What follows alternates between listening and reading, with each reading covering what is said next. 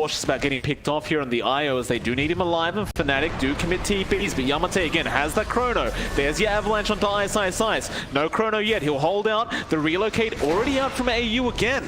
Now the hook shot in from DJ, Moon also there, but the chrono not going to catch the Ember. They'll have to settle for the clockwork. Ice Blast not going to connect either, but they have made the jump back onto Ice. There's two gone for Fnatic. Now Raven won't be able to turn around and fight. He has to back off.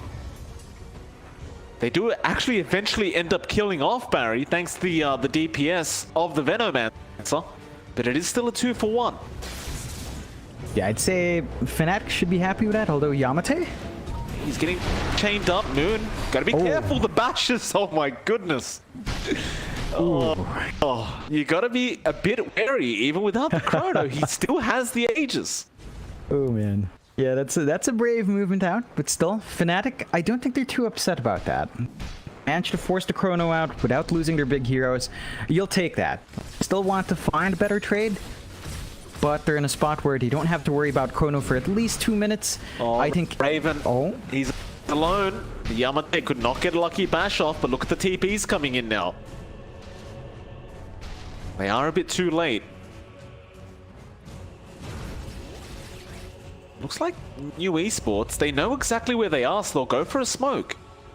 I don't mean to be alarmist, but Again, using Yamate as that frontliner, that kind of bait on the Void. He's running very deep in that T1, but Avalanche toss. Barry has found out Raven with the Ice Blast to fly in. He did get the Sunder off in time, but it may not matter, or perhaps it will. He did pop his BKB as well. Meanwhile, Yamate kills off AU in the backlines. DJ getting rolled back on. Yamate just chasing down this clockwork, and it looks like DJ is certainly dead. In fact, Raven still being chased down here by DDZ. There'll be a buyback from DJ, but it will not matter. Raven already dead. And they're going for even more now. Ice showing his face will also die. It's just not great news for Fnatic. Oh man, it's bad news all the way down. That was the BKB usage of Raven, his first charge not working out the way they want. This is all without chrono. And Yamate is nearly unstoppable now. He has no defensive items, mind you. Oh, but AU, he cannot control. He just bought back on the IO. Oh boy. Can he tether out in time? He can, but Yamate does have the time walk in a second. He will commit. He will get the tie back. And mid lane, they're still going. DDZ getting attacked by Moon, but really taking no damage. It's gonna be difficult for Fnatic. Like, the tools they just picked up aren't paying off. I love the build up here from DDZ. We were talking about what he might want to go for. He's got his Shiva's card flying in. So all that minus HP regen they've been playing around with, it's stacking up. The IO effect, even with Tether, if these items come into play, it's nothing. They don't have sustain on Fnatic's end, and that just means the IO is kind of a dead pickup. It is a very, very rough time, and there's that Shiva's guard you talked about on DDZ. Gonna make it a lot harder now. No. Moon. Oh. Yeah, that's a yikes. Yamate commits the chrono for an easy mid-ember kill, and it's well worth it for his cause. That's going to actually allow him to pretty much be at the stage where he can buy out the BKB, and he does. And the opportunities you had to catch Yamate now shrink. Oh my god. Yeah, Ice getting caught out now by Candaloon and DDZ. They're just not safe, John. It literally happens straight after that mid-tier 1 goes down. They just start the whole map to this new Esports side. It's not holding up. Like, that timing's perfect. Just not finding the openings. You look at how big Candaloon is. I didn't even realize he's got his Mjolnir up on top of everything else, and a BKB now as well. DDZ, oh, nice avalanche toss in from Barry. Raven being slowed up. DDZ gets a silence, but won't continue as the Glimmer Cape was there. That'll be your tier 2 mid-tower going down. No, they'll commit the glyph. Yamate could afford to fight. He does have a 10-second BKB charge. He just doesn't have chrono. But wants to save that 10-second charge for the time where he does have chrono, and that's fair enough. Does break the smoke of DJ as well. Yamate. oops. You see how confident he is right now, John. He just time walks straight into him. He does not feel afraid that they have the burst damage to take him out. You can just see how defensive Moon has to play. He remnants out, he has to Yules off the time dilation. It's not what you want to be doing. So far behind, playing so far behind, not setting the tempo as well. You can see it's just forcing Fnatic to play the slower game, and there's still opportunities there for Raven to outfarm. Like we've seen Terrorblades play from behind really well if they find those right opportunities, and they can make that happen. And well, you look at that. There's a repair kit here for Fnatic. I wonder why. I wonder why, Mike. Well, they need it, John. They're gonna need it. Looks like just based off how this game is going right now. New Esports are waiting for the next Roshan, but that is going to be a bit of time still. Bot lane, there is a bit of a team fight breaking out. DDZ able to kill off DJ, and Yamate is still chasing down Ice. He's trying to time walk. There's the TP in from Candy Loon, and now the roll in from DDZ, and Ice once again just can't survive on that Venomancer. Another 2 kills for New Esports. Fnatic, they're just not getting the effect they want with the Venom. Right? Like we talk about the Venom being so potent, it's not showing up the past 2 games. There's only so much Ice can do with it. Yamate. And it's not trying to go true back. Just use the Mask of Madness, Yamate. No. Doesn't want to press the buttons, Mike. He doesn't need to, see? Takes out that mid tier 2. And Fnatic, and they're just trying to farm across the map. They're waiting for Raven to get scary. I don't know if that's enough. Like, again, they can play from behind with the Terrorblade, but it's not a good proposition. That's not exactly what you picked the Terrorblade for. You want to be dominant. So there's some timing issues here for Fnatic. They're going to have to sort it out. As New Esports, Roshan's up. They can easily go for that next Rosh, perfectly timed. And that they will. Yamate just pops the MOM and gets himself started. Of course, Fnatic should be well aware that they might be going for this, but they're trying to go mid, or rather bot instead. A nice hook shot out. Candy does get hooked up. He can't TP out here with that BKB, and he is going to accept the fact that he is just dead. And that is a huge kill out for Fnatic. Oh, that's Candy's first death of the game. So a great pick off. It does come at the cost of Roche. This is going to be flying really fast for New Esports. Aegis and Cheese on the deck. There's a rocket flare to spot. It's a bit too late. You know, the objective's gone. So they trade a kill for that. I think New Esports are still in a good spot. Up. Can't blame him. Aegis Chrono is up. And that 10-second BKB charge is still there for Yamate.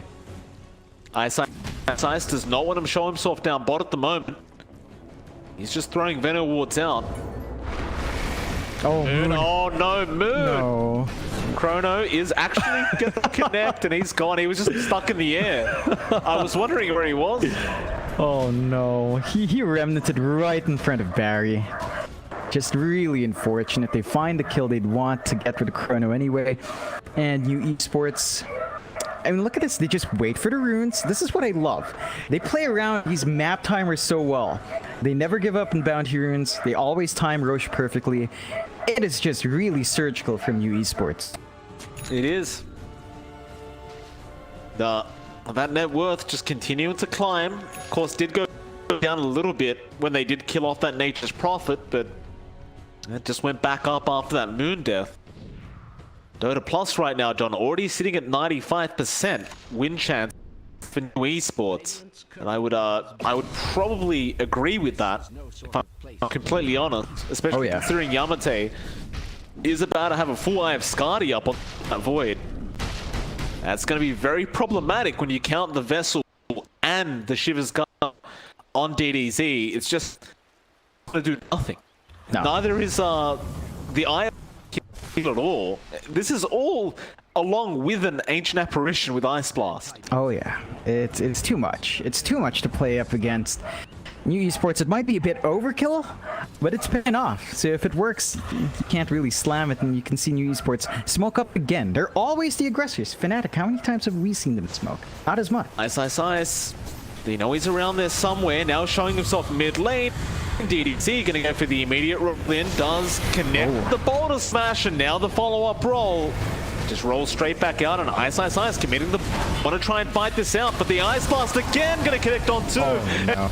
And now Yamate just comes in, and look at Raven getting bashed up. He'll be relocated out with the BKB.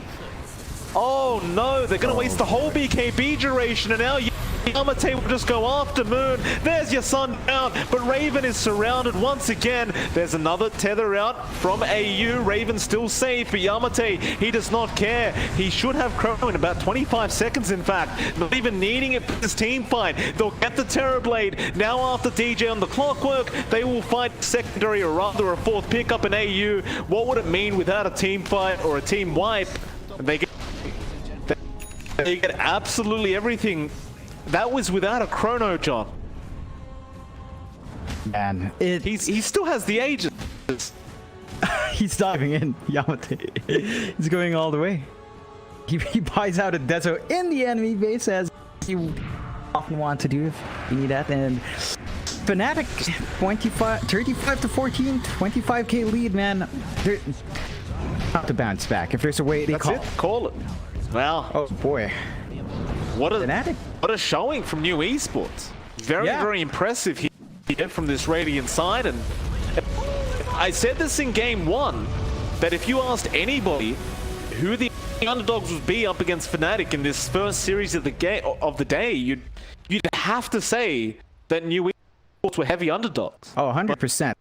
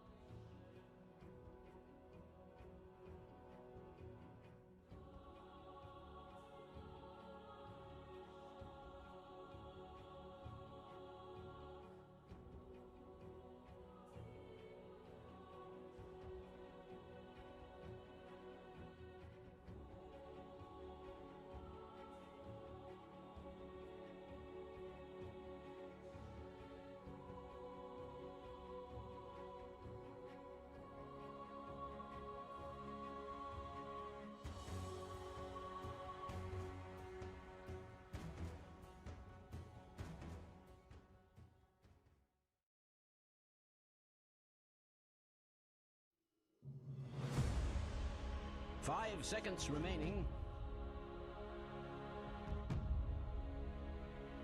Radiant team ban.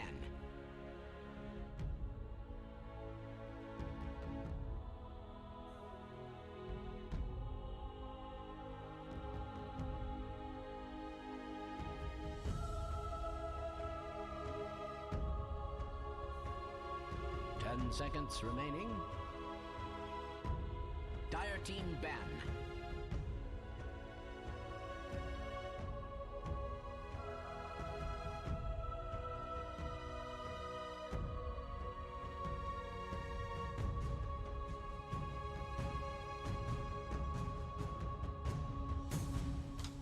Seconds remaining. 5 seconds remaining. Radiant team ban.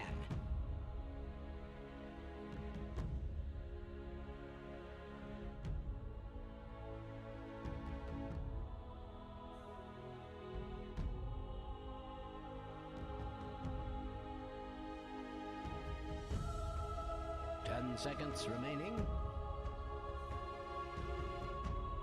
5 seconds remaining. Dire team ban.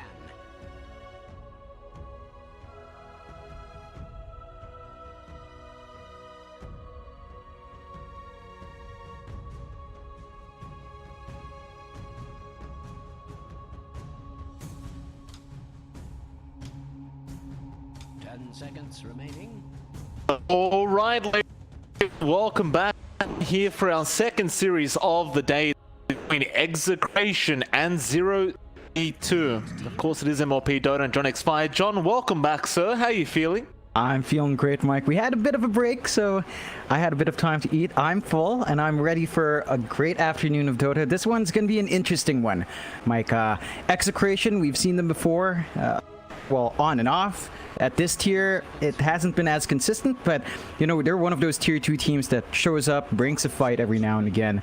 They have a bit of a roster shakeup. They do have Carl time around, Mike, because, of course, Geek Fam did have to let go of their team. So Carl's in there. 032, that's another Filipino stacks. 2 Filipinos.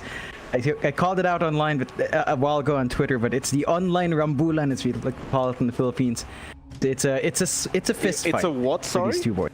Rambulan. Rambulan. Yeah, rambulan. You know, it's like a big fight. It's a big showdown.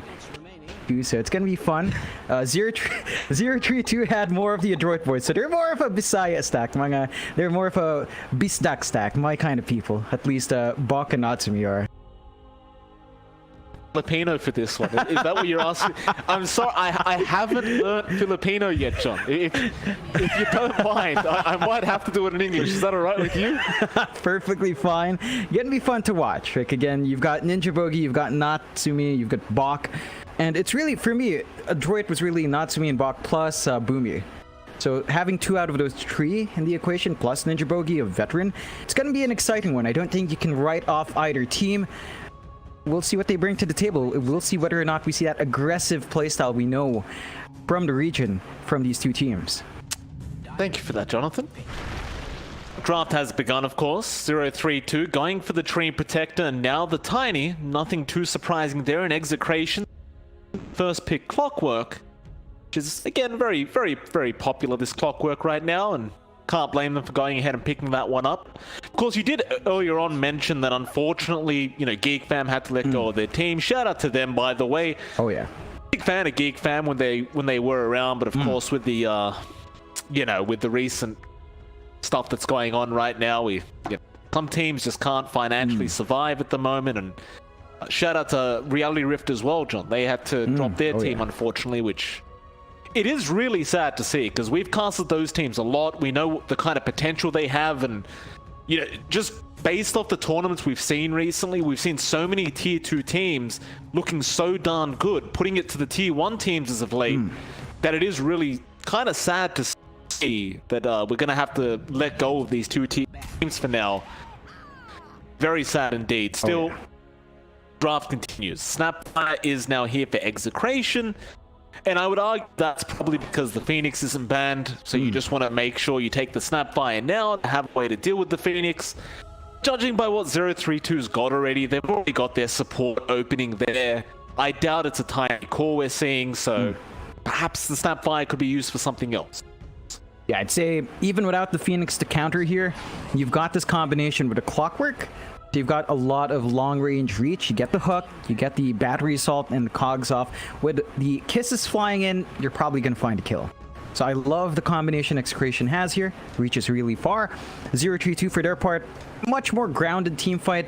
You have wide AoE with a Treant, deep wide AoE with a Tiny. You're going to have to look for the blink timing on Tiny to really set you up, but it leaves their draft open. Both sides are leaving the draft very open for combinations. We'll see what comes out. I mean, you mentioned the Phoenix. That could be a possibility still for either side. It's a bit trickier for 032, but they do have the Treant. So it's if you do get the Phoenix, you've got that combination with Overgrowth to play with, and that's always tempting to pick up if you want that. I agree. We'll still have to wait out a couple more months before we get to see the next pickups to come from both teams. Of course, shout out to the people that are here on BTS 1 now, John, as we have switched over to the main channel. We were on BTS 2, had a onto the main channel we go, John. If you did make it here, congratulations. Some people get a little bit confused, no matter how many times you tell them. They're confused as to where the stream's gone.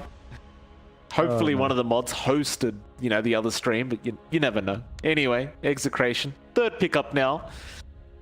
What do we go for? They've got their support duo, or maybe they don't. Now they have Avenge to come out, and I'm starting to wonder whether this is one of those position 3 Snapfires I've been seeing as of late.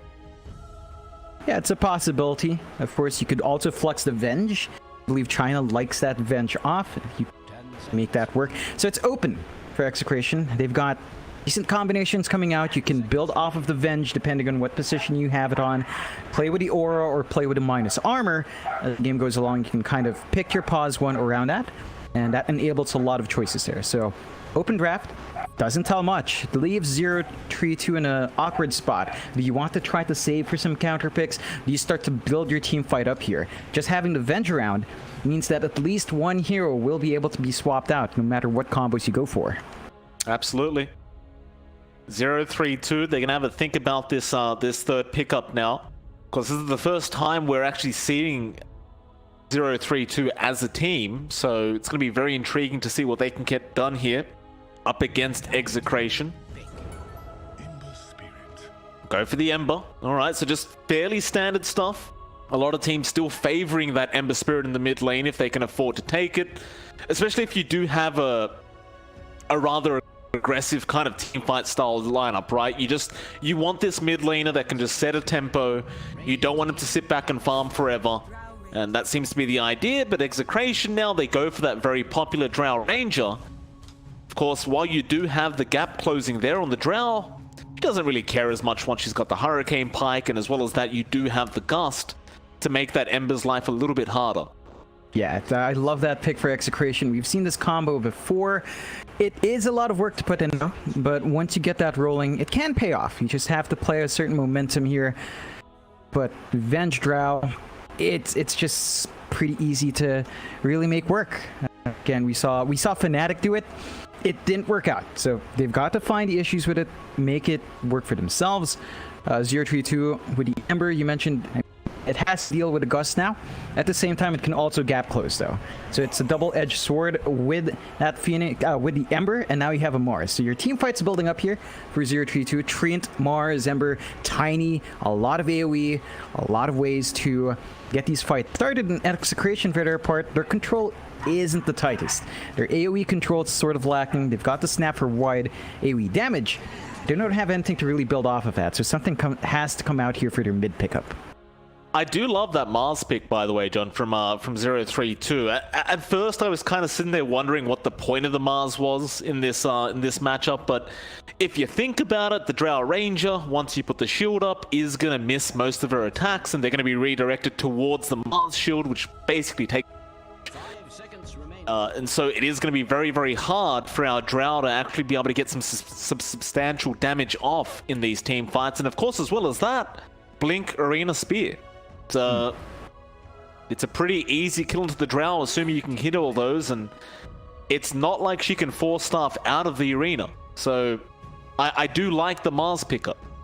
Yeah, it really ties in that draft. And Execration, you can see their ban outs. They're starting to have to target those pause ones. They take the Spectre out. One other way to pile onto the draft, not like you need it when you've got Ember Mars and Tiny, but they take that option out. I think 032, they're not going to be limited by that pause one pick. Not as much as Execration needs something magical for mid. See 032, they banned out that SF, they banned out the Quap. So those jumpers, those people that can help you reach the back, get the burst damage before the spells can fly out, they're gone. It's going to be trickier for Execration to find that playmaker to slot in for their last pick. 032 will have the first pick for that last pick now. What they do go for, they are seemingly lacking a safe lane here. Seconds remaining. A lot of the popular options are already gone, but you do still have the Lifestealer if you want to go back down that route. Generally, it's not a great idea into the Drow like we talked about last time, but you never know. They might go for it with the Mars and the Ember. Yeah. Do you also have that Terrorblade? Yeah, it's really open. I actually don't mind the Lifestealer. If you've got a sort of natural vehicle with the Ember Spirit, you've got the Tiny once he has Blink. Yeah. You have some ways of naturally closing the gap. Build off of that. It plays into the timings they've got. The spell immunity is really nice here as well. And suddenly the clock and snap don't do anything. Venge swap is all you have, so gonna have a lot of ways of dancing here. Go with a life. Go with a Lycan. You like that even more. I do love this hero. Now, I realize we've had nerf after nerf after nerf for the Lycan at this point. It still does the exact same thing. It's not like anything's changed. You get a Necro book, you get it to level 3, you start running at people with your team, and you push towers. It's not rocket science. I think Execration, at the moment, necessarily have enough to deal with this Lycan pick, if I'm perfectly honest with you. Yeah, it's... I think it slots in well. Like that aggression, it can come up. You mentioned it, but the core of this hero has not changed despite the nerfs. In the right lineup, it plays well. Think about the combination with the Treant. Like, you'd reckon Execration would want to push as well with Avenged Drow, but then they're pushing into a Treant Protector, which, as we know, is difficult at best. Stop 032 from doing that. They have so-so wave clear here from Execration. I suppose Drow Ranger's multi and Snap's shotgun are okay, but you're going to have to do that a lot just to keep the waves shoved in. 032 without Lycan, they want to play fast. Drow doesn't necessarily come online in a snap. We've seen that again from Fnatic in the last series. Their Drow was just not online. Like, Raven tried his best, but you are severely behind in the Drow. There's your Phoenix coming out as a last pick for Execration. I don't mind the Phoenix here. You haven't really got anyone to burst that egg down, so theoretically that egg, after the level 1 mark, of course, once that egg's at level 2, assuming you get the positioning right, should be perfectly safe. I still want to say that Execration's draft looks a little bit weak to me, if I'm honest, John. Like, you've only got the clock to initiate here. It's looking a bit rough in that sense. You've got one frontline in the clock. I guess Carl and the Venge can do a few sneaky plays in that mid-Vengeful Spirit, but I just don't see how you're going to slow down this Lycan. I don't see how you're going to slow down Bok on the Mars nor Nico on the Ember. I think they've just got plenty of catch here for this Drow. Palos is going to probably have a fairly difficult game. Not going to be an easy time. I mean, the Phoenix we talked about potentially being 4032, right? Because they had the tree and Execration was setting themselves up to counter with a snap, and we were looking for control from Execration. Phoenix Egg Stun is not stable control. You can force area denial with it, but you don't have the combos. You don't have the Mars along with it. At best, have Clockwork Cogs, which is just lacking. A lot here Execration has to make work. If they can make it work, look, you can get your Drow off to a running start, it can take over.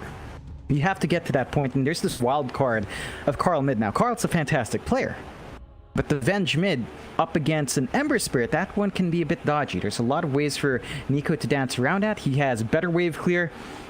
Execration, they've got their work cut out for them. 3-2. Get it really hard. And wow, I never noticed Mars has that animation. Oh, and someone on Execration hasn't got the battle pass. How embarrassing. Oh no, RR. No. Very upsetting. Oh, It's the all right. classic mic. Look at this. Oh, we've got a DC, everyone. It's lunchtime. Get the food out. Yeah, you know, it's a classic versus Filipino match, right? Southeast Asia. It's never complete without the DC at start. Speaking of, John, I've been doing a bit of research on the Filipino foods because Yep. we are mukbang casters, right? Yeah, So I yeah. need to get some research going. I need you to explain to what does that mean, John? Lomi. Lomi. I don't know if Karl meant to type Luddy, but Lomi is like a noodle. I have no clue if he's asking for some Lomi. I think Carl's just predicting we're going to start talking about food in this break, and so he'll join in. He wants to talk about noodles today, apparently. But now, John, what is balut? Balut is it's fertilized duck egg. I think that's well, no, not fertilized because eggs are fertilized. It's a duck egg with a duckling. What's a duckling, John? A duckling, little. Yeah. Oh, It's the egg with a chicken, basically. So some people are Oh. put off. I think it's okay. I've had it a couple of times. It's okay. Like, you get over the texture. I think the texture is what throws people off, and I guess the moral implications of eating that, I guess that's what I see a lot of people in other cultures see. But it's a Southeast Asian dish. I think the Vietnamese and the Chinese have their own versions as well, all over Southeast Asia. You should give it a try. If you do have it, just to wash it down. It's usually the best for that. well, John, I don't know if we can recommend alcohol, John, because we're casting a video game here, John. I'm not sure how old the viewer base is right now, but don't worry about the alcohol. Drink some Monster. That's all you need. Drink some Monster. It goes perfectly fine with that as well. Yeah. Thank you for that, Jonathan. Except with mice. I must admit, that's not the explanation I was expecting. For some reason, I thought it was a type of chocolate. What?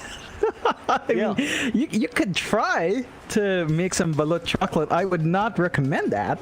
And I think a vast majority of people would look at you sideways, but you could try that. It's an open country. It's an open world. You're free to do what you want. Thank you for that, John. Someone's my research isn't going too well, clearly. I'll have to go back to the drawing board on that one. I wasn't expecting duck eggs, but Yeah.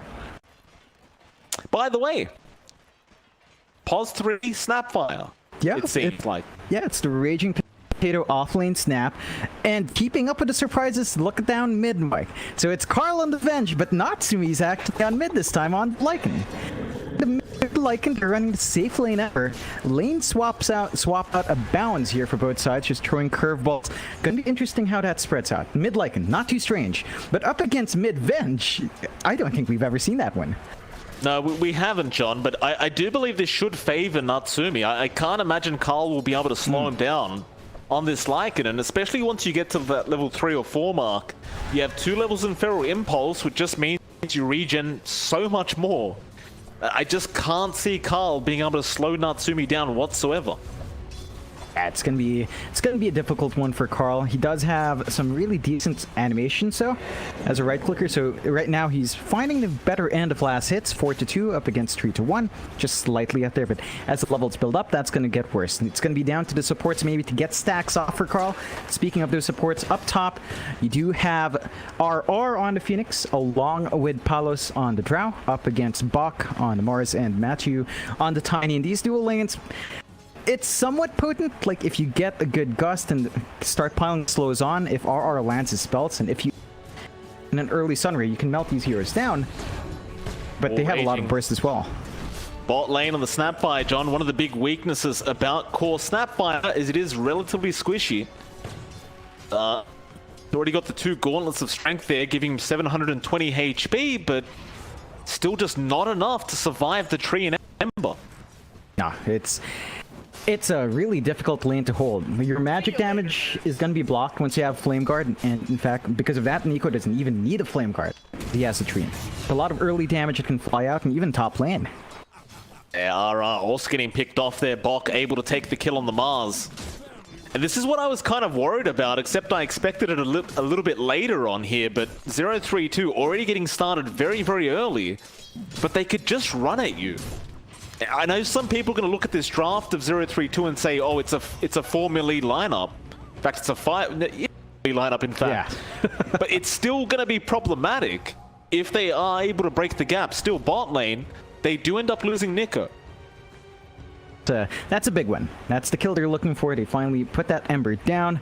And that's something you can't underestimate as well. Like, Ninja Bogey doesn't have living armor, so you don't have that bailout for you. They're fighting back now. Execration do take down Matthew, going after Bok, but he's going to be able to TP back towards his own tier 1 tower. So in classic cast to curse fashion, John, I think I might have just cursed 0-3-2. And Execration do get 2 kills straight off the bat, as soon as I'm done talking. Every time. That's how it goes. And now you've got the Soul Ring up for Raging Potato, so he can sustain that bot lane. It just gets a little bit harder. And you look at that skill build up here on the side of 0-3-2. They are going aggressive with Ninja Bogey, and they're trying to go for more again. They'll have to settle for BDZ. No. They'll throw out the Nature's Grasp, but that'll be it.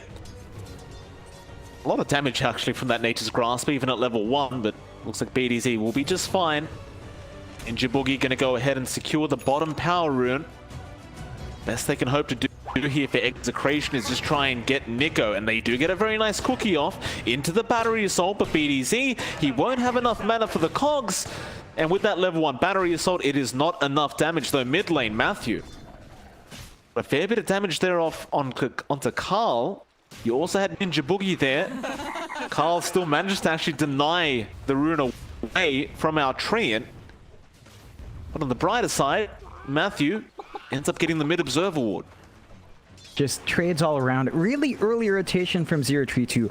Both supports going down mid to help Natsumi out. And that lane we talked about, we were expecting the Lycan to do well. It's not looking that hot anymore. 22-7 for Natsumi, 31-4 for Carl. So that mid-venge paying dividends here for Execration. Just working out perfectly. So far, so good.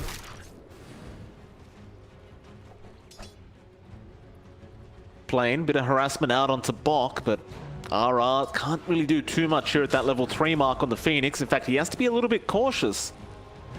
Bok could turn around for the Spirit any moment, but they're going to try and dive for the bounty, but Matthew with the Avalanche Toss going to burst him down. Meanwhile, bot lane BDZ gets a cogs off on Nico, but he might end up dying. Ninja Boogie has the Nature's Grasp in 1 second. Who does he want to go for, though? Cops the shotgun, Raging, still fighting back Ninja. He may have gone too far here, and Cookie will be enough. And both heroes from Execration survive on a slither of HP, but look at Nico. Coming back in, BDD will not get spotted. Nico, back to the drawing board. Man, the aggression both teams are bringing out early on, it's making it difficult for 0-3-2 in particular. This lineup needs to be up faster. Like you mentioned, a 5-core lineup up against the Phoenix. They need some certain item timings here. They need the blinks coming out a bit faster to deal with this. And once they start falling behind, it gets a bit scary. They do find a kill in Raging, though, so that does compensate. The Drow. Palos also going down as RR was not close enough to help out, so 0-3-2 take full advantage again. And for Execration, the only saving grace right now is the fact that Carl is really farming out of his mind on this Venge. Oh yeah. I think in that sense, they do have a slight edge from Venge. I mean, there's not too much action you can expect. Maybe we see some big swaps. That's what you're going to have to ask from Carl as the farm goes on. He's going to have to give that space away at some point towards Palos, but he's not going to be looking for it. So at least you have that building up here. You can see the clump up, though. They're starting to group 3 heroes up top. Natsumi's just about ready to find an early tower here. Doing the same at bot, though. When I say that, there's only 2 heroes here. I thought there might have been an extra one, but not the case. Natsumi just stealing the small camp away from Execration. Already has the Necro 1 book coming out on the courier now, so he can definitely commit to a big push on that tier 1. But you don't want to give up that mid tier 1. Carl has started forcing it in a little bit, but Matthew will be there to defend. Raging. Down a bot lane, Raging. He's been caught out. Has no cookie, has no scatter blast, but does have BDZ. He's just not close enough. Nico will take another kill for himself on this Ember. And it's a pretty good bounce back here for Nico. Up at the top of net ward, above Carl now, and they're getting that push. Oh, bit late on the Icarus dive there. Still trying to survive, but he used his dive, which means he's going to die. And yeah, fun fact, John, you cannot Icarus dive out of arena.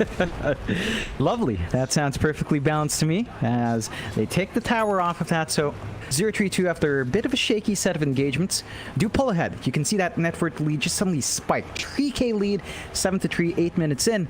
And that's the Lycan factor. Once you push these towers down, you can really start raking in the net worth for your team. True. The 3k net worth lead right now for 0-3-2. Of course, a lot of that is actually split between all 3 cores. I thought it was going to be mostly Natsumi. That is not the case here. He's still just slowly working towards that Necro 3. Farm is just being very evenly distributed between all 3 cores, which, in all honesty, I think is pretty darn great. Apart from the fact that Natsumi has been caught out here in the wolf form. You know, I don't think Natsumi deserves the tip at this point, John. I think I deserve the tip. I should just stop talking about 0-3-2. Oh, every single time. Every single one you focus on, man. Some reason, they just decide to prove you wrong. Natsumi punished in a big way. A really big clump up from Execration. That is the kill they want, though. Take a little bit of that steam off the Lycan. They start to at least wrangle some control back in the jungle. They've got some lovely wards here to watch their own top area. And start to build up. They've got level 6 Enraging Potato. They do have the swap ready from Carl. I think they're going to need 6 in their Phoenix. Really down to RR. He's their main team fight. To give some space back to that support to really build up here. Tsumi needs to focus up on this Lycan. That Necro book timing, you want it to be a little bit better than what it's currently at. Oh, Potato. Bot lane, Raging Potato is having a very difficult game on this Pos 3 Snapfire, and again is going to die. Palos was there to help out, but it is only a level 8 Drow at the moment, so the damage output is not there. Still a smoke in. You don't have level 6 on BDZ yet, so they can't hook, but Carl is looking for a swap attempt. They might turn here. BDZ, cogs up, but he's in the Nature's Grasp. Arena is going to catch him. They throw the spear out. Meanwhile, Matthew looking for a toss back onto Carl. Will be able to eventually get it, but he does have the swap. Carl does get overgrowth up now. They just focus him down. Nico with the remnants forward, but Carl will swap him away, and now they'll turn back with 4 heroes here from Execration. Swap back into Nico, but he'll remnant back out the other way. Still, the Sunray is now there from RR, and the Mortimer's Kisses to come in. Nico trying to juke this out, but there's just no way to do it. They blocked the river off. And I didn't realize fire was able to stay lit on the river, John, but apparently that is the case. Yeah, it's rather unfortunate. The water wouldn't cool that lava off as they do lose Nico. So a big pickup for Execration. They're going to be happy with that. Still a lead for 0-3-2 though. 2k advantage. They're not getting any tower action as well. That's a big one. And Raging. Ready to go. Well, that is a very dangerous spot to farm in. They haven't taken the bot tier 1 tower, so that farming spot is contested right now. So 0-3-2 take another very easy kill. Oh, BDZ. So, BDZ trying to defend tier 1. Oh, what? No. Misses the hook shot onto his creep wave. Sometimes when you're going for that panic hook shot, Johnny, it can be a bit hard to land, and that's unfortunate. That creates space for 0-3-2 to push in that mid-tier 1. And again, looking at the progress on push, you're playing against Treant. All of these tier 1s from 0-3-2 are fully healed. There's just not much from Execration to keep theirs alive. That tier 1 mid, gone. So control in jungle now harder to maintain. 0-3-2 going to try to use that to wrangle even more control. Farming spots that Execration are going to be hard-pressed to defend now. You've got that blink coming out soon on Matthew, and that's something to be really concerned about this game. Once the Tiny has that initiation for the team, things get a lot harder. Or Execration. Look to Palos, his farm hasn't been amazing yet on that Drow Ranger, still at 4.8k. Working towards that Dragonlance and taking some stacks for himself. He'll eventually get there, I'm sure. Just still gonna be worried about this Lycan. Oh yeah, I love just the the fact Lycan. he's skipping the boots, by the way, John. Yeah, it's. I mean, he doesn't need them. He fights when his shapeshift is up. He doesn't need the boots, otherwise he's just farming around the jungle. So the timings 032 are playing with, they're confident they're sticking to that. And on top of that, they're going to have blinks up soon. Look at the timing on Matthew. He's 200 gold off. Look at the timing on our Mars. Bach is just about 300 off. So the blink on these two initiators are going to be up sooner, and Execration are going to have to contend with that additional initiation now. Arena, if they caught Carl, it'll be a huge kill, but no, this swap out still overgrowth going to be there. Nuts rushing in with the wolf form. Carl drops the GG tree, but it is not going to help with that egg will RR. Buying time. The chase continues. Natsumi, another tree drop, but it will not be enough. They do get the kill now. Ray Potato trying to fight back, but he has gone too far. He just used his cookie. The Sunray heal is going to be up, and that should force Natsumi back. And it will. But you lost that mid. And you lost your pause 4 o'clock, and Nico's still having a look. Gets the chains off on Raging. Raindrops might actually save him there. Looks like they did. Survives on 90 HP. Raindrops, sometimes, John, they win you the game. Yeah. Sometimes they just save your life. Yeah, buys him enough time. Look up top, though. Matthew's eyeing. He's got a fresh blink up. He wanted to go for Palace, but Palace sensed that danger and backed off. So there's that timing we're talking about. Blink on Tiny. Blink coming out for Bach. What do you do now if you're Execration? Your team fight is all around that egg. Once it's gone, 2 blinks up, it's going to be hard to fight against that initiation. I agree. I'm going to try down in the bot lane again, but it's the Dream Protector. He makes it so hard to take down towers, and this is going to buy time for his team to just go back in. They've got Arena in 3. Natsumi doesn't have a form, but hookshot. Great hookshot on to Ninja Boogie, but Matthew jumping straight onto Raging Potato, and there is going to be no follow-up damage. BDZ, he will be left alone in the trees to think about what he's done. No. Yeah, the tips are coming out. BDZ gonna die to Natsumi. And the chase continues. Nico Bach, he gets a 2-man Arena off. He's caught Carl, he's caught the Phoenix. There could be a swap out from Carl, but Palos is the only man left there. In fact, he gets jumped on Nico. He wants the main priority target, and that is your Drow Ranger. There's just no hope, I don't believe. In fact, even Carl getting skewered to his tower. Matthew comes in, a bit of a celebration jump in the air for Carl. Fortunately, he was the one dying, however. Now a TP in from BDZ. No hook shot. Raging. Have the Mortimer's Kisses. They might try to get some form of punishment here. Another hook available. They want Natsumi. They'll go for the hook with the Mortimer's Kisses to fly out. Natsumi pops the wolf form, ready to run away whenever he can. The spear gonna latch onto the cogs, and Natsumi, he's gonna survive. Oh no. Cookie onto Ninja Boogie, but there's help coming in. Ninja, he will go down, but BDZ may have given his life away for this. Wolves will chase him, but looks like he will survive. Best they could do is get that Dream Protector. It's not the best trade, if you even want to call it that. It's not worthwhile for Execration. They'll take what they can get, but it's an 8k lead now for 032. And we talked about 5 melee cores against Phoenix. It's not looking like an issue. They're just running them down. Still, Execration trying to push in that bot tier 1. The living armor's there, and the TPs are coming out. They've got everything up again, John, apart from that wolf form, but they don't need it. Matthew, Avalanche Toss, BDZ's already dead. He's gone. Now the arena out. Raging Potato trying to cookie out of the arena, but he's stuck there now. Well, it's just a very, very rough time right now for Execration, as 032 is well and truly online, and they're going to be able to claim this bottom tier 1 tower. Just like that. Like, that's the issue when you take these fights up against a lineup with Lycan. They can melt these Palos gears fast as well. Oh no. Palos, they just smoked right next to him. Ping's Oh, no. flying out. Bok, oh, he blinks too forward. Doesn't get the angle off. 0-3-2, they'll have to just accept the fact that this smoke will mean nothing. Or maybe it... Raging? Raging? Speed back? Oh, man. Sunray? It's not going to save him. Creation. The movement's just way too easy to punish from 0-3-2. One by one, they're streaming in. It's mainly raging, so you're kind of cutting your losses, but the progress on our offlane snap is not going well. They've got the mech, no progress into the Guardian Greaves, and that means not as much sustain as you'd want for your entire team here. I mean, you can still buy time though, right, for Execration. If you could just drag out the game, keep defending high ground, and buy more time for Palos, eventually, he might become a powerhouse.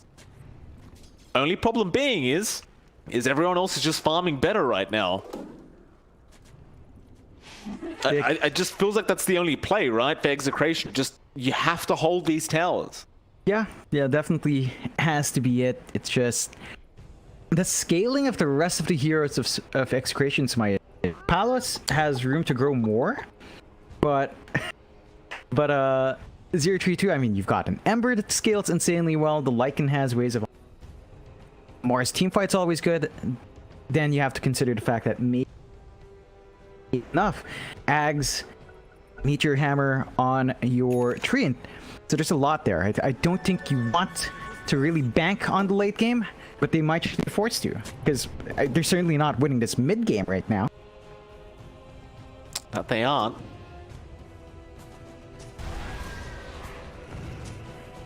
Carl. It's mid-venge, John. I mean, it's... Never mind that, because Raging Potato, top lane, just cannot catch a break. And I'd hate to say it, but this is one of the saddest position 3 snapfires I've seen, John. He's got a mech. That's it. It's not fantastic. They really need more from Raging, but they can't get it done. Again, the conditions for Execration to pull their big 5v5 engagement, it's just too tough. They are eyeing Nico. They've got BDZ around, but, you know, even Nico is just playing too fast. It's just, you can't aim for the Ember. We talked about it, right? Clock's the only initiation they have. If the hookshot costs, that's all you've got. You can gust afterwards, which is great and all, but you need all of it to kill off this Ember Spirit. You need all of it to kill off Natsumi. For even Bok. I'm getting to the point where I'm starting to think everybody on 0-3-2 is going to be way too hard to kill in about 5-10 minutes. Carl? Yeah, Not spot. No, he spotted. The pings aren't coming out. Carl gonna go for the magic missile instead of running, and that means Bok can break the gap. He has help around. Sunray is doing nothing, and now the egg to be popped, but it's gonna get bursted down. Great cookie out from Raging, but is it gonna be enough? The hook shot in. They do protect the egg. And now they can take the team fight, but the arena is there. Mortimer's Kiss is flying out. They are melting on 0-3-2, but doesn't matter. Bok, he does die. Now Natsumi and Nico gonna man fight this by themselves. Raging still being chased by the wolves. He does cookie back onto the Ember, but Nico will be able to take him out anyway. And that was probably the best you could have asked for Execration, and it still ends up in a 3-for-3. They are still trying for Nico or even Natsumi, but I don't think they're going to be able to catch anyone else. No, I mean, you can see in the situations they get big though. Nico is playing with fire here. He'll leave him be, he'll be right. You can see when the team fight lines up, right? Like that beautiful cogs in the egg, the stun from Raging Potato to get that done. Like when it lines up, it is beautiful. The issue is, that is just so difficult to line up. Like the conditions for 0-3-2 are still easier to pull off. They just run at you, you know? And so Execration, they've got to pull that same kind of fight over and over again, but it's not going to be an easy task to do so. Nico gonna go after our Phoenix now. Carl is around to help out, but he might have to run as the arena is gonna be out from Box. Still, they are gonna take the fight. Hookshot in from BDZ with another great cogs down. He's caught 2 of them, but here comes the avalanche, and here comes Nico. Fight back, they'll get BDZ. Matthew back in there after Palos now. They have the toss-up. Natsumi going to go for the wolf form, and Palos, he'll gust. It is maybe not going to save, but Carl gets a swap off back into the Mars. So Palos was thrown to the wolves, and Natsumi now just going to try and finish off Carl, purges him up. It just does not work out. They need everything. They just can't afford to fight without everything up. No, they can't. And, I mean, they had a beautiful cogs there. It wasn't enough. They trapped their drow as well. And that was probably not what they were going for. They didn't have the egg. Like, it just, so many things need to click for that to work. It's just so difficult. And you look at these towers. Ninja Bogey, he's still keeping that bot tier 1 alive. This is just a treat game. So you're not winning fights. You're not winning objectives. Execration needs to win somewhere to bounce back here. Yeah. Loves to get to that level 12 mark now for RR. Because again, once he has the level 2 egg up, I think it's just going to be way more difficult to be able to take this down in a team fight. And that could be the big game changer here for Execration. They've almost started. In fact, they do have a level 12 up now, so I doubt they'll go for a big smoke. They're just going to go for the simple defense play, add a tier 2 now with the armor bonus. That may be just enough to give Execration a bit of a head start. Yeah, that does add on top. RR star of the show. He has to be dead center on point with the exit, and a lot is relying on that. So they can make it work. I think you worry about this though, because 0-3-2 are kind of set to build up. They've got the Maelstrom on, so they're kind of ready with right click, and they've slipped up. Oh, Matthew Bach gonna get the spear back onto Raging Potato, and it's gonna be another easy snap buy kill. Of course, he does have buyback. He may need to commit it. 0-3-2. It looks like they are gonna commit to a tier 2 tower very, very soon. You've got the AC up, and you've almost got a BKB up now on Natsumi. So this tier 2 tower is not gonna last long at all. It's gonna melt. They're keeping pressure down mid as well, so you can majority of Execration's just stuck in their triangle, not able to cut through or the top lane. Can be difficult if they don't commit the defense, and it's way too low now. Natsumi's gonna find that really quick, and there's just no trades. Execration, all they can do is group up, maybe clear a camp or two. But even if they clump up bot, and you saw Apollo's just kind of playing around this area, the tower's still fairly healthy, and it will stay healthy because it's a treant game. Look at these trees being dropped by Ninja Boogie. What a very, very good interaction with the tree and protector, having that ironwood tree. Oh yeah, beautiful. It's just exactly the thing you'd want. Yeah. Oh, nice scan. 3-2. Very nice scan onto BTS and RR. So they've caught out Palos. That's the big one. And Execration need to help now. They're trying to Sunray, but there's going to be a spear out. Bok holding down RR. And Natsumi looks to rush down this Phoenix and perhaps force an egg out. Does get the purge off RR. Won't need to use the egg. He'll be all right. That tier 2 tower, however, will not be okay. No, and they don't commit full push. I think they understand that the team fight potential for Execration is still up there. They don't have the egg, they don't have the arena, and they don't have shapeshift. They go for the bounties instead, just giving no opportunities to Execration. It's always the same style we saw from new esports, right? Like, they play it safe, they always go for the map objectives, they always get those bounties on the 5-minute mark, and there's just no opening. So they're trying to emulate that control here. KB now up on Natsumi, so they'll be looking for a team fight very soon. That wolf forms up, we're ready to go. So Palos is still having a bit of a struggle here with his own farm at the moment. Working towards that Manta style, but it hasn't been the fastest here. He is very, very limited on space. Able to farm up freely. See, even with the Grove Bow on our Drow, giving that added range in conjunction with the Dragonlance, Palos just still doesn't feel very safe on the map. It's a very hard predicament to be in for a Drow. 0-3-2 again, John, with that BKB. In fact, another one now. They're going to try and rush for a fight. Raging, he's going to be spotted out straight away, and they will just jump him. He tries to Guardian Greaves. Matthew looking for an avalanche toss. Will go for it onto BDZ, who did not cancel the TP off. There will be an egg to be committed, but they've already lost two. Now Carl being chased down. Palos trying to help out. They rush him. They do not care for this Drow Ranger. She is all alone on top of a cliff. Oh, that is a rough position for Palos. Overgrowth going to be out, catching the Phoenix as well, and it looks like they are just going to get team wiped. Fourth to go, and Carl is going to be the fifth. Bok will take him. He'll just take his sweet, sweet time with him. I love this from 0-3-2. They are just dancing over Execration, and Execration, they're just not finding the answers. Again, it's so much harder to pull off their draft. Their conditions are much more difficult to meet. And from that, 0-3-2, they just get a decent push. They get the mid tier 2. They're already shoving it that bot tier 2 as well. All outer towers now for Execration going to be gone. A 22k deficit. Quite frankly, I couldn't tell you what else they could do besides getting the egg with a huge cogs. But that's just never easy. But that's what needs to happen. Very, very tough predicament. 22k net worth lead now for 0-3-2.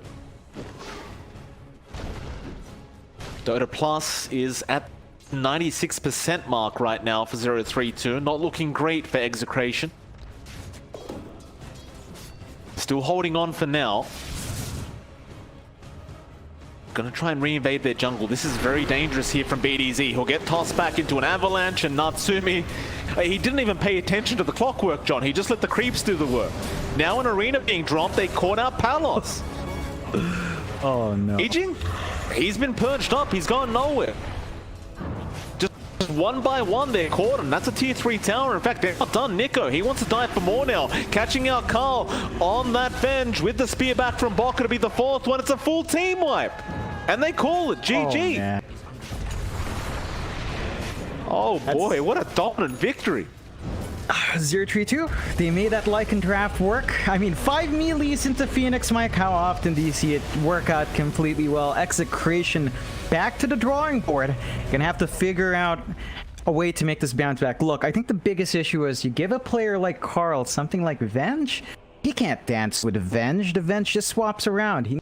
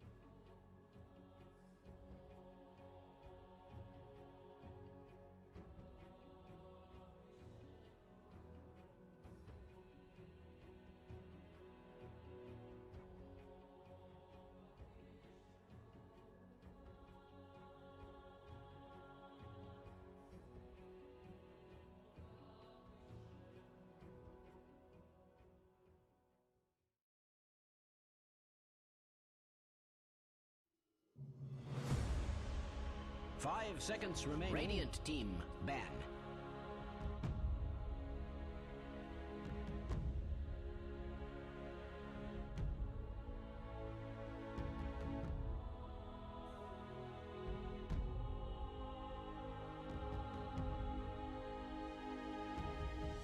Seconds remaining. 5 seconds remaining.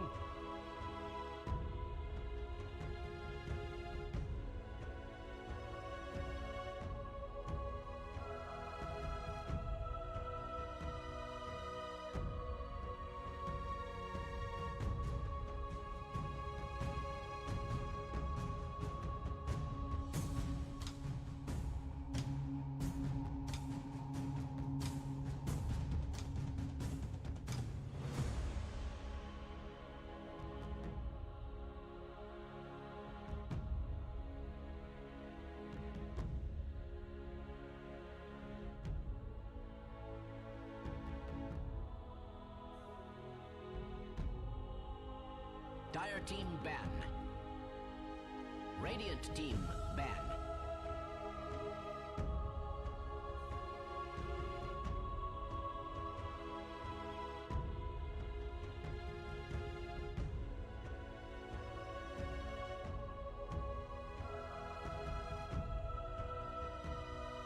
Seconds remaining. 5 seconds remaining.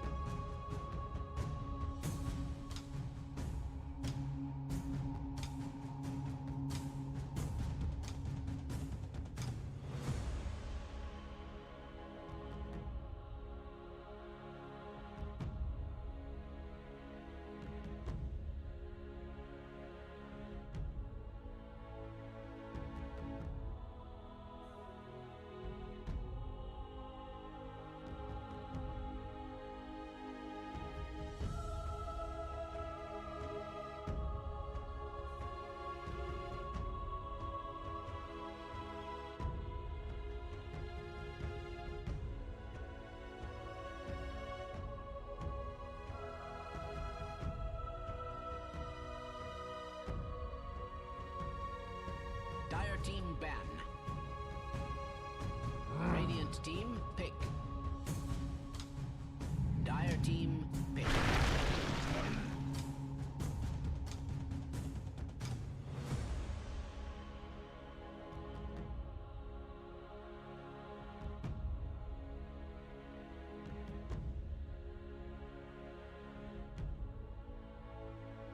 Seconds remaining. 5 seconds remaining.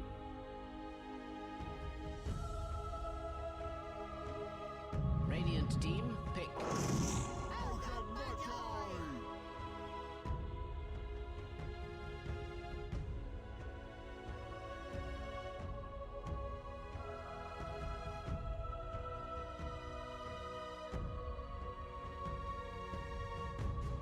Seconds remaining. 5 seconds remaining.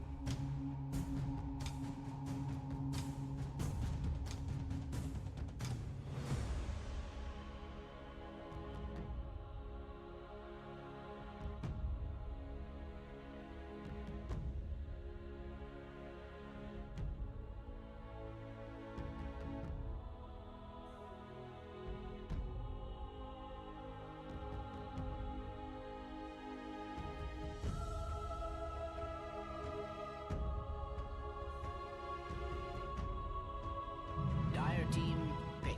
Ready. Grimstroke. Dire team ban. Radiant team ban.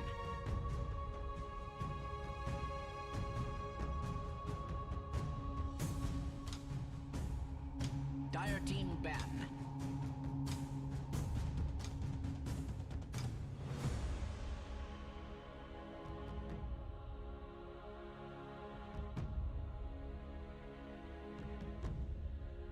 Radiant team ban.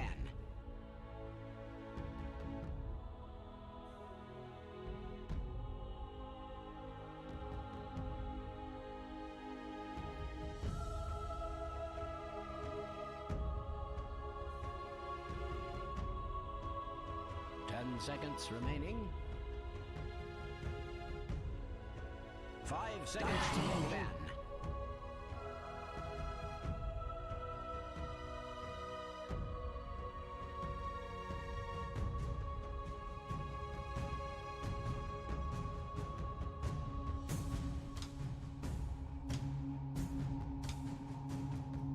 Seconds remaining.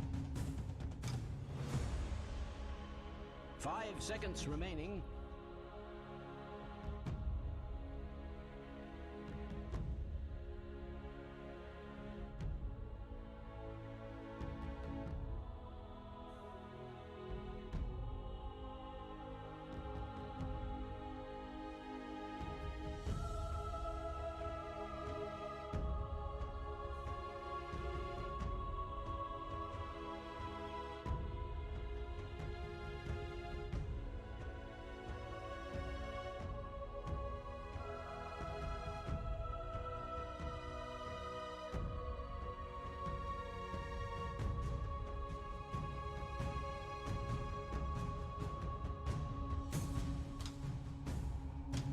Dire team pick.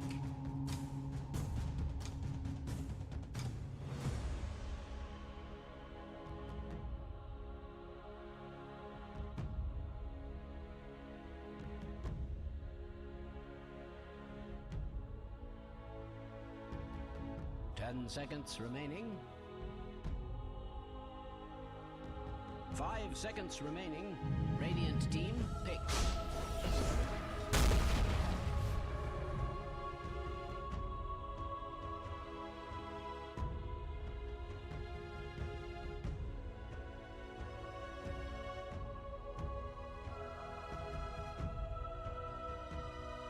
Seconds remaining. 5 seconds remaining. Dire team pick.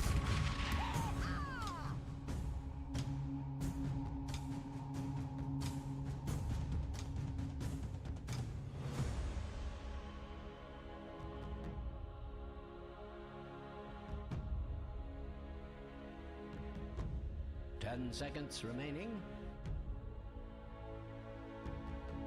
5 seconds remaining.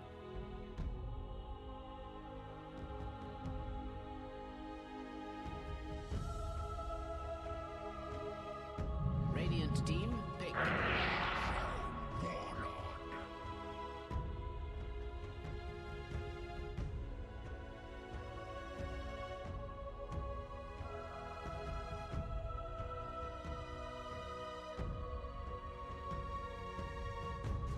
10 seconds remaining. 5 seconds remaining.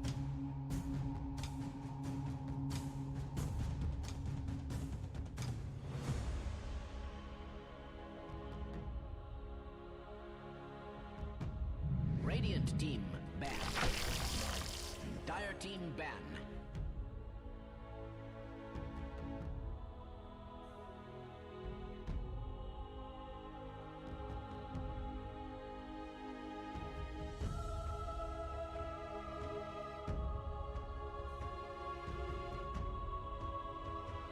Seconds remaining. Radiant team ban. Dire team ban.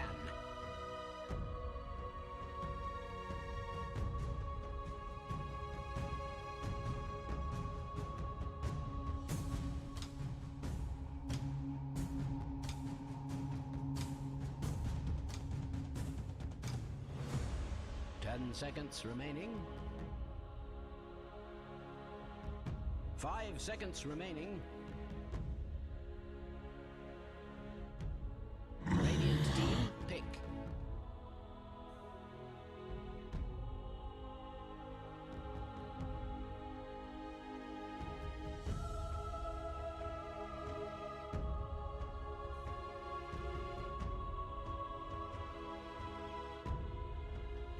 Seconds remaining. 5 seconds remaining. Pick.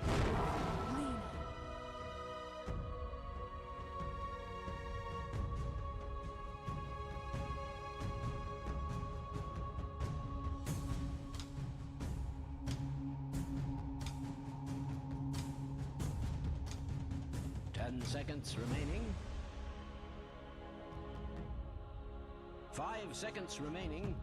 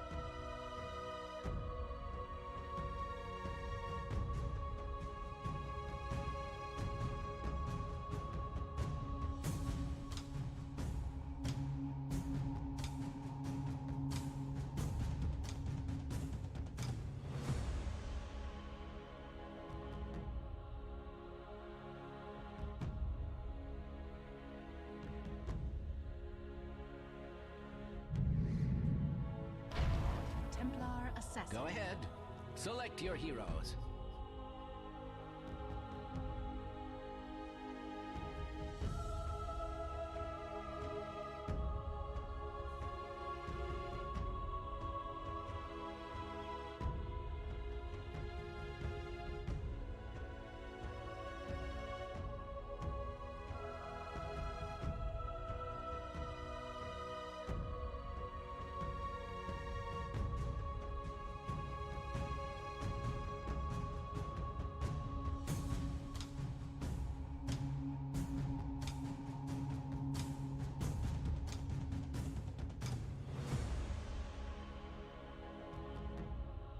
Ten seconds remaining.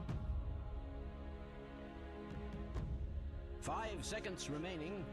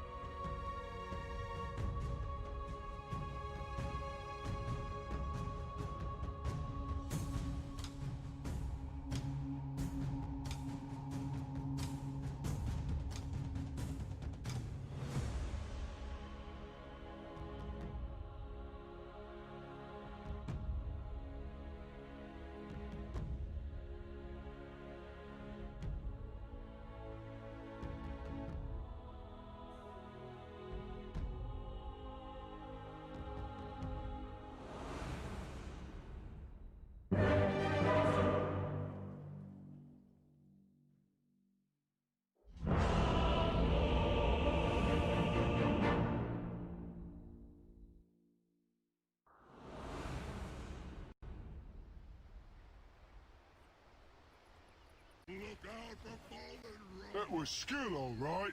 There is nothing that You can really stop should this prepare for man! battle.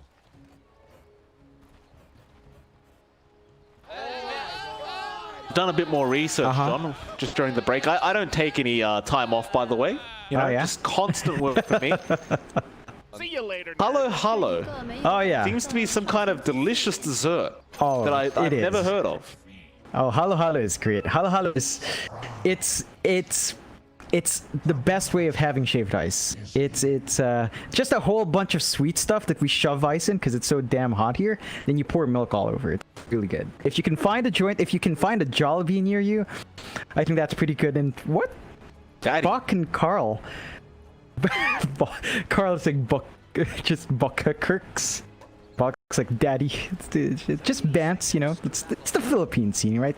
These boys probably played with each other in net cafes at some point, right? Sure. People down Imagine so. wonderful what they can do. these Good to see good sportsmanship between the two, of course. By the way, John, apparently there is a place near my house that sells halo halo. Oh, you're in for a Yeah. treat. Yeah. You're in for a treat, man. I didn't know. It's That is good legitimately called halo halo. Yeah. That's what the restaurant's called, apparently.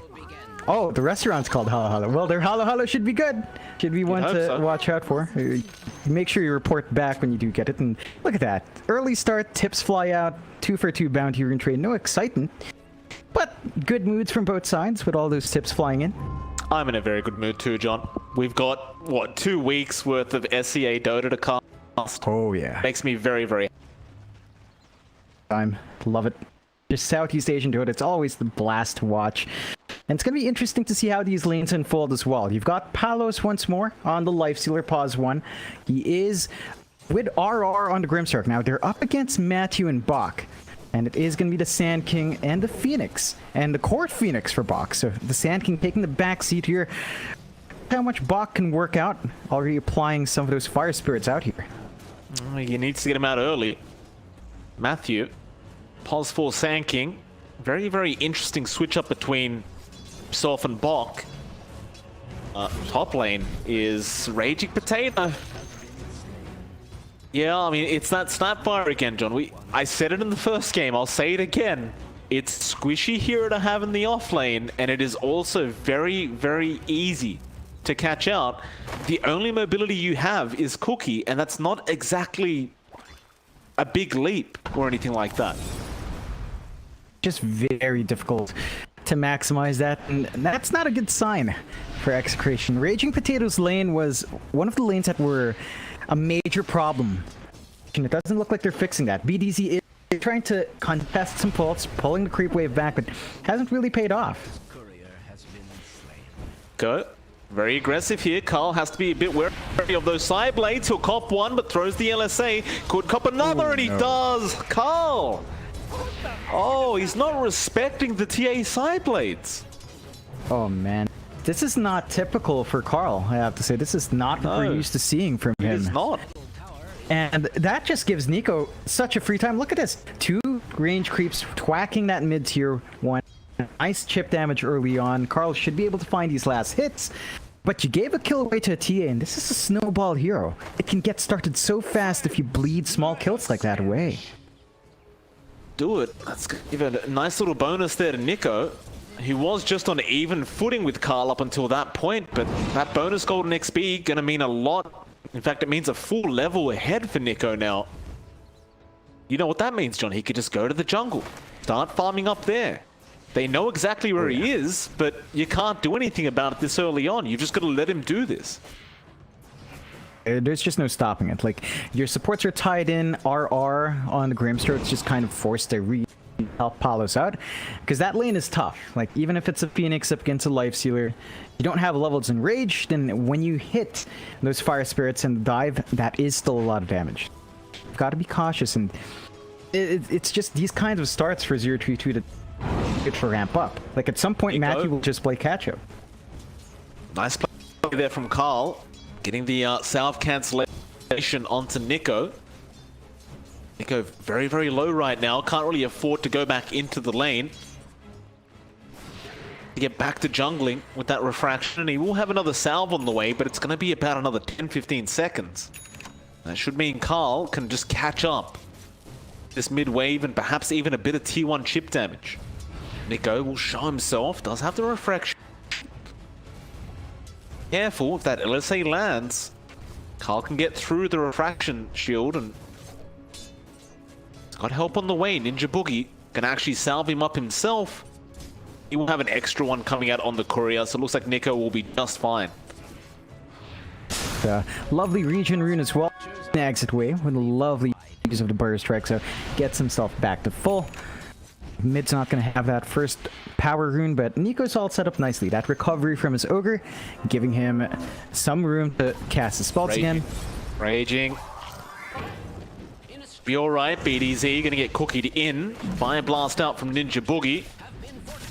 Sumi will give him a bit of harassment on the way out. They are really trying to give it to the Snapfire though, not willing to give any breathing room to Raging Potato this game. Yeah, I mean, if you make that lane hard, the Snapfire doesn't have the best of space to play catch-up with. It's just not a very amazing hero in playing catch-up. It needs to win its lane. It needs to escalate through that. Fall behind. We saw it in game 1. It doesn't bounce back well. I love the pressure coming out from 0-3-2 there. It has left BDZ tied up top, which again meant that the mid lane is just really free. Sumi Going after Raging, gets the ensnare off. Cookie is going to save. Ninja Boogie doesn't really have any spells to... BDZ? What? BDZ, that was not the toss, sir. Into the tier 1 tower. They might still be able to kill off Natsumi. And I believe what he was hoping for was a scatter blast straight after to slow his attack speed and just get some tier 1 damage off. BDZ still looking, but no, he can't get him. Oh, man. The fog of war behind the tree line, saving the day. And they do get the kill on the Snapfire. That is just not here. Like, Raging Potato again dead. They might make a move onto Ninja Bogey, but that's an Ogre Magi. Doesn't care if he dies. No, he doesn't. And he probably either. Avalanche Toss just not doing enough. Cookie will stun him up. They have a Scatter Blast, and perhaps now they could kill him off. Ninja Boogie still trying to juke him out. Will run towards a Tier 1 tower. BDT is chasing. He doesn't want to let this go. He has the toss up. Ninja still trying to juke him out. He's actually going to juke him out. BDT run. Just get away from there. Avalanche is there, but no. Ninja Boogie's going to survive, and BDT is going to be chased down now. No, the toss will be enough for Natsumi. I actually think that's a great trade. 0-3-2, you just gave a kill over to your position 1 for nothing. Yeah, and you got the EXP on the Ogre anyway, because you found a kill first. It's a win-win. 2 and Execration, they've got to find some ways to compensate. Bot lane for themselves. It is coming out in terms of Paolo's farm. Right, he's number 1 in net worth. We sort of saw the situation before with his Drow, but the Lifestealer should be a bit more active in this case. Matthew, silenced up with the open wounds, does take the silence off, but Avalanche and Toss is going to be enough. Nice rotations out from the supports of Execration. That'll give Palos even more room to get some more farm up. Exactly what you want. They are playing around the Lifestealer a lot more. They know that Palos can have a lot more impact on the hero, and you can see even Bach is just, it's not in a good spot to contest anymore. At 6, Palos has the Infest. He can save himself. He's got Rage up. It's going to be a while until Bach can get that room, and it's almost kind of that point where you start to think Matthew might need some space for himself, so your Sand King might just take a step back and have to dip into the jungle to find some levels and farm to get to the blink.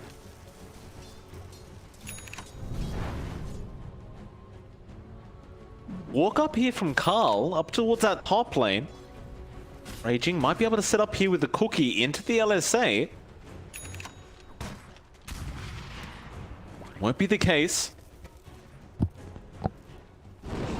0-3-2, do back off at the right time.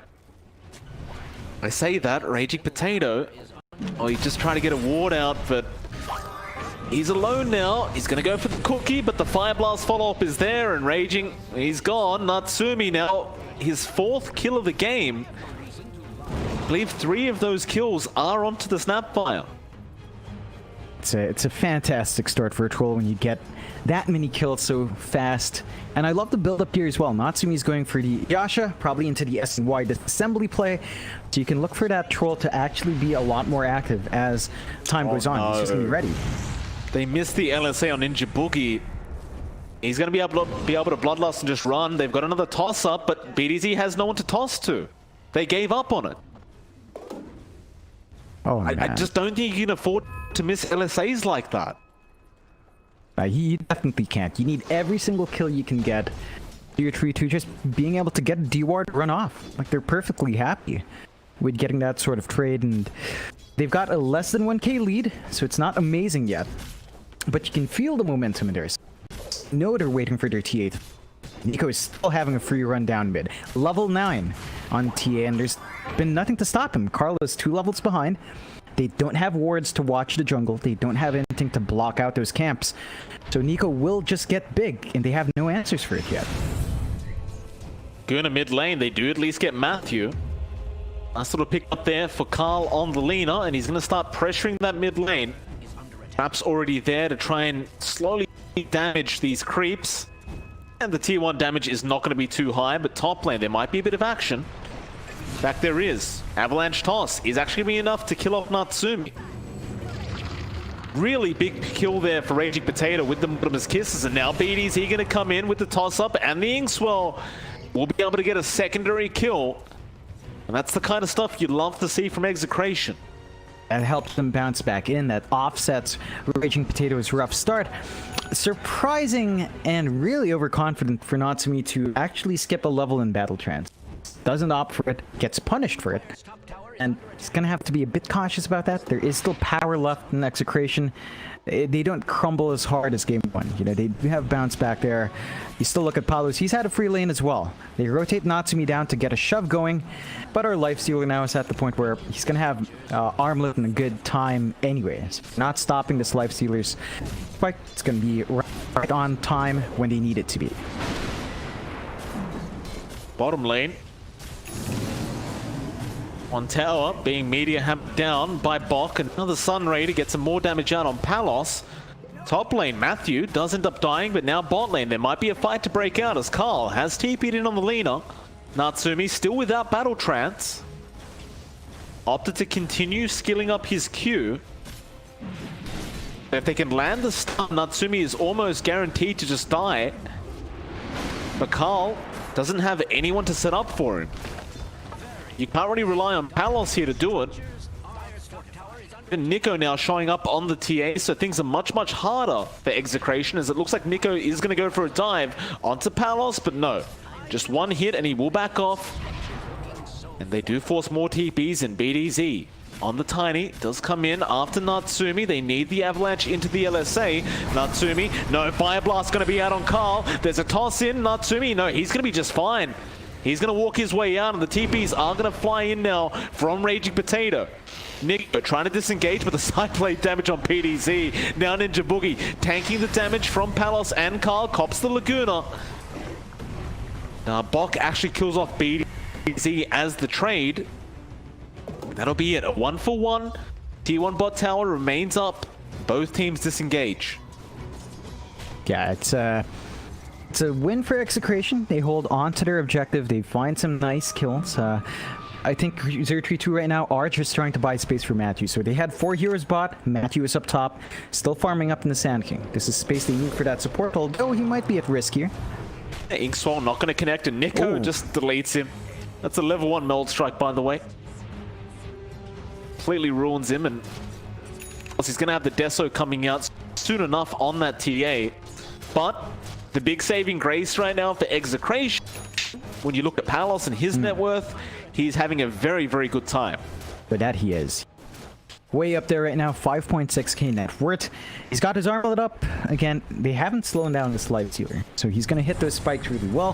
He is going for the Basher into the Sanj, perhaps into the Heaven's Halberd, which is going to be really cool. But they catch Matthew out again. Another nice pickoff. It's kind of one of the weaknesses of that POS 4 Sand King. You can't really do anything until you get the Blink Dagger up. He's getting close, but BDZ's even closer now. He's just about 100 gold off the Blink on the Tiny. So you start to question the effectiveness of the POS 4 Sand King. Yeah, it's really just not showing up in the way you'd want it to. It's going to be a bit longer still till then, and that might be the great weakness. Nico, though, is trying to compensate, just hunting in the jungle. Another easy kill onto RR. Well, Nico just gets closer and closer to picking up that first Mithril Hammer. Does take over the net worth board by himself now. Things are still going very, very well for both teams. It's a very even game. Looks like they are trying to look towards Natsumi in that mid lane, but they've got to do it quick. He's very close to a Battle Fury. Instead, they are just going to focus down Ninja Boogie, and it'll be another easy kill for Carl. Now they can try to look towards that mid-tier 1 tower. In fact, Nico showing up, but a great blink in from BDZ. And that's the kind of blink reveal you love to see out of these Tinies, John.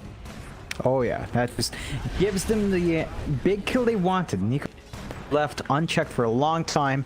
Opens up a mid-tier 1 push. Really important, as they already lost theirs way earlier on, and BDZ still going. Avalanche not the greatest. They're going to turn around now with the Meteor Hammer. Not going to land on anything. Tier 1 tower just going to melt. Execration, that's all they wanted. 0-3-2, I do believe this is not the time to fight. You're 200 gold away from your blink on Matthew. You definitely don't want to engage right now, but they see Raging Potato, so they do have a go at him. Sunray out, Palos is around to try and help out, but Raging might just be fine to walk out of here. They slow him up, and with the infest, he'll be fine. Give Matthew a bit of space to go get that extra gold he needs. We're almost at that point. He's just about 200 gold off the blink, so they're gonna have that. And once you have the blink, perhaps you level 1 point in the epicenter, and then 0-3-2 could consider the fights. Still, Execration do have a slight lead now, 2k advantage there, and so it's definitely a better game than game 1. Showing up for the fights here, but you've got the Fury now, Natsumi, although. Yeah, BDZ, again, excellent play from the Tiny. Understanding how strong he is right now, we'll just go ahead and burst down Ninja Boogie, and didn't finish off that ward. So Execration, they get a bit more time on it, and RR will deny it off anyway. It's not the biggest kills, to be fair, although Matthew. BDZ again jumping in. Matthew, oh, he just got his Blink Dagger up as well, but you can't Sandstorm in mid lane like that. Not when you just saw them kill off your POS 5. Matthew gives him the sorry. The smoke up from Execration. They're going to run down towards that bot lane, see if they can pick anyone from the triangle. In fact, LSA going to connect onto our Phoenix, and he can't survive. Still Natsumi will TP in, but it means nothing. In fact, it may mean his own death if BDZ can get a nice toss off. They're going to try it. Ninja Boogie going to be spotted out. BDZ doesn't want that one. He wants the other. Natsumi did get Avalanche, but they go for the open. Buyback is there from Bok. They want to take the fight, but the Soulbind holding them down from RR. Now the double duels out. BDZ on the run. Nico on the chase, but it looks like this Tiny may be fine. No, Fire Strike is there in time, and they will have to settle for at least one Tiny kill, but now they want Carl. Can they get him? Raging, I can't believe he's actually getting away with that hiding spot. He does cookie back down. Matthew, gonna be the one to tie first. Oh, they chased too far. And Raging will be slowed up. Nico jumping in for a Melt Strike. That's a dangerous play. Snapfire, Mortimer's kisses are out. Natsumi gonna cop it. He does pop the battle trance. Carl will be able to stun him up. They do commit the egg from Bok. Palos, Loeb gets the infest off onto RR, and now they're back into it. Raging misses the cookie, but Nico onto Carl, dealing a lot of damage. Now the infest out. Nico, he's falling way too low and is gonna die. Bok unable to finish off the kill on the Lina, so they'll just turn back around now. The Phoenix being stunned up, also going down to Palos, and they want more. Ninja Boogie, not so much a ninja right now. He will die to Carl once again on the Lina. This is just surgical play from Execration. Yeah, I don't understand what 0-3-2 are trying to get done here. They keep forcing Nico in front to tickle Yen. He doesn't have his Desolator. So close to having it, but he keeps going in like this. He's not farming up. There is no damage. So then you get stuck with the situation we talked about from Draft. Stealer stays alive. Epi? Matthew? Oh, Epi onto Carl. Do they have the damage? Carl, he gets a Yule's off. Is he actually going to get out of this? He looks like he might. BDZ, a double stun with the Ink Swirl. Now Palos comes in. Carl's out of there. Oh, and he gives him the tip. Natsumi, the one to die. And now Nico also going to go down on the TA. The worst case possible scenario for 0-3-2 happens. And Carl, I don't know what to say, Johnny. He just walks himself out. It's looking really disjointed here. Like, they're just constantly streaming in. Last game it was an Execration that looked weird. Now it's 0-3-2. You don't have a Desolator on this TA. Why are you TPing in front? Just go back and farm, let your team do what they want. It feels like just getting pressured for no real good reason. So they have to step back, play the farm game. You have the Battle Fury on the Troll. There is no need to really fight like that anymore. Just try to get the farm going, because as you play like this, it's helping Execration. They've managed to hammer in a 9k lead now. They're in the Roche pit. 0-3-2 doesn't have it's happening. And they do have spells to contest, but again, they just don't know it's there. That'll be your Roshan. First one of the game going down here to Execration. Infest on BDZ. They want to keep going. Can't blame them for it. Raging has spotted out Bok on the Phoenix. Bok's completely surrounded here. It does try to Icarus dive out, but the avalanche is perfect from BDZ, and now Ninja Boogie. In fact, they're going to take the fight. Soulbind is out with the Mortimer's Kisses. They can't run. Natsumi does pop the battle trap. He might get BDZ, or maybe he won't. He's been stunned up. He's been tossed up and eaten on, and now Nico getting first hit bashed by Palos is also down. An ultra kill out for Raging Potato, and he wants the rampage. Look at him. He's making the chase onto Ninja Boogie. He just can't catch him. Oh no. It's falling apart here. They just have no way to stand up and fight now. Like, the sustain is there from Execration because of Raging Potato. He's managed to build into the Guardian Greaves at a good point this game. They're just going to maintain this push. 0-3-2, they're going to rely on this Egg Epicenter combo. We haven't seen both of these spells used together. It needs to come out now. It needs to be in play. That's how they come back in. But Execration are leaving no openings. Take that mid-tier 2, they're looking to shove the top, and they need items here. They just need to farm. It's just, they don't have space anymore. Not after forcing fights like that. No, they do not. Just really wonder, like, how do they come back? You've got a TA, doesn't even have the Deso up yet. We're 21 minutes in. Well, when was the last time you saw a TA struggling this much with farm? It's really, really bad news here for 0-3-2 as Execration gonna claim the top tier 2 tower now, and well, they've got the Heaven Halberd up for Natsumi, so he won't even be able to attack. In fact, BDZ, Inkswell, Avalanche toss, Bok, he's been stunned up. Do they have the damage to burst him down? Yeah, they do. Lacuna is there from Carl, and there goes Matthew. They want more. BDZ has the blink toss in a second. Soulbind onto Ninja Boogie, not going to catch anyone else, but with that avalanche and the Inkswell, Natsumi could be in danger. He runs back into the stun. Now the toss up from BDZ. They will not chase too far in. They're not going to dive tier 3s yet, but rather just trying to take the tier 3 tower first. They'll go towards that top lane, and it will not be a difficult task whatsoever for Execration. No, definitely not. Even if these respawns go off, you don't have Epicenter here from Sand King. Again, you need both the Epicenter and the Egg at this point, and there's just no solution. So your Trio 2 is going to have to at least give away one set of racks, maybe even more. There's still an Aegis there on Palos. They've got a full 2 minutes left in that Aegis. They're looking good. Execration, they fixed the issues from the Game 1 draft. Their execution's looking a lot better as well.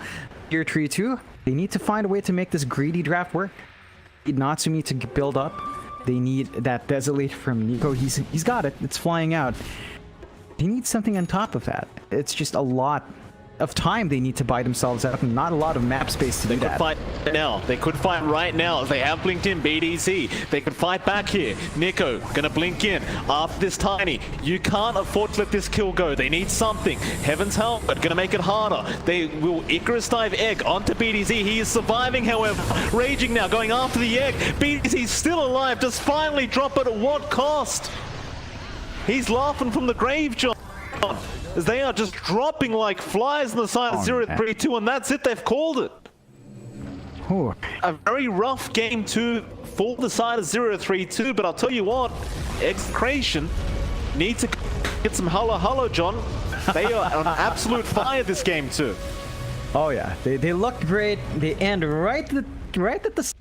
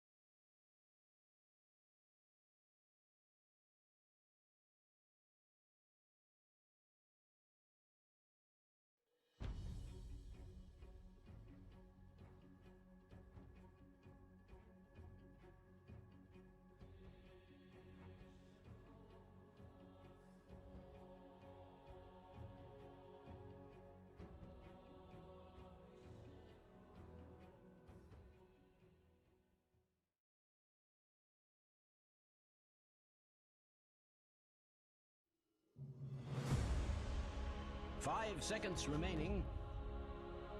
Dire team ban. Radiant team ban. Dire team ban.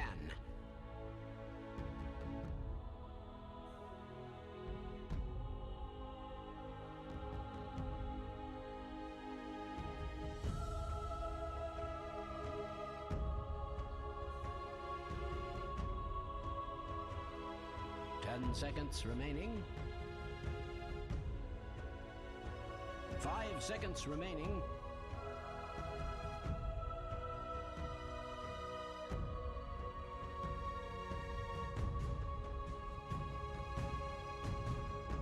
Radiant team ban.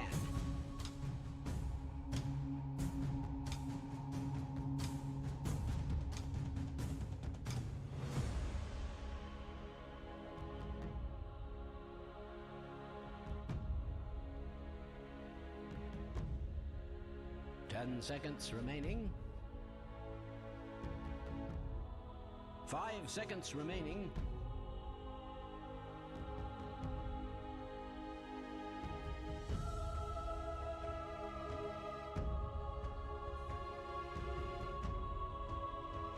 Dire team pick.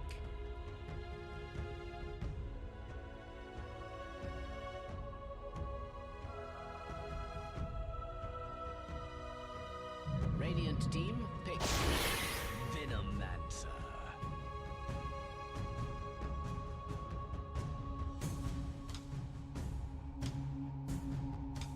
Dire team pick.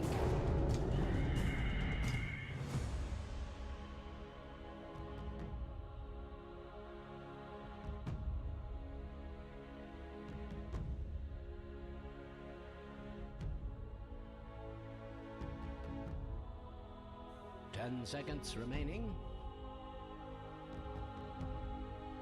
5 seconds remaining.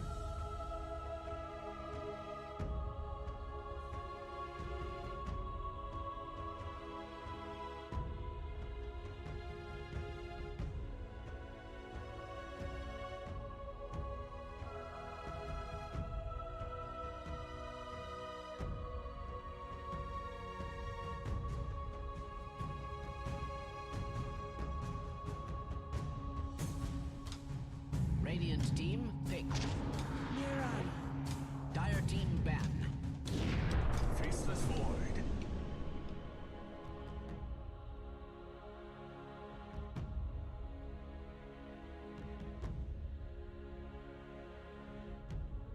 Radiant team ban.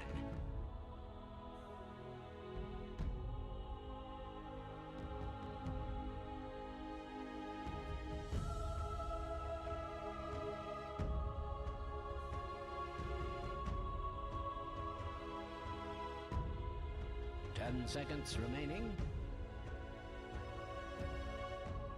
5 seconds remaining.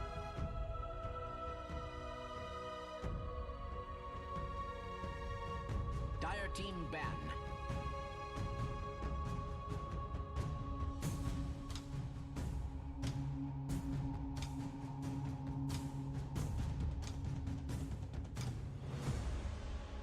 Radiant team ban.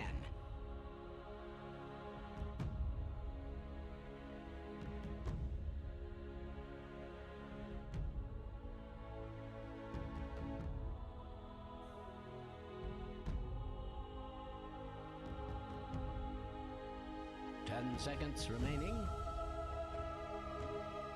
Dire team ban.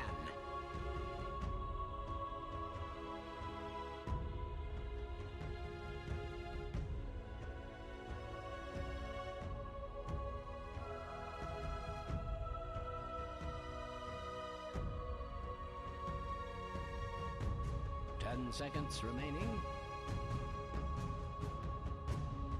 5 seconds remaining. Radiant team ban.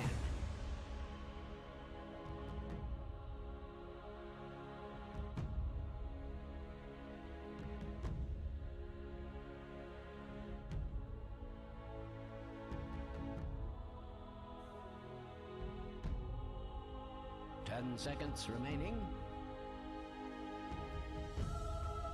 5 seconds remaining.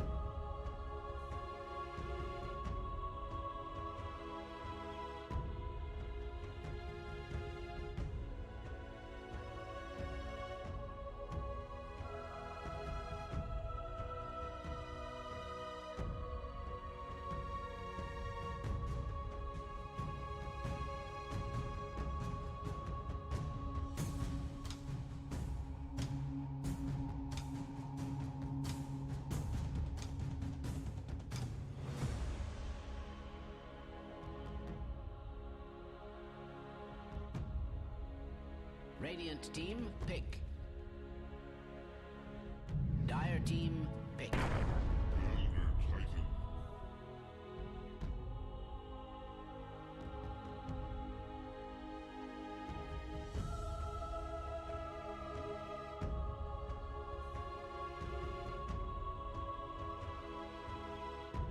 10 seconds remaining.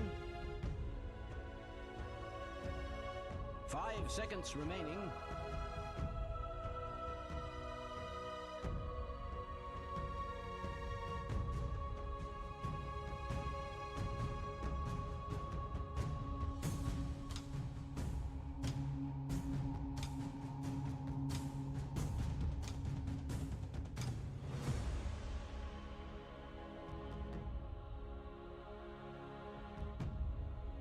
Radiant team pick.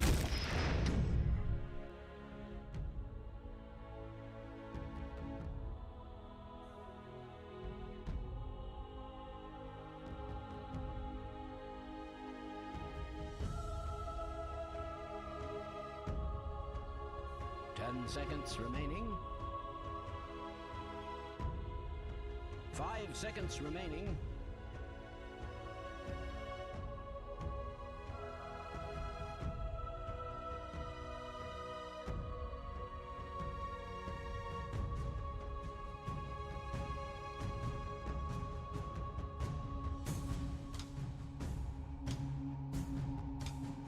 Dire team pick.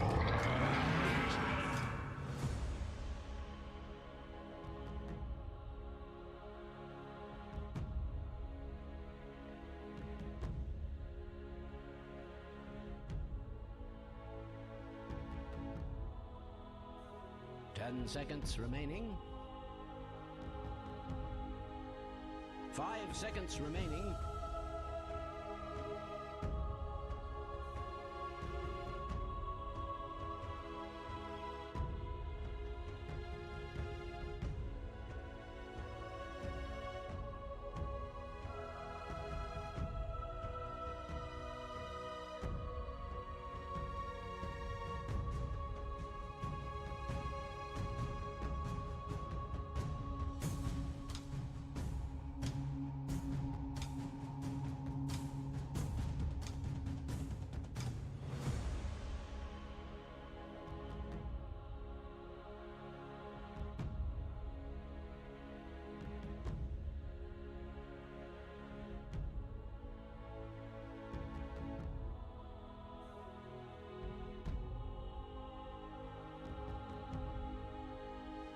Dire team ban.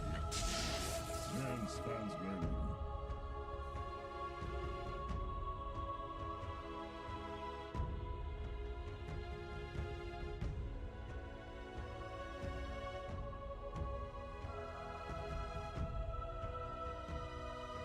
Seconds remaining. 5 seconds remaining.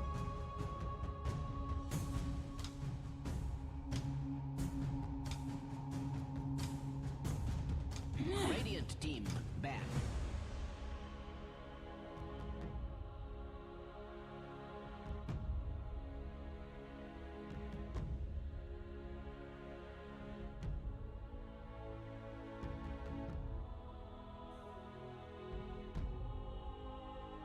Seconds remaining. 5 seconds remaining.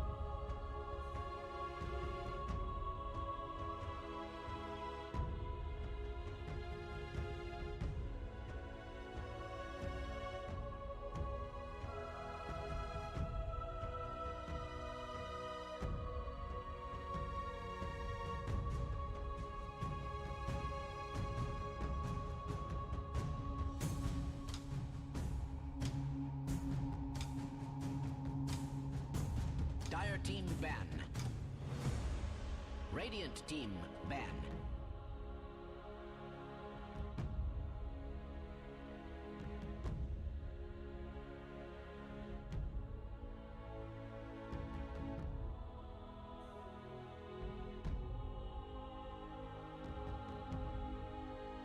Seconds remaining. 5 seconds remaining.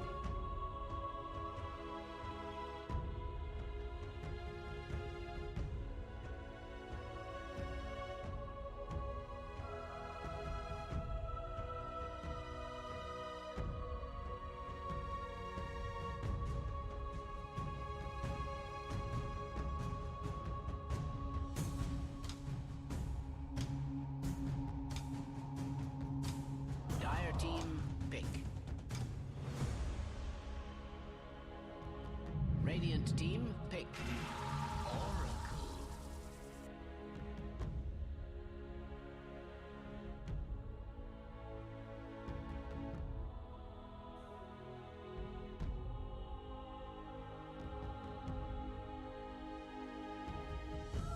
10 seconds remaining. 5 seconds remaining.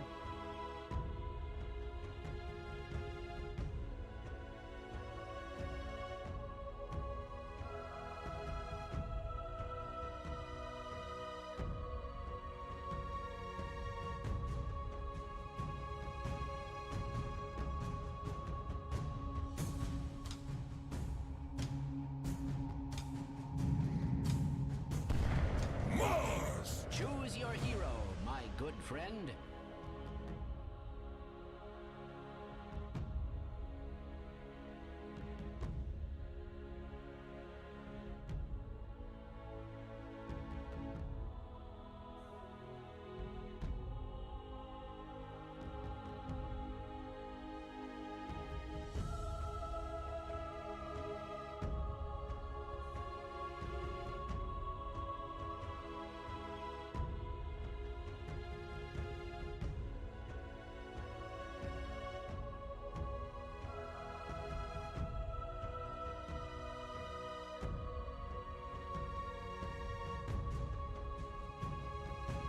Seconds remaining. 5 seconds remaining.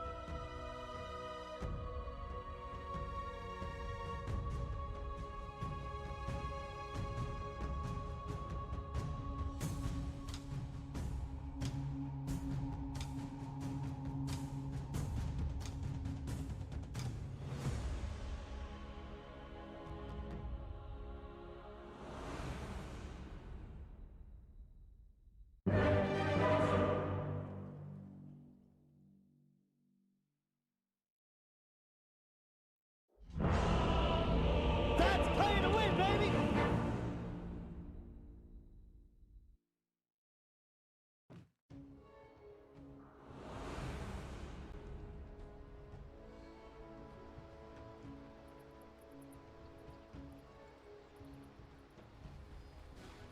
You really should prepare for battle.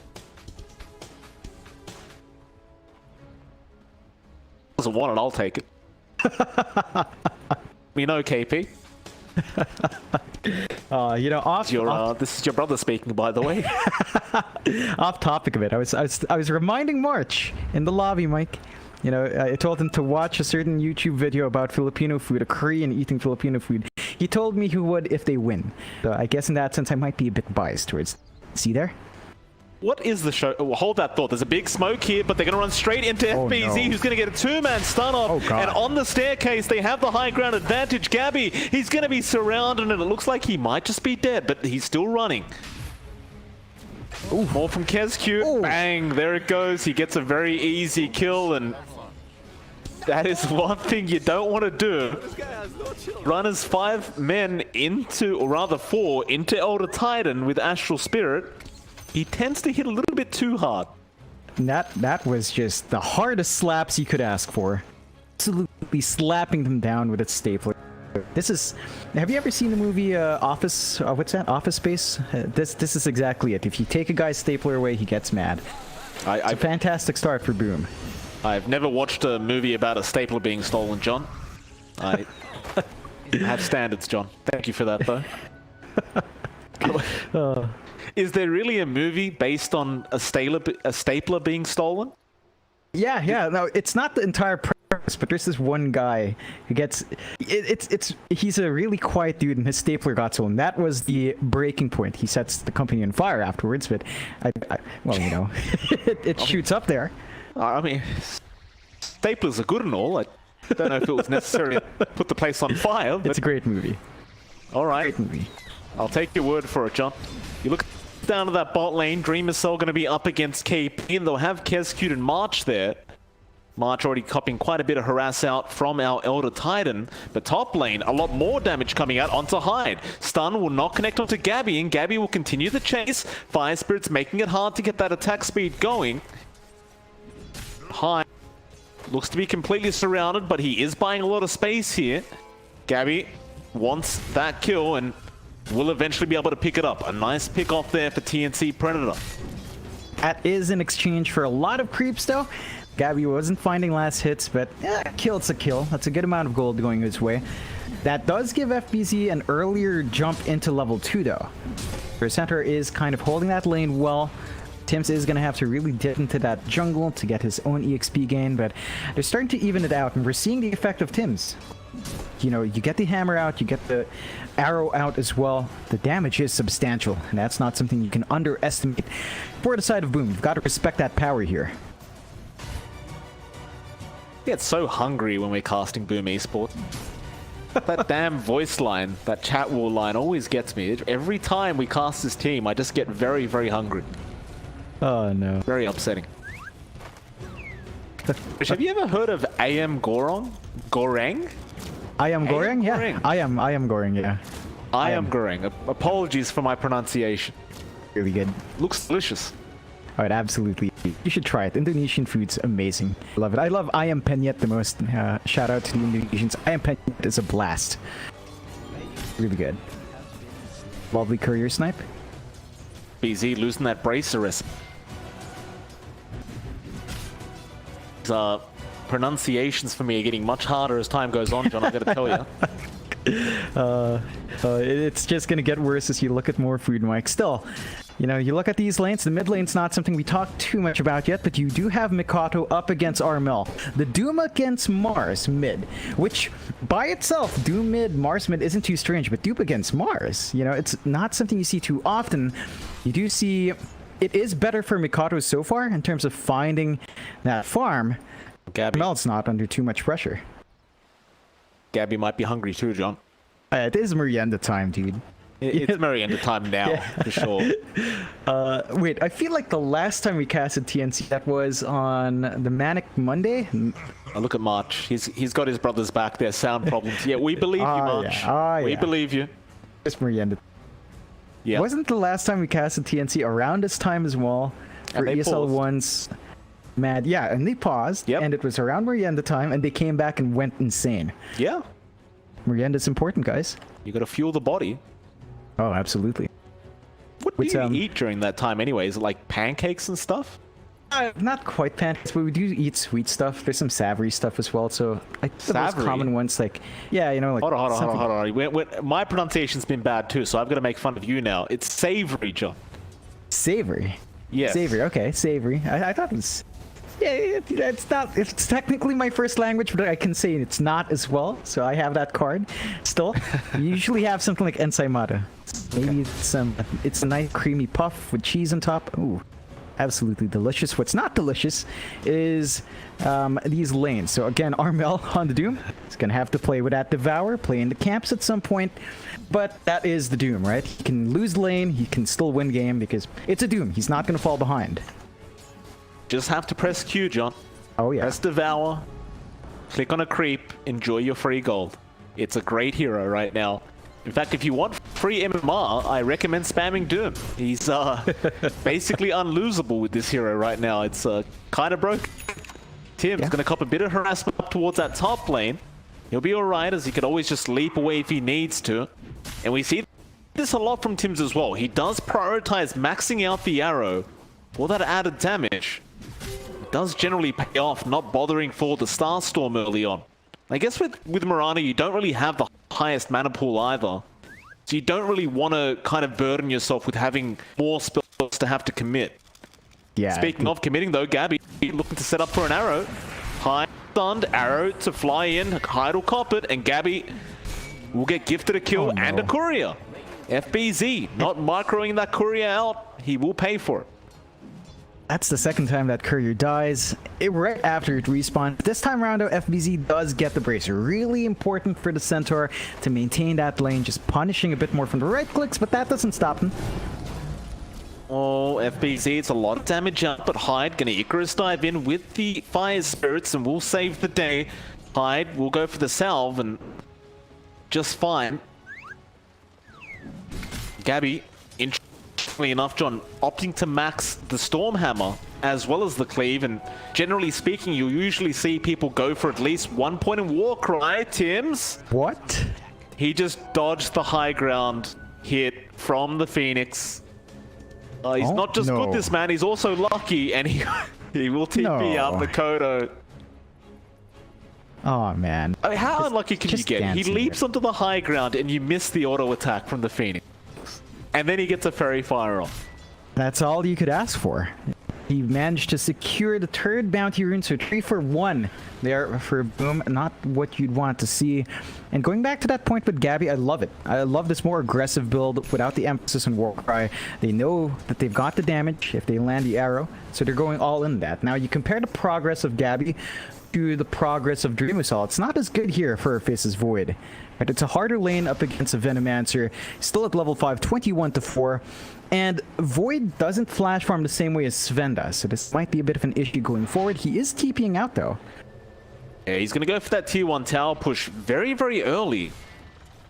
6 minutes in, they do have a siege creep. They might try into Gabby, who does use his Stormhammer with an arrow to fly through, but it flies right between them. And Gabby, he might want that Warcry now, John. He's not going to be able to get away here, surely not. And he won't. The bash will come out from Dreamer Cell. They do get a very, very important pick off here for Boom Esports. Oh yeah, that's the one they're looking for. They make Dream Assault's rotation out early pay off. And it looks like it's going to be a full lane swap, perhaps, just giving Dream Assault a better time. He has fallen behind KP now, who has just held that lane. 40 last hits in the Veno, 40-8, and looking to shove it in. Like, there's no answer yet for Boom on that end. Gonna have to be careful, because if you let Veno have a free run, it can melt your towers. Why are you cursing KP, John? Oh. You know what happens when we talk about someone doing well? How dare you? You didn't deserve that. Gabby, he'll show up down at the bot lane on the Sven.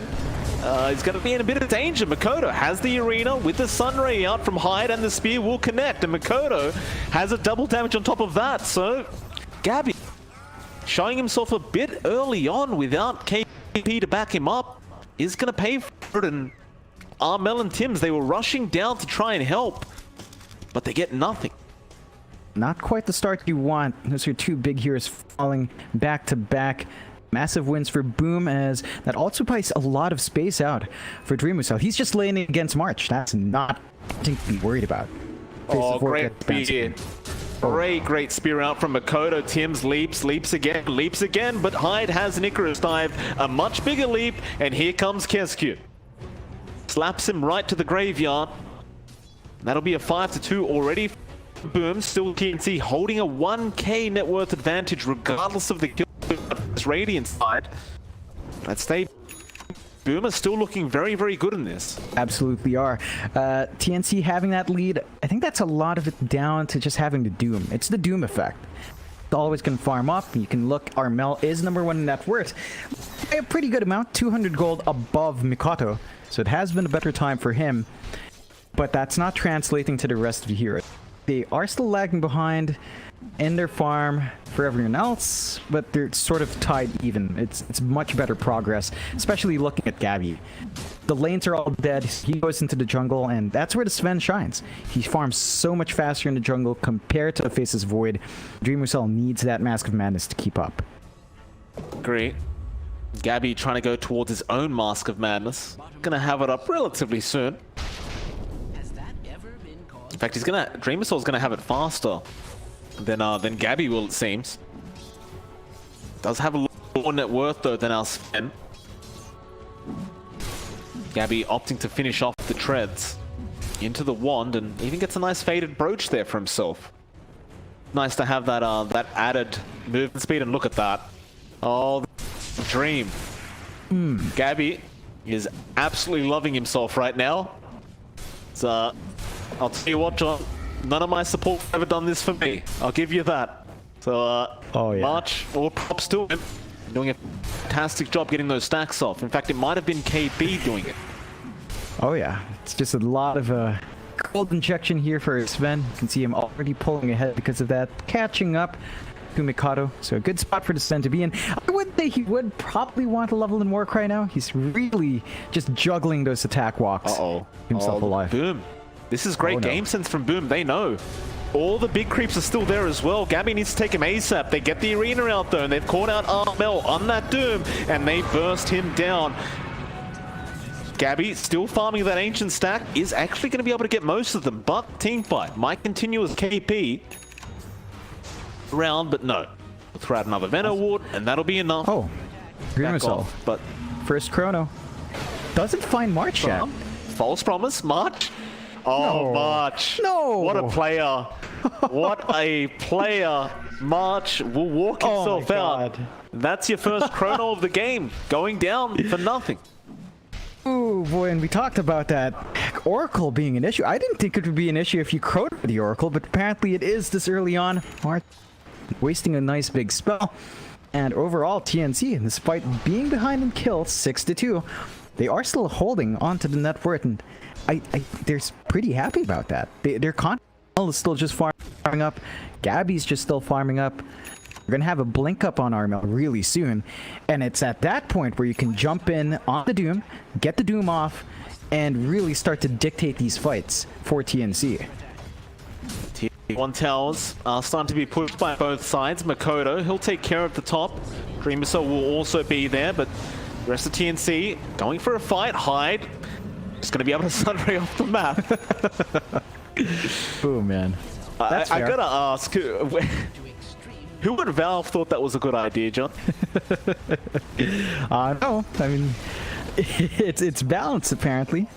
It's a really good balancing piece. Still, they do take the tower TNC, despite that setback of not finding the kill. But boom, they're about to hit some timings of their own as well. Got the egg up on high. They just need a chrono to be up. They've got arena. They can force a team fight anytime they want. TNC has to be a bit cautious about that because the team fight is really explosive from Boom. They might even just wait for the next chrono, just to have that added level, just in case you were almost through the egg or something and the arena didn't work out. At least you have a secondary option.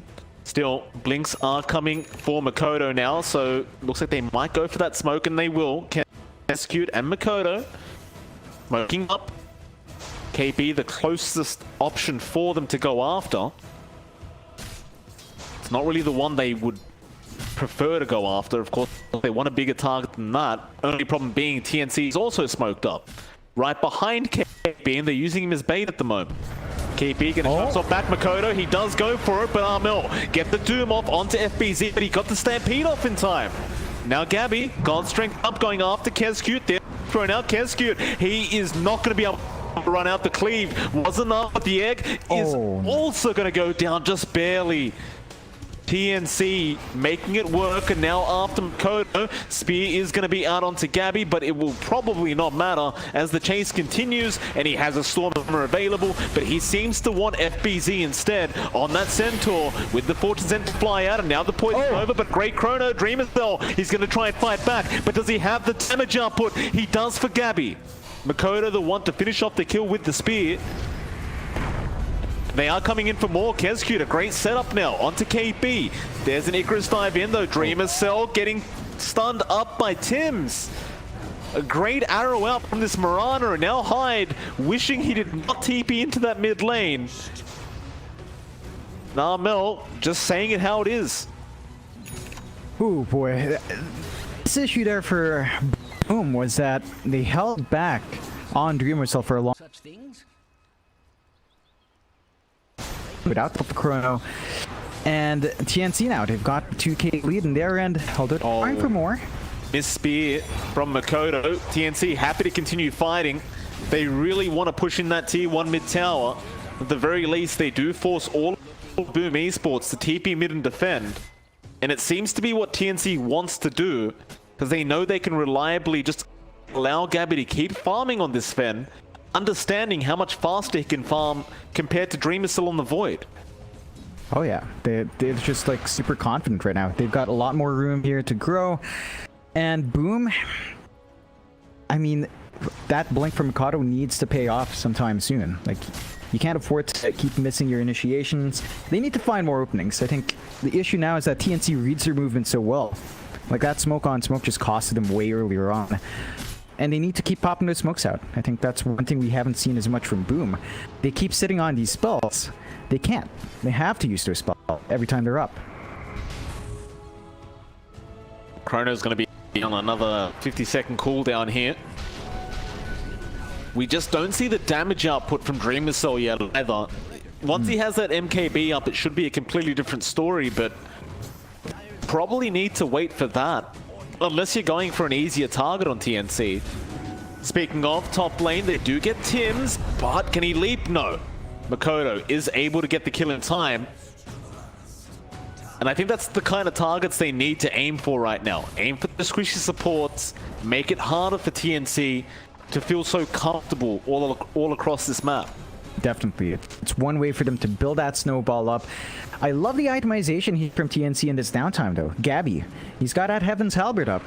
So not only do you have the disarm on the Oracle, you've got the disarm on the Sven to worry about. He's got even more durability for the evasion on top of that, as well on the strength. It's just a lot now for Boom to have to rip through. And it's only set to get worse as the BKB start flying out from TNC as well. These timings that are coming out here are not helping Boom's cause of taking it slow. Just constantly got to just defend this mid lane is one of the big things about the Venomancer. You can just keep spamming Plague Wards in that mid lane. It'll never push into your tier 1 tower, and it'll always apply more pressure into that mid tier 1. But Boom, they have Chrono, they have Arena, they have Egg, they want to go for a big fight, and they see Gabby down at that bot lane. Gabby, he needs to leave right now, but he has no idea they're coming. And it's too late. The Arena is going to be out with the spear. TP's coming in from TNC, but can they make it in time? Gabby, he's tanky. Is he tanky enough? Sunray, no. It's not going to be enough. Still, they get the Doom off. Onto the Void now. They might get a trade, but that Egg is going to be a real big problem for TNC's. It does explode right in their faces. Armel trying to run. There's your false promise out from March, but March will be left behind here. And ultimately should just be dead, as they will dive underneath that T1 to kill. For Boom finally finding the kills they want. They also expended the Doom out from TNC. That's a big piece of control gone now from TNC, and that does allow them to push a bit more. Still, the group up for the defense is there. Arrow, Poison Nova, Gale committed. Armel jump in, 2-man stun is out on the Doom. They do kill off Keskut. FBZ trying to run. It's a lot of damage over time here onto FBZ, but they want to try for Makoto as well. Spear not going to latch on. Makoto tried for the TP, doesn't get it, and now FBZ also going to go down to Tims. A great turnaround from TNC now. Boom has to respect that power of TNC. They jump in, they've got the Nova. LQ. They did have a pipe up and running already under Centaur, but no, it's difficult when they manage to commit that hard. Do manage to. A lovely thing out from Armel in that Blinken as well. They didn't even have Doom. They didn't expend it in the last fight. They still make it work. So whatever gains Boom got are washed away. 5k lead for TNC. They're starting to invade the jungle area and they keep smoking up. They keep playing aggressive. Oh, FBZ would be a much better target, and he might go in to farm that mid lane. He did just see the Purifying Flames out from March, though, which may have given that smoke away. Or maybe it hasn't. Dreamer Cell. Huge pickoff. He does have the Chrono, but he might have to commit just to run. They don't have the Doom at the moment. He has time to, but they get the stun off with the Gale. Now the follow-up arrow. Man. Never mind. He does not have the time to. He will just go down. Gabby. It's just the chaining. Mid lane, a big surround here. Kodo does have the Arena blink, but may not feel confident while March is behind him. In fact, Gabby wants to rush forward now. Arrow not going to connect. Hide. Stormhammer eventually gets off. He does not have Icarus dive. He will try to Sunray across, but will not work out, and that'll give TNC a 6k net worth lead. Oh man. Do have another pause. It's difficult right now. Like Boom, we talked about it from draft, but their entire lineup is built around his team. Have not pumped out enough of them. They've smoked what, twice now? We've seen smoke more in that downtime. They need the aggressors here. Needs to find these pickoffs, and the most success we've seen from them is when they do start those fights. Keep getting that done. Constantly with these spells. And it's really painful to see when the Void has Chrono up and he dies. When you've got the Arena, when you've got the Egg, and you have no way to use them. That means your lineup is just not forcing its capabilities onto the enemy. Not maximizing what you drafted for. Tough. By the way, John, I just FYI, I got an email from Valve just a minute ago. Apparently, my Dota Plus subscription has been renewed. Wow. Yeah, very, very good to hear. I've had so much content. I don't know how to get through it all with Dota Plus. You know, it's just so many cosmetics to buy, so much new content every week. I love Dota Plus. It's fantastic. Such a worthwhile piece, man. You know, thinking about it, it's so generous that we got a week extension on the Battle Pass as well. I mean, it's not like we don't have Treasure Tree yet. You know, it's not like the pass was about to end with no Treasure Tree. Nah, absolutely no issues there, as we go back in the game as on that internet front as well. No, absolutely not. Speaking of Dota Plus, John, apparently it was giving Boom Esports a positive win rate before the game even started. Not so much anymore. It's currently sitting at 58% for TNC. It's a deep dive, and it's set to dive even more as long as they don't play around their strength. They are surrounded in an awkward spot as well. Im's great Moonlight Shadow, just look at this, keeping eyes, gets the arrow off onto Makoto, and Armel gonna go for a very easy Doom. A great stomp out from Kezcute, but that is probably not gonna save your Doom. In fact, it's not even gonna save Kezcute. B2 going down for Boom Esports, and PNC, they just don't stop. They'll keep running at this Radiant side. Yeah, and I love watching this. Like they're not content to sit back and farm. They know that they're not held down by cooldowns besides Doom. They're free to keep fighting like this. They're free to keep running at you. And Boom, man, every time they get caught out as 2, caught out as 1, it's costly because then you can't throw out your team fights. And I feel like I'm saying the same thing, but if you don't team fight when you've got a Void, a Phoenix, and a Mars, then and an Elder Titan, then what is that lineup for? Very good question. Hopefully soon we'll find out.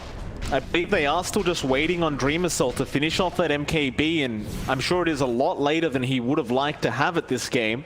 We are already 21 minutes into this game now, and he's almost there. Just needs about maybe 1k gold more to have it up and running. That may be the game changer, because realistically right now, we saw it many times, but Dream Assault just does not have the damage output to kill anyone within Chrono. He needs some help. The MKB should be just enough. But Boom Esports, they're going to go for another quick smoke. I don't know if this is the time to do it. March will get jumped. He does have the false promise, but the spear is going to be out with the Sunray. He will not get it off in time. Or rather, he will just hold it and accept his death. And with that, Boom, they're going to try for that mid-tier 1 tower. Yeah, they've got to make some progress here on the objective. Should be a quick tower to take. TNC right now kind of scattered out for the defense. Does just fall, gives more access for Boom into the jungle to stop the farming that we've seen coming out from TNC. Need to put a lid on it. He's up there, number 2 net worth. Armel, of course, keeping the lead up on the Doom. They're both going to have BKBs up and running. Gabby finishes his up. Armel has about 1,000 to go until he can completely buy his out. Then you've got BKBs on Sven, BKB on Doom. How do you stop them at that point? Got to land a Chrono. But if you're not using the Chrono, then is that really a factor? Just letting Gabby farm into the Ags. And you mentioned how balanced the Sven is once he has that Ags up. Completely balanced. Still, the MKB is now on the way, and you've also got a Desolator now up on Makoto. So I believe after that, these items are there for their cause. We might see another smoke very, very soon, and there we are. Speaking of items, however. Tims gets a Guardian Greaves up now on the Mirana, and Armel has a BKB on the way. They go for a smoke. They're not going to wait. They want to reveal that 10-second charge straight off the bat, and they're going to find a very, very nice pick-off here on Makoto. If they do run north, and that is exactly what they're doing. Moonlight Shadow out. Knows something's wrong. Makoto does get a very nice TP off, and it's going to be Kezcute who tries to TP away, but Tims is going to be there. Make sure he gets stunned up, and that'll be Kezcute gone. The rest of TNC still having a look for Makoto, but he is well and truly out of there. I think Boom will still be pretty satisfied with that, knowing... Got Doom. Uh-oh. Mel just going to chase him. I was going to say they were going to be happy with that, but there goes your Dreamer Cell, and there goes your Phoenix. He does get the egg off in time. FBZ with a great stun out. They don't have time to take the egg down. Armel, he can't reach it. Oh, he couldn't reach it in time. The arena walls.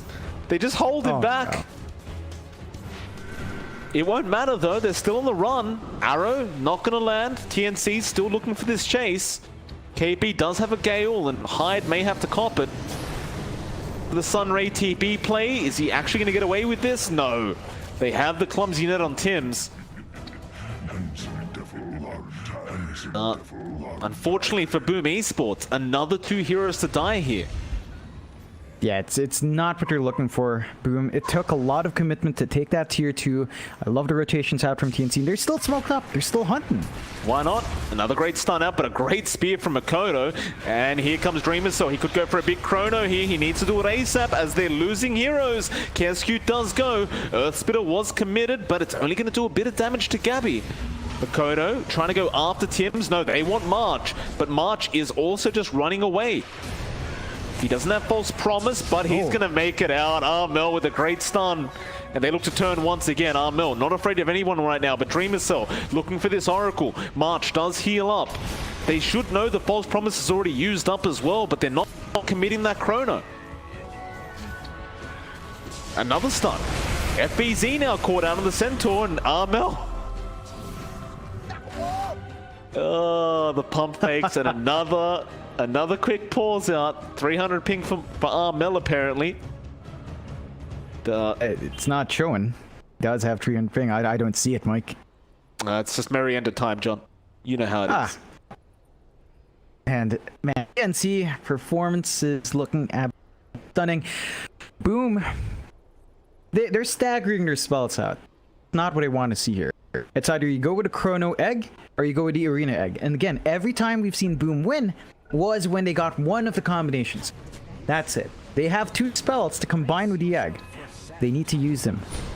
NC, they're not afraid. They know Boom's not pulling the trigger. They know Boom's playing a lot more defensively. That's not what you want from that lineup. They're in the Roshan now. Gabby's getting started. He's got that God Strength up. So he's just going in, and first Rosh of the game looks set for TNC. There's an opportunity for Boom to jump in, but doesn't look like they're keen or aware it's happening. Not have a chance. Real shame as well, because had they been aware, they have the chrono. And look at TNC. TP straight into that tier 2 mid tower. They had vision on the Void, and now the Warcry. They want to make this chase happen. Moonlight Shadow, Yule's out. Armel still chasing with that Scorched Earth. Hyde, already Icarus dive down to there, trying for the TP, but it's going to get cancelled. We'll go down. Esports, they just continue to run away. You start to wonder now. I mean, you've been talking about it for the last 10 minutes, but when are they going to fight? If it's not soon, then the next opportunity is going to have to be high ground. So that means they're going to have to give out these tier 2s if they're not going to look to fight outside their base. Their high ground game is pretty good to be cornered up against the wall like that, so you have to fight outside.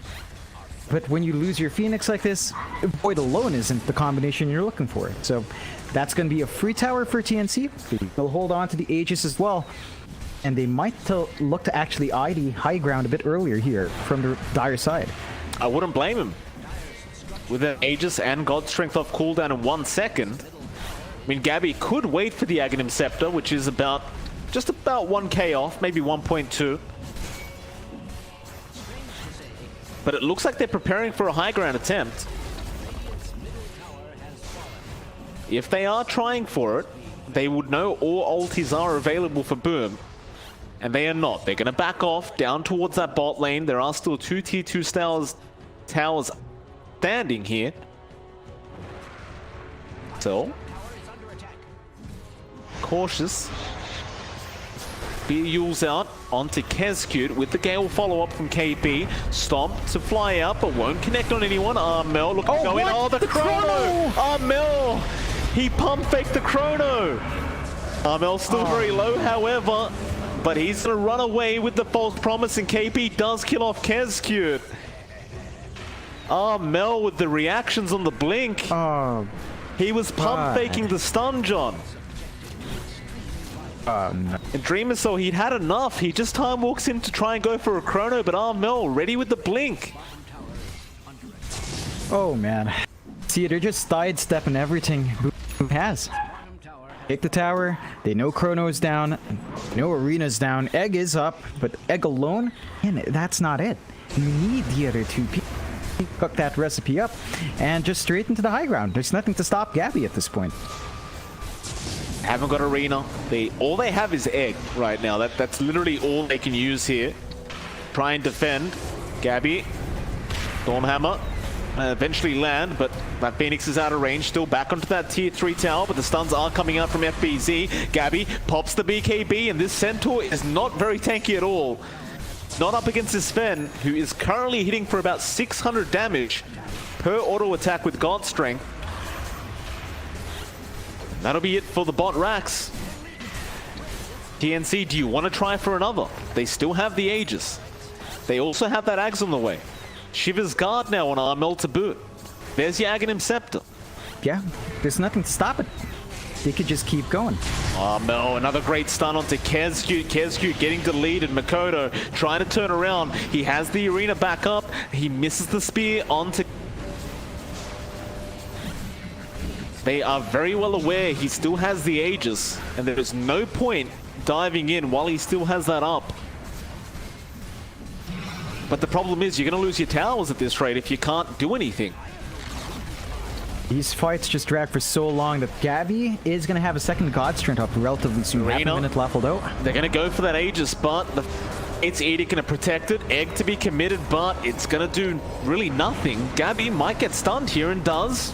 Still has that secondary life. Armel now jumping in for a 2-man stun of his own, and there's that Stormhammer coming back in. They're going to try and fight. Gabby's still alive, willing to fight here up against FBZ and Hyde, and he will get the Centaur back into Dreamer Cell. Gets almost Hyde on Phoenix. They still have the Aegis. He might even dive the Fountain. They'll finally take him out, but I think Gabby wants to die, John. He gets a reset. He has the God Strength up. He'll pop it back into the Fountain now. Pops the BKB, just mans up with the false promise. There's a chrono there, but there's no follow-up to it. Gabby, he has copped so many hits from this Fountain, but he still goes back in after Dreamer Cell. Oh, God, that's not Gabby. how you do it. Absolute balls of steel on Gabby right now as Makoto jumping in with the Arena again, and FBZ with a 3-man stun off, but doesn't matter. Tims, he'll just leap straight into this team fight. He doesn't care, but Armel will go down on the Doom. They can really punish now. They're trying to go after Makoto. TNC, they at least get him. It doesn't look like it. Tims will go down, and now KP, the only man left, is currently asleep. Does cancel Hyde's TP, gets the Gale. Hyde should be okay unless he Icarus dives like that. Does use himself off, purges the poison. KP going back for him, however. Oh my God. And he's forced to Egg. Oh, come on now, KP. He'll just run away.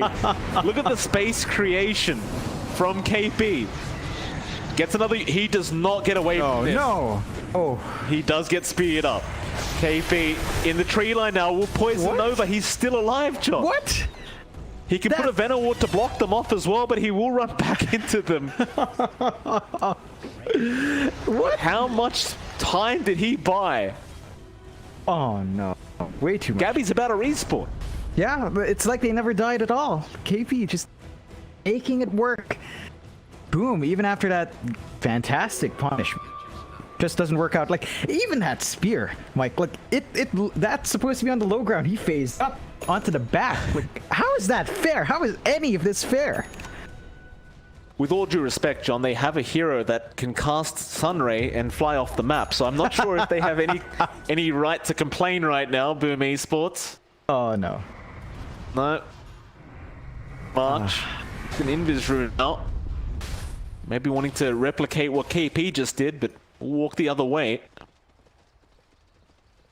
For Dota Plus win probability actually almost at 100% just a few minutes ago, but they dove a little bit far and upped it back to 4% here for Boom Esports. So March getting oh my goodness, that's a quick blink out from March. My god. Oh. Oh boy, and look at this. Look at the TNC. They've smoked up. They know where Boom just grouped up to hunt. Turn to hunt now. Why not? Light Shadow. BZ.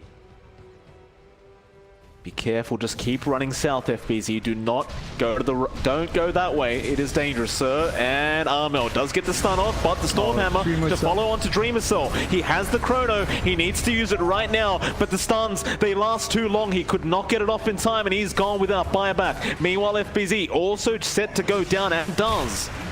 Hyde being left behind. They call the GG. They have had enough, Boom Esports.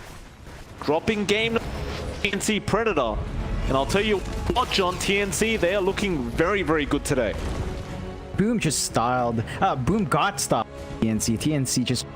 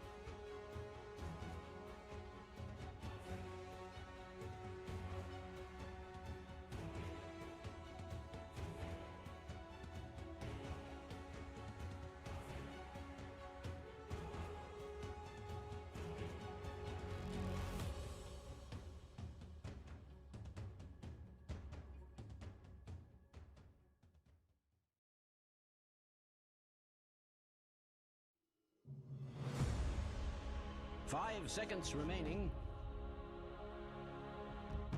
Dire team ban.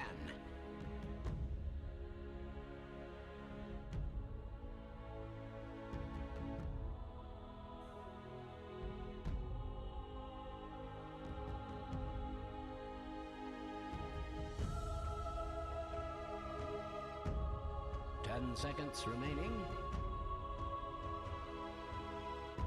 5 seconds remaining.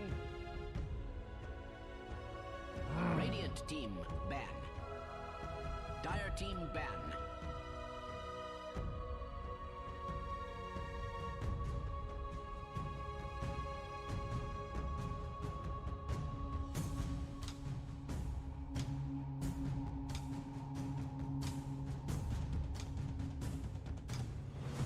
Seconds remaining. 5 seconds remaining.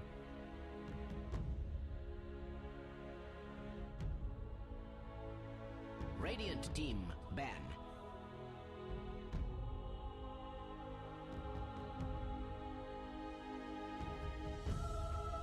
Dire team pick.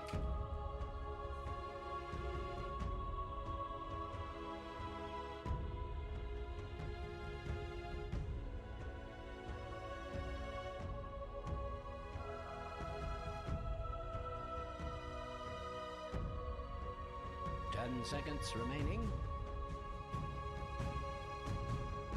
5 Radiant seconds remaining. Blackbird.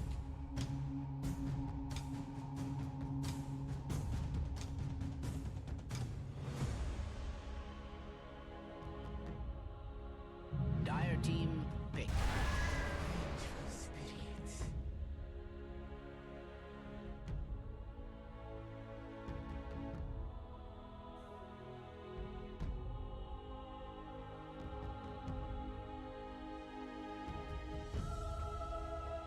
10 seconds remaining. 5 seconds remaining.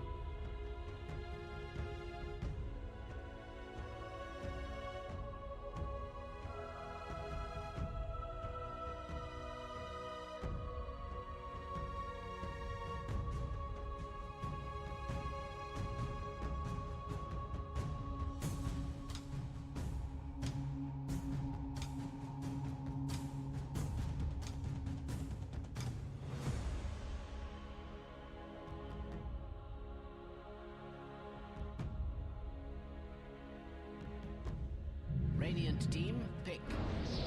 Ranger at your service.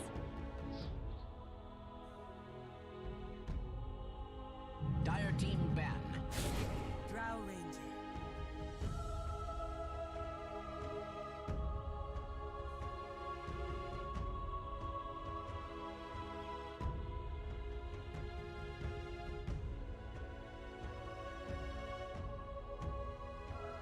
Seconds remaining.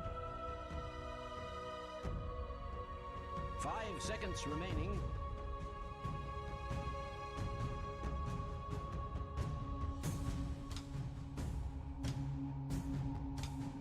Radiant team ban. Dire team ban.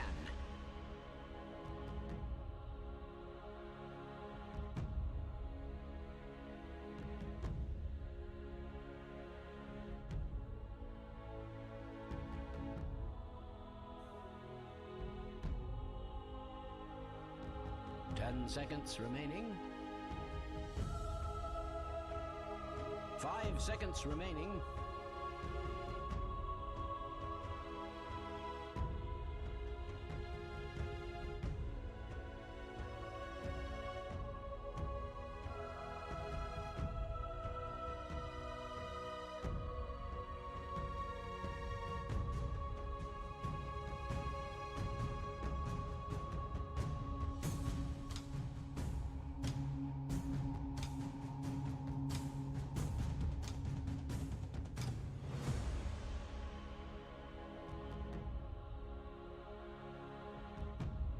Radiant team ban. Dire team ban.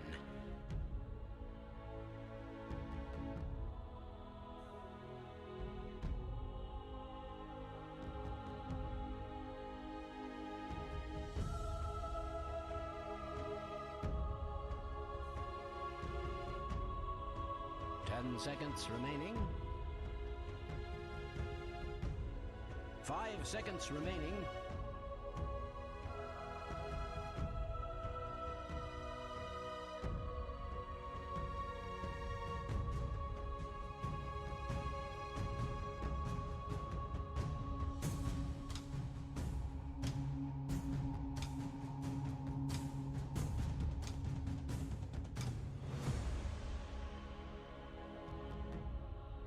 Radiant team ban.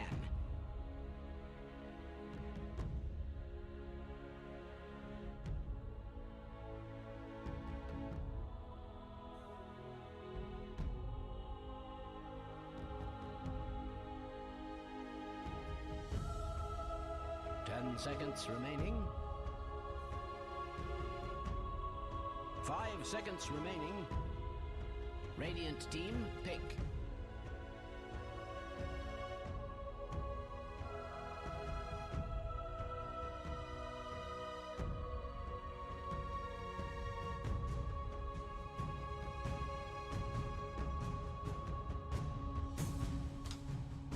Seconds remaining. 5 seconds remaining. Dire team pick. Duska.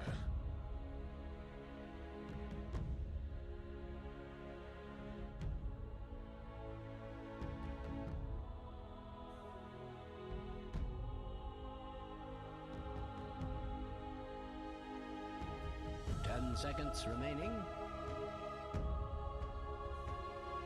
5 seconds remaining.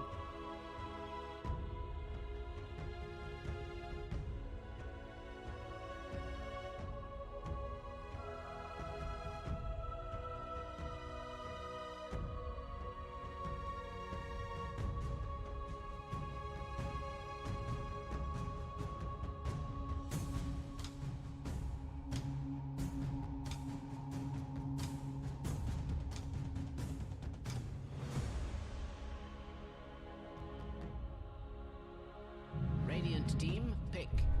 10.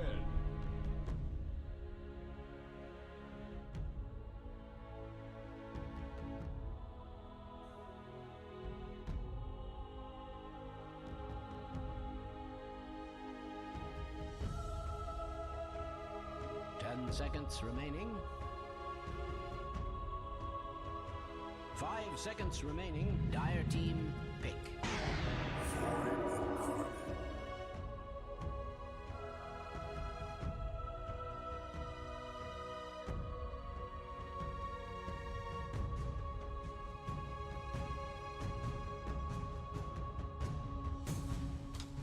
10 seconds remaining. 5 seconds remaining.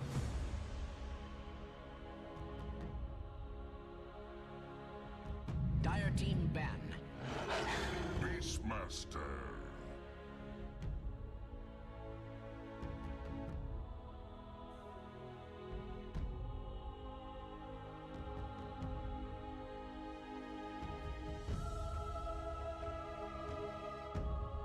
Seconds remaining. 5 seconds remaining. Radiant team ban.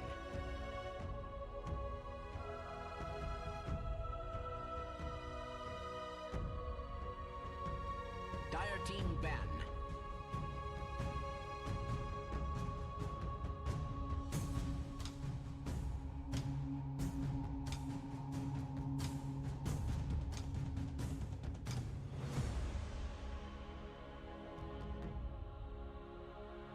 Radiant team ban. Dire team pick.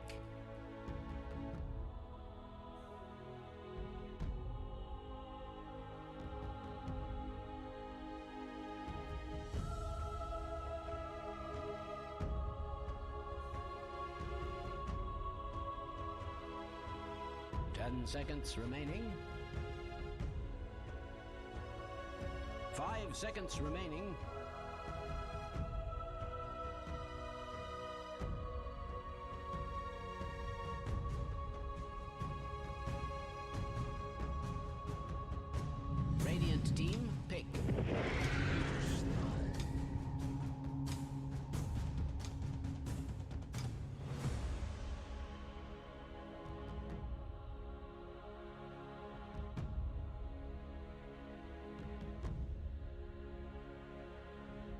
10 seconds remaining. 5 seconds remaining.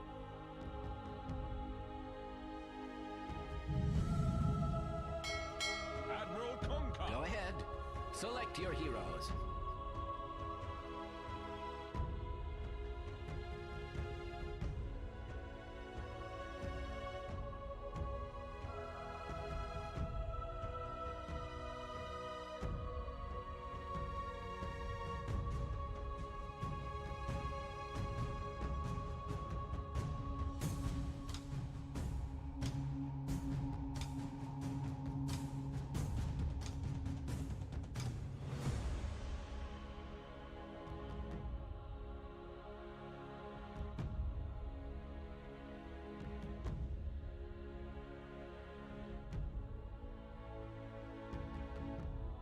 Ten seconds remaining.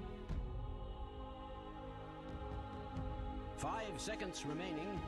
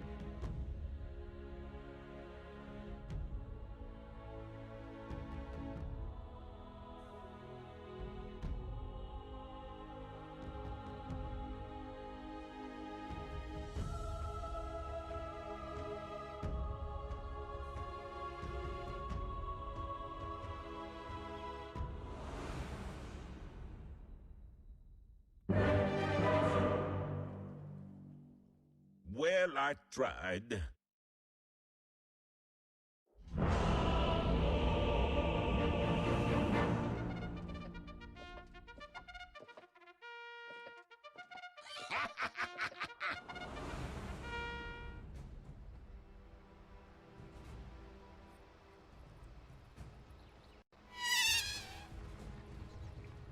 You really should prepare for battle.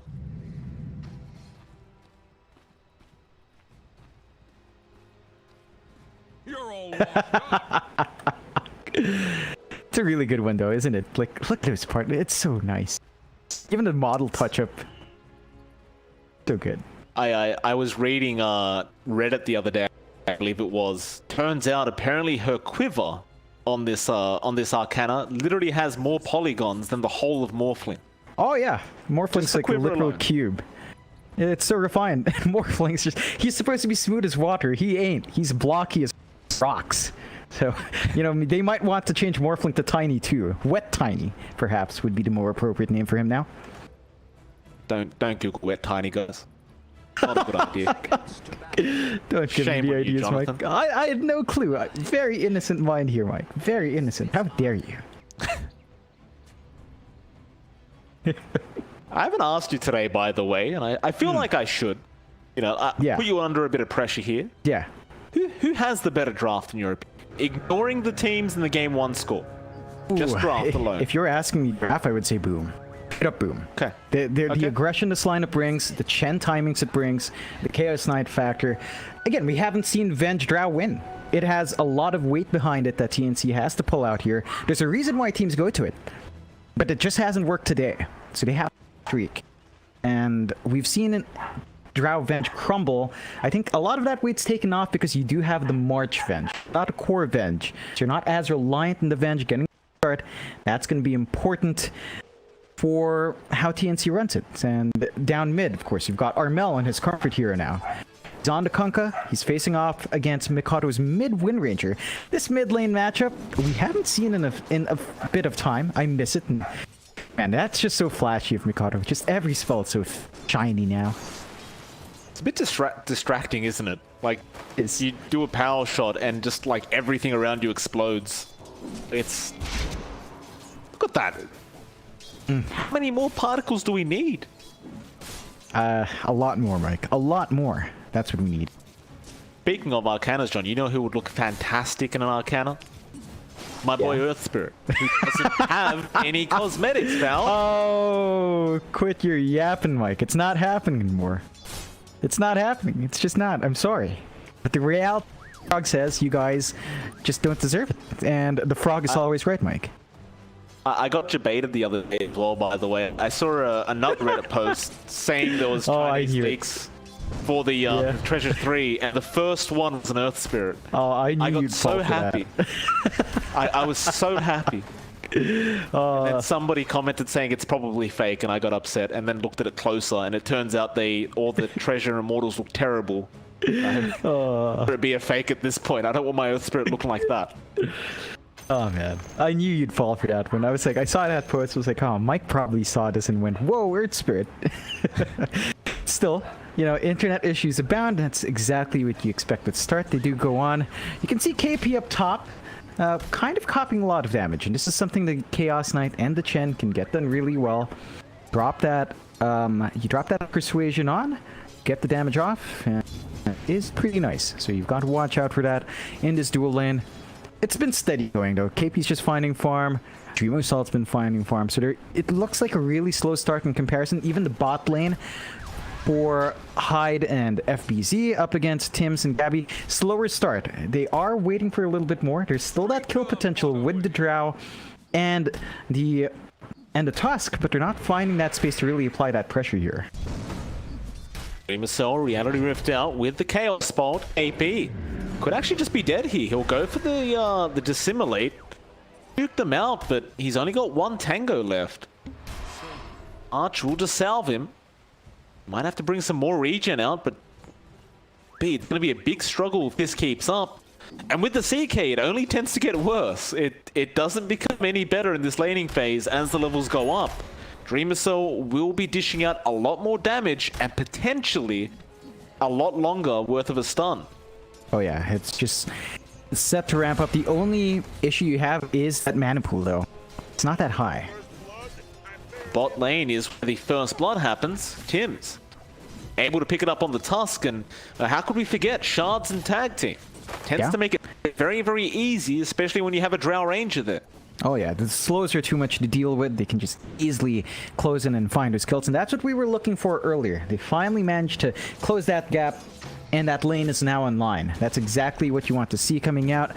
Hyde, he's just not able to do as much on the clock as you'd expect. He can't gap close to Battery Assault. Gabby hits way too hard, and the spacing here from Tims has been great. He's just going to pulse.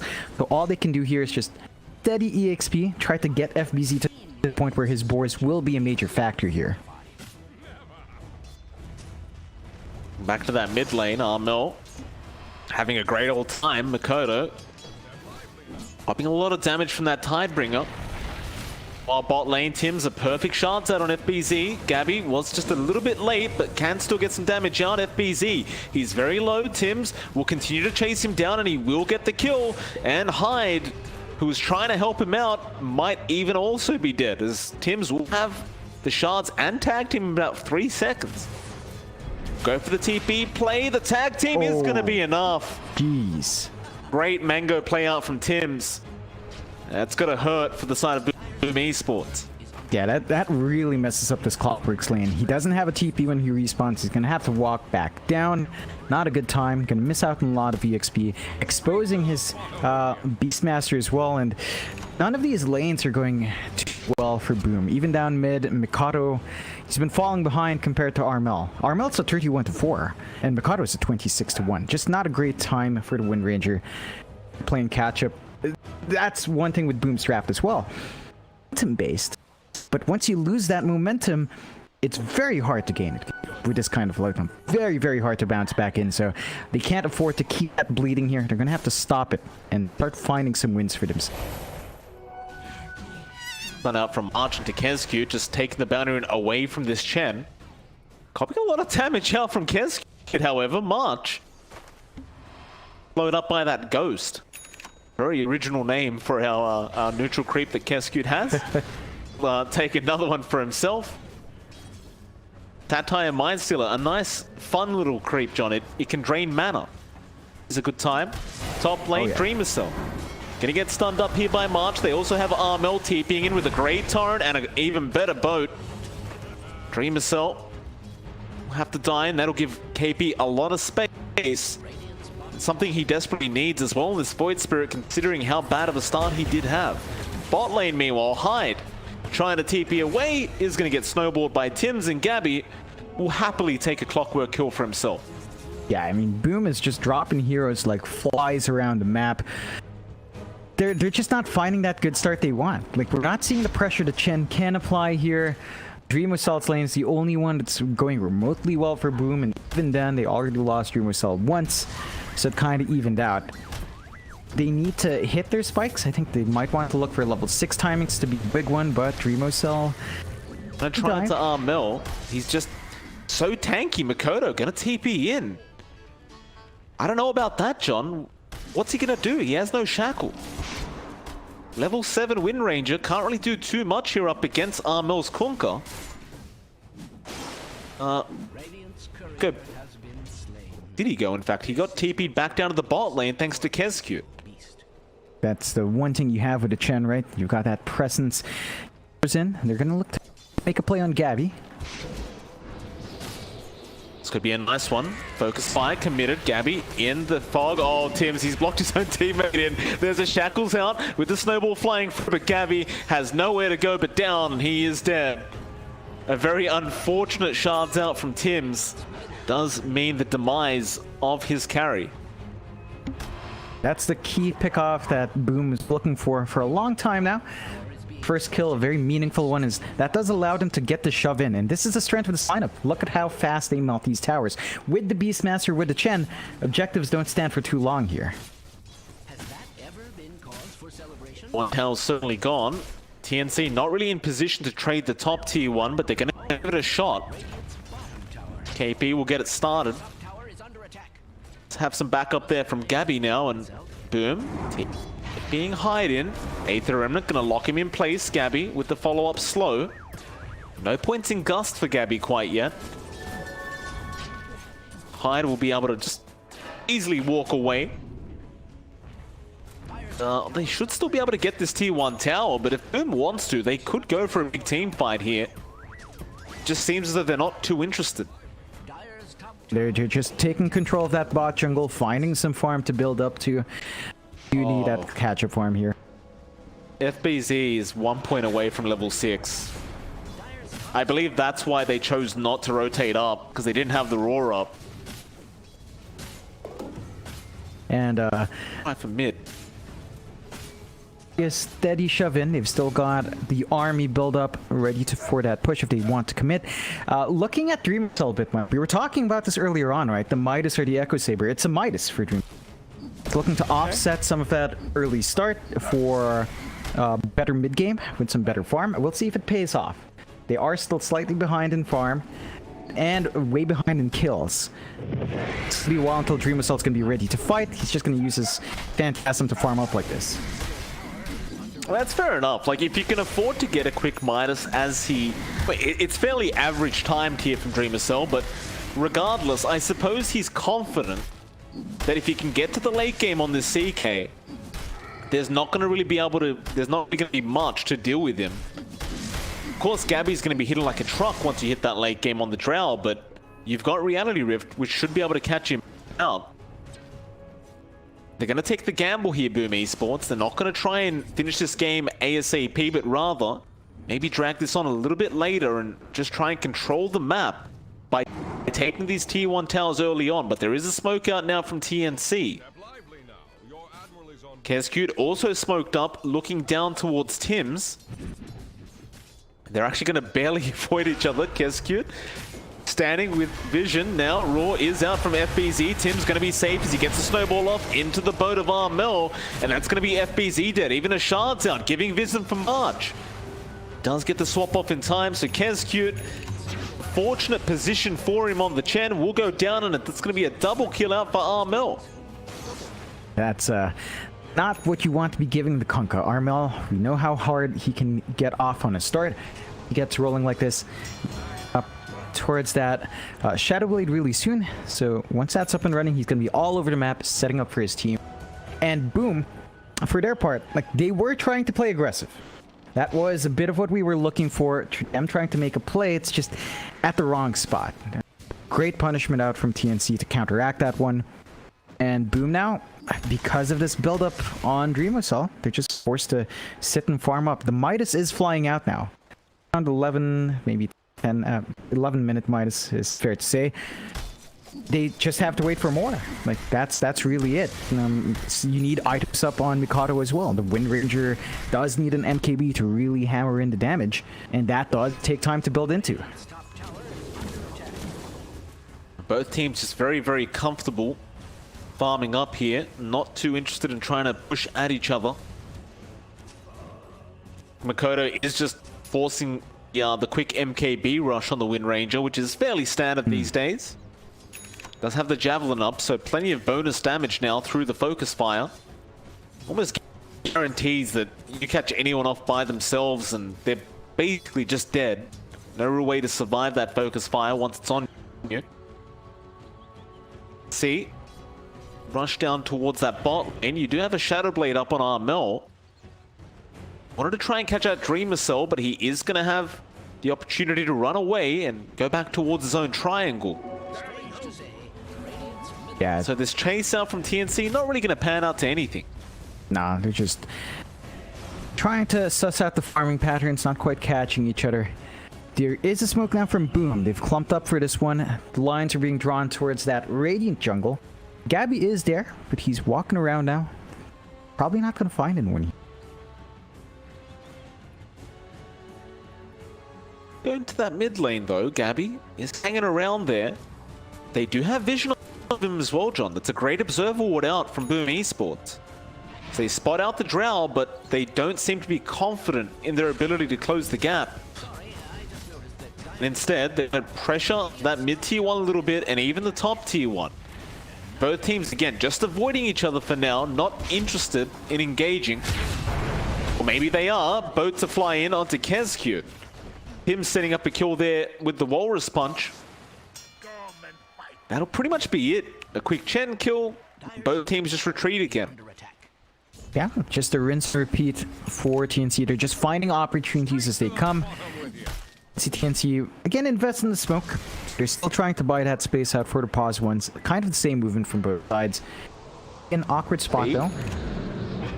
Fire is out on our Void Spirit. He will just astral step but hide. Great positioning. Hook shot. Does get it in the end and now goes for the cogs. KP still trying to survive. Doesn't have any more steps but a great gust out. Swap March. Trying to save but could not and now will give his own life away. Bit of a wishful think from March. With that, they might try to get this tier 1 mid. It's a massive opportunity to get that key objective. Neither side making progress in the mid-tier 1s. Gonna be a big one for either team that finds it first. It's gonna be a big stun out. Still Armel able to X himself. No, the power shot, Makoto. Oh, what a sniper. Oh man. That's clean. As clean as it Makes gets. up for it. Armel, he will respect the power shot and give him a tip. It's a nice little pickup. Enabled that push on the mid-tier 1, so they get that first. Open up the map a little bit more here, Boom. Their lineup still needs to find more. Again, they are a push-heavy lineup. They want to melt these tier 1s a bit faster, but this will allow them to dip into that bot Radiant jungle a bit more often. Tell you what, if Makoto can do that a couple more times, be a real problem here for TNC. Definitely don't want to be losing Armel like that on the Kunkka. Speaking of Boom, I mean, in terms of farm, John, everything's just going great, isn't it? Like, sure, Gabby's farming almost just as well, but Dreamwhistle, top of the net worth board, just freely going at it, going towards that S&Y build on the CK. Things keep up like this. Boom should be looking pretty happy in the later stages of the game. In fact, KB now.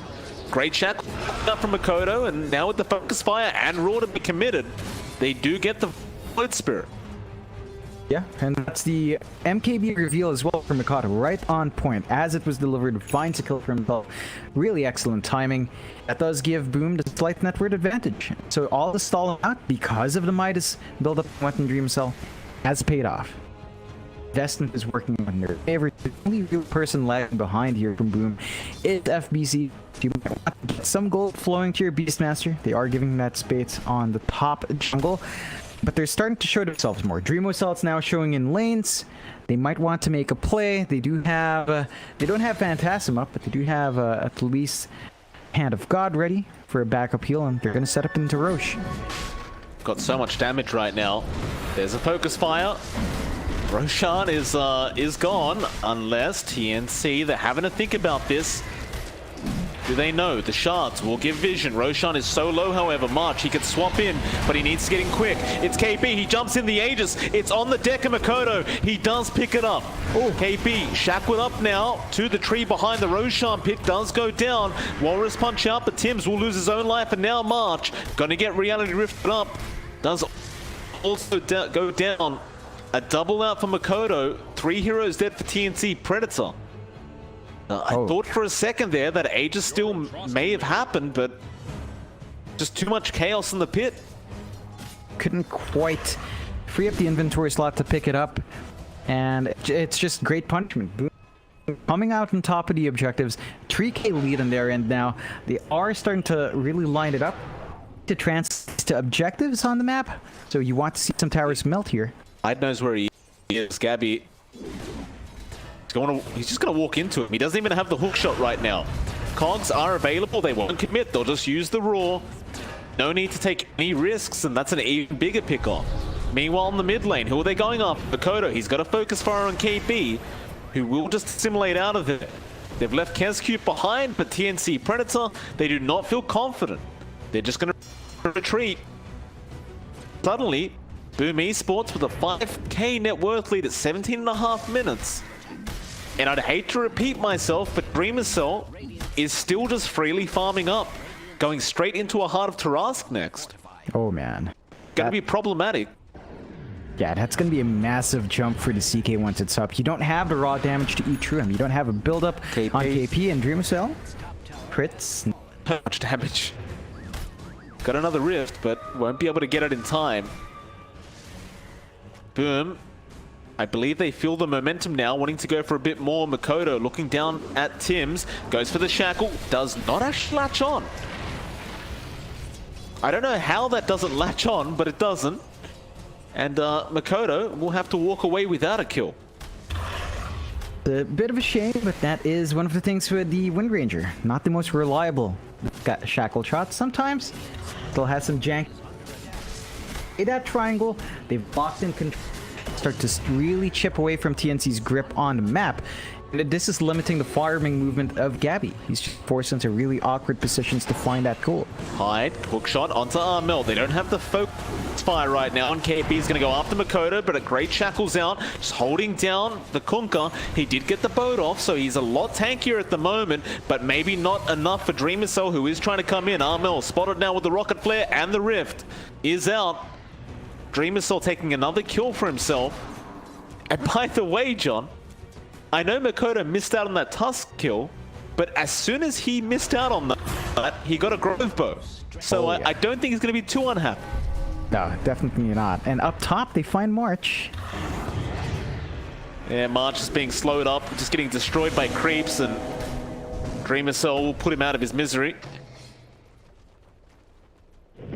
It's very hard to see how TNC slowed down Boom Esports now. They are just so far ahead.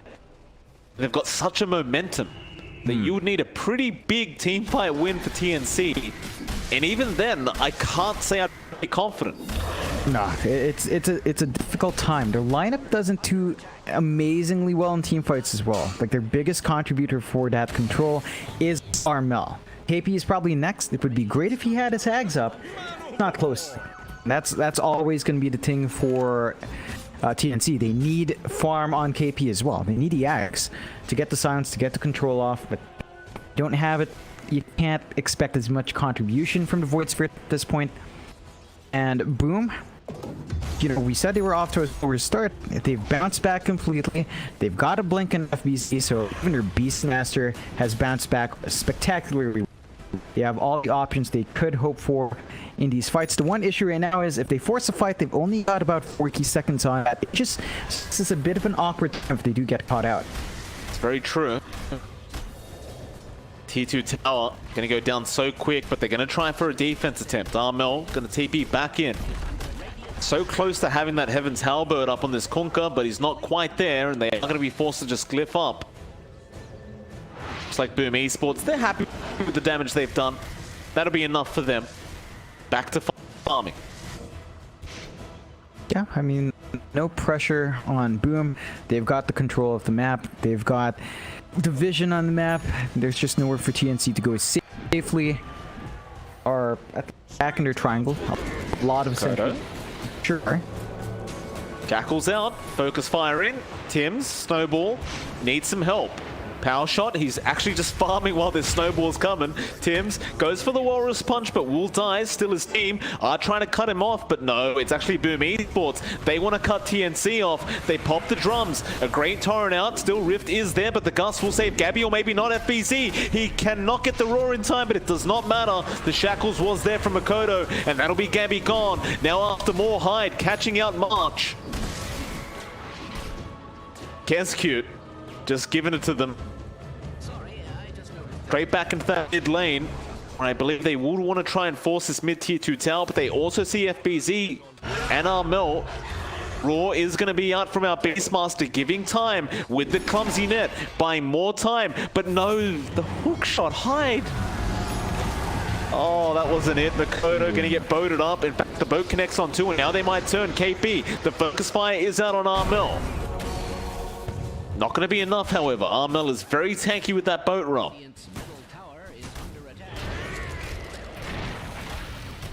That'll be it. It's a bit of a dicey time now for TNC. They're just not finding any sort of good opening for themselves up against Boom. They're dropping heroes constantly. The Venge Drow, man. I get why people pick it. On paper, it's really strong. Just right now, it's falling flat.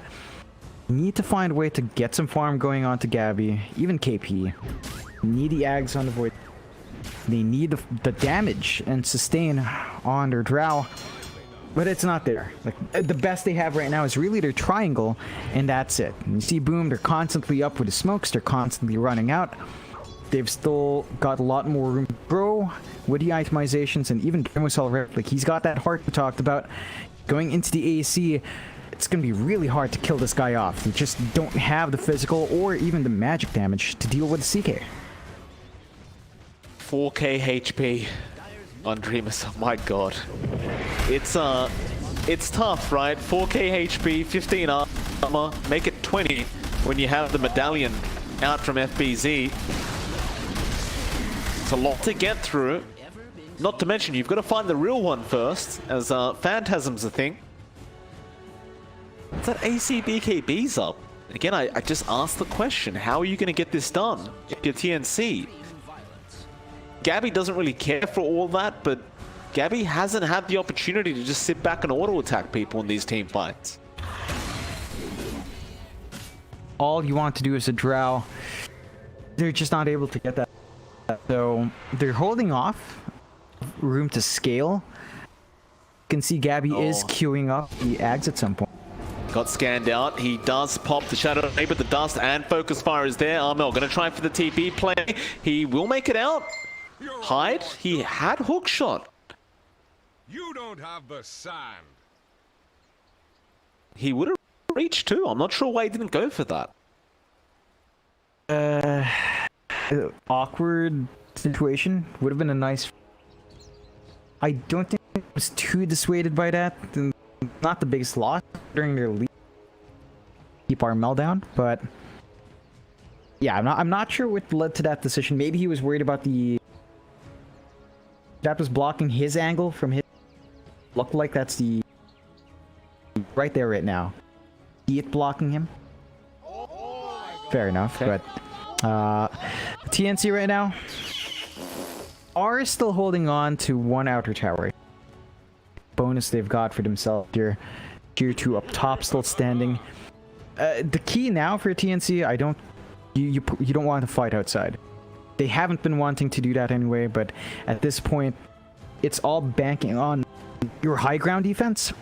You have pretty decent high ground with Armel. It's just that even Armel doesn't have that much farm. Right, the guy has 10k net worth, 6k behind, 2k behind build up. They do need that to really fight in here.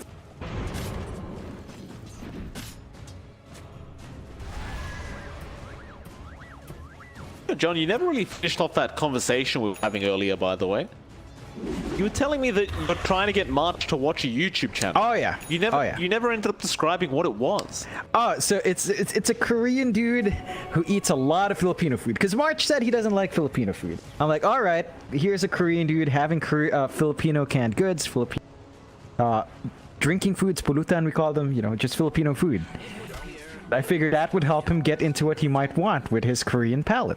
So I told March to watch it, and it's been like 2 weeks since then. He hasn't watched it. He said he'd watch it this time if he wins. It doesn't look like the chances of him watching that are going up anytime soon, Mike. Very disappointing. Shot. Oh, they've caught KP here, and the Raw to follow up. Do they have the damage with Makoto? Makoto, the sniper, once again at it. Let's get a headshot onto KP, and now it looks like they are TPing up towards that top lane. He wants more. Armel, gotta be a bit wary here. Makoto does have the dust, brings out the machine gun now, and Armel just melts.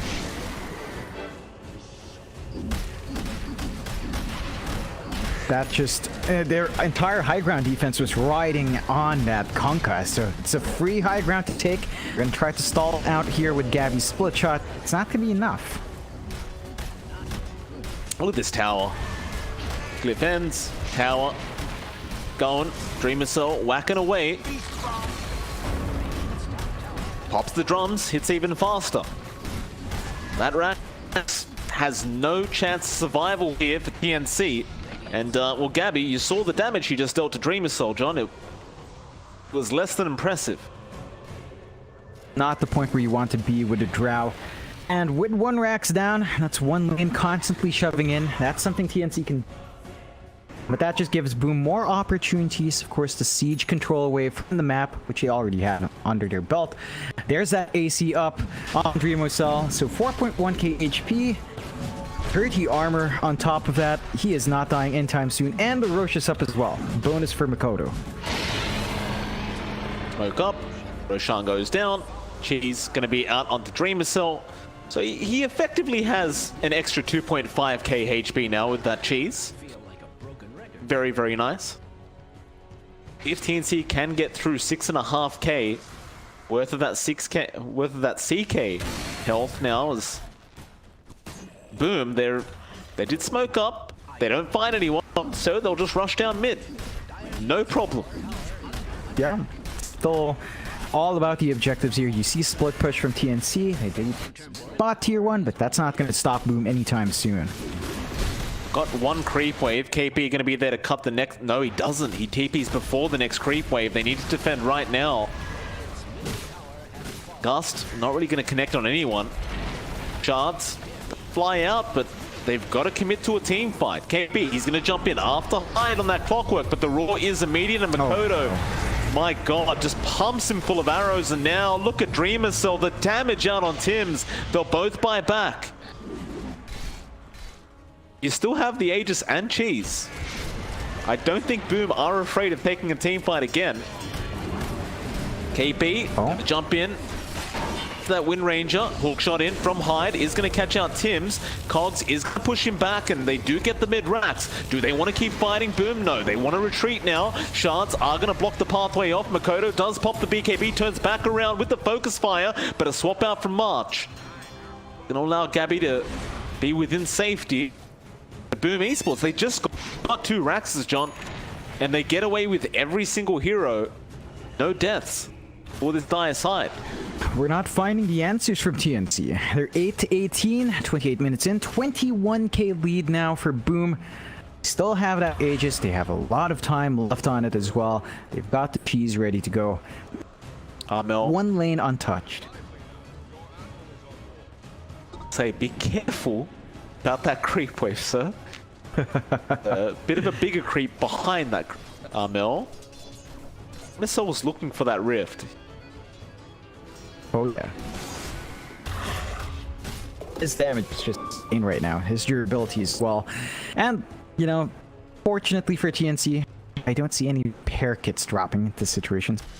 Frog not having that sense of humor right now gives them the Paladin sword instead for Gabby. A little bit of a mechanism for him to stand and fight a bit more. You still need more from this. Talking about the progression, he's been stuck at trying to finish the MKB for a while, and the Ags is going to be key. Get that constant shove out. Until then, it's going to be different. Dreamer's all got a Titan Slither, by the way, John. So, good news for him is he has much more base damage, much more resistance now, especially when you combine it with the S and Y. Things are going very, very well for Boom at the moment. TNC, all they can do is just try and avoid any big team fights, and that's a very nice courier snipe out from KB, getting rid of the Crimson Guard, which would have borderline made it impossible to defend high ground. The Hyde won't have that for another few minutes, but you still have the Aegis, you still have the cheese. I think Boom will try for that final high ground attempt before this Aegis does wear off. Yeah, they've got about a minute and a half to get that done. So they're not going to let off on steam right now. They're just going to push their way in. They've got a massive creep army from Kesku that he's built up. And see, they've got to find a way. In, X out, Dreamer Cell, just not taking any damage. Get Aether Remnanted, still has the cheese, but looking to just reset here. He could just walk away and let the heart heal him up. They got the T3 tower anyway. He'll TP away. Looks like Kescute's going to recall him back in. Has the BKB up now on the CK to make matters worse. And the Solar, the Solar Crest is out onto FBZ. Reality Rift out onto Gabby. He does manage to dodge the stun. Snowball in from Tim and KB jumping in, but he's been roared up. There's your boat to fly in on Kescute, but where's your follow-up? The Hand of God will keep him alive. Tim's trying to run, but he gets stunned for 4 seconds. March, he'll swap him out of there. They've got to protect Armel right now. He's surrounded by everybody at Boom Esports. They call it. It's GG, and it will be another 1-1 series. Boom Esports able to even this one out. Yeah, they bounced back in game 2 in a very big way. It looked like a slower start for Boom. We thought TNC could make the Venge Drow work today. That combination is 0-3 for today. I'm wondering if it will pop out in the next series. Still, really close matchup for both teams. Really well played from both sides. And it just shows why both of these teams went all the way.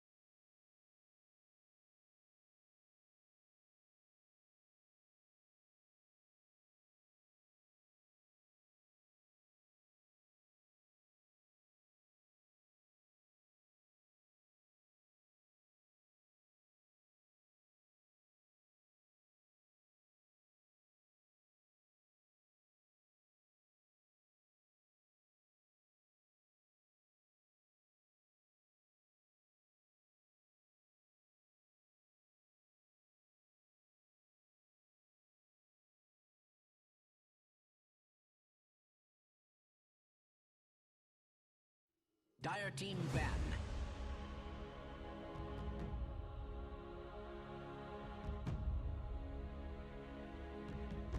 Radiant team ban. Dire team ban.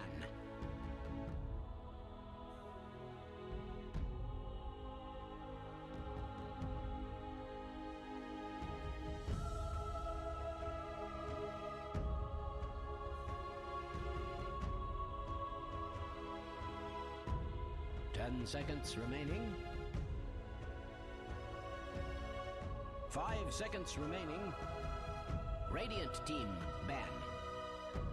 Dire team pick.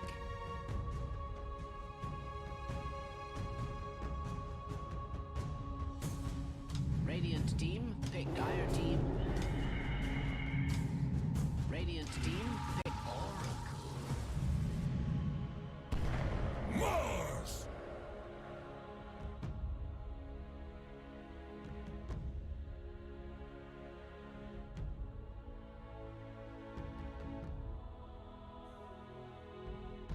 Ten seconds remaining. 5 seconds remaining. Dire team ban.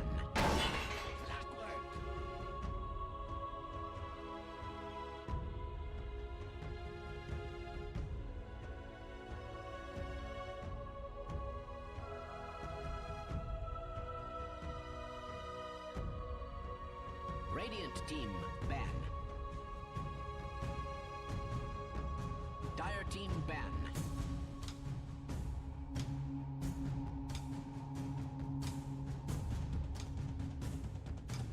Radiant team ban. Dire team ban.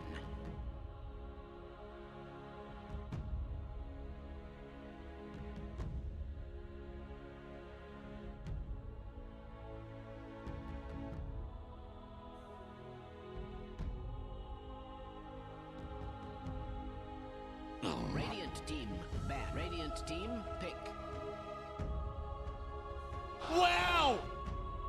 我是一个没有感情的刷钱机器。 That is what you sound like.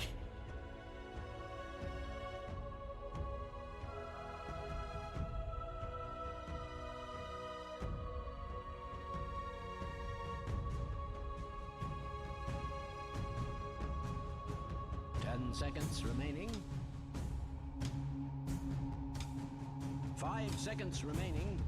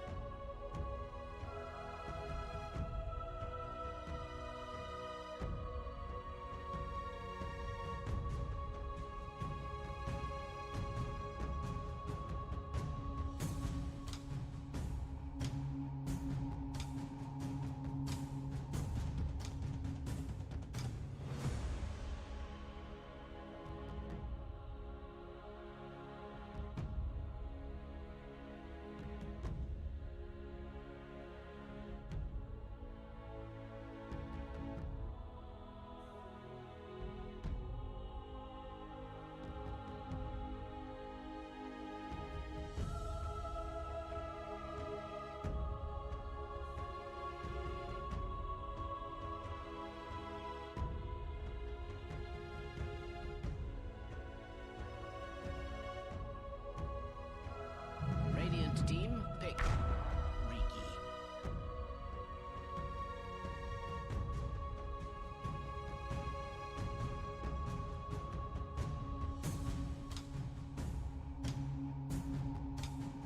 Dire team pick. Templar Assassin.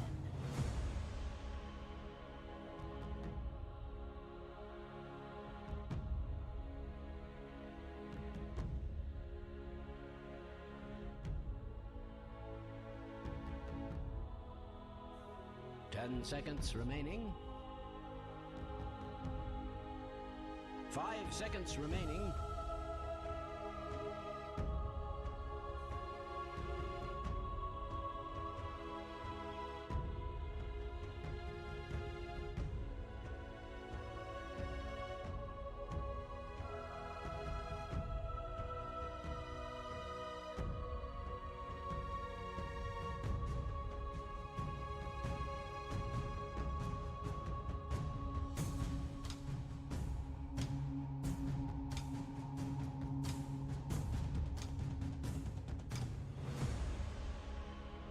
Dire team ban.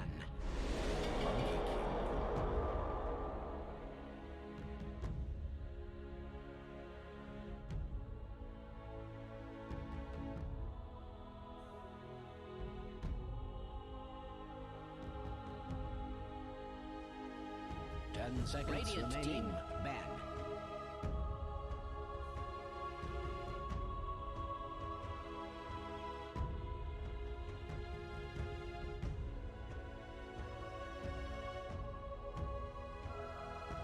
Dire team ban.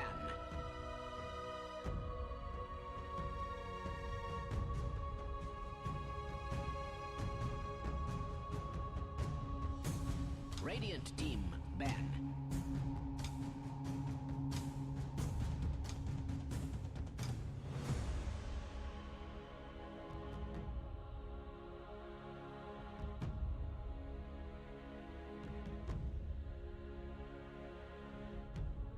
10 seconds remaining. 5 seconds remaining.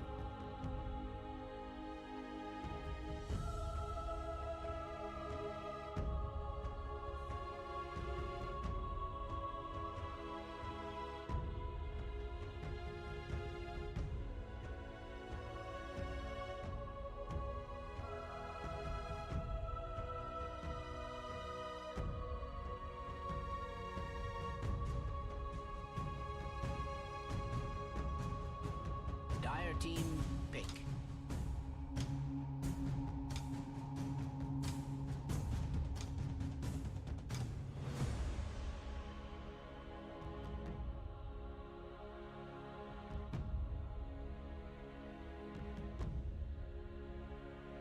Ten seconds remaining. 5 seconds remaining.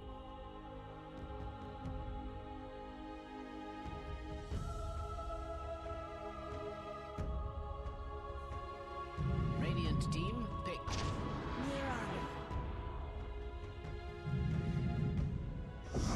Silencer. Choose your hero, my good friend.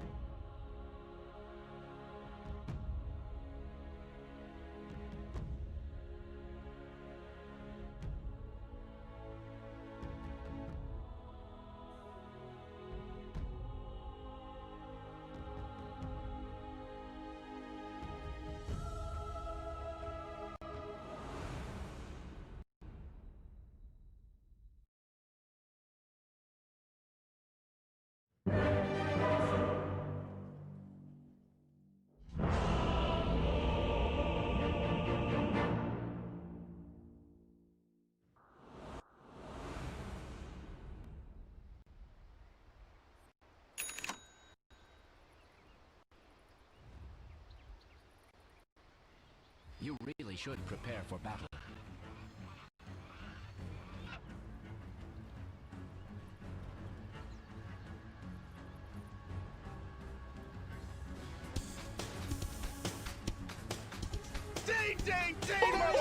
That is what you sound like. Guys on 496, they are very, very positive. No matter how bad the game's going, I have never heard them tilt. So, props to them.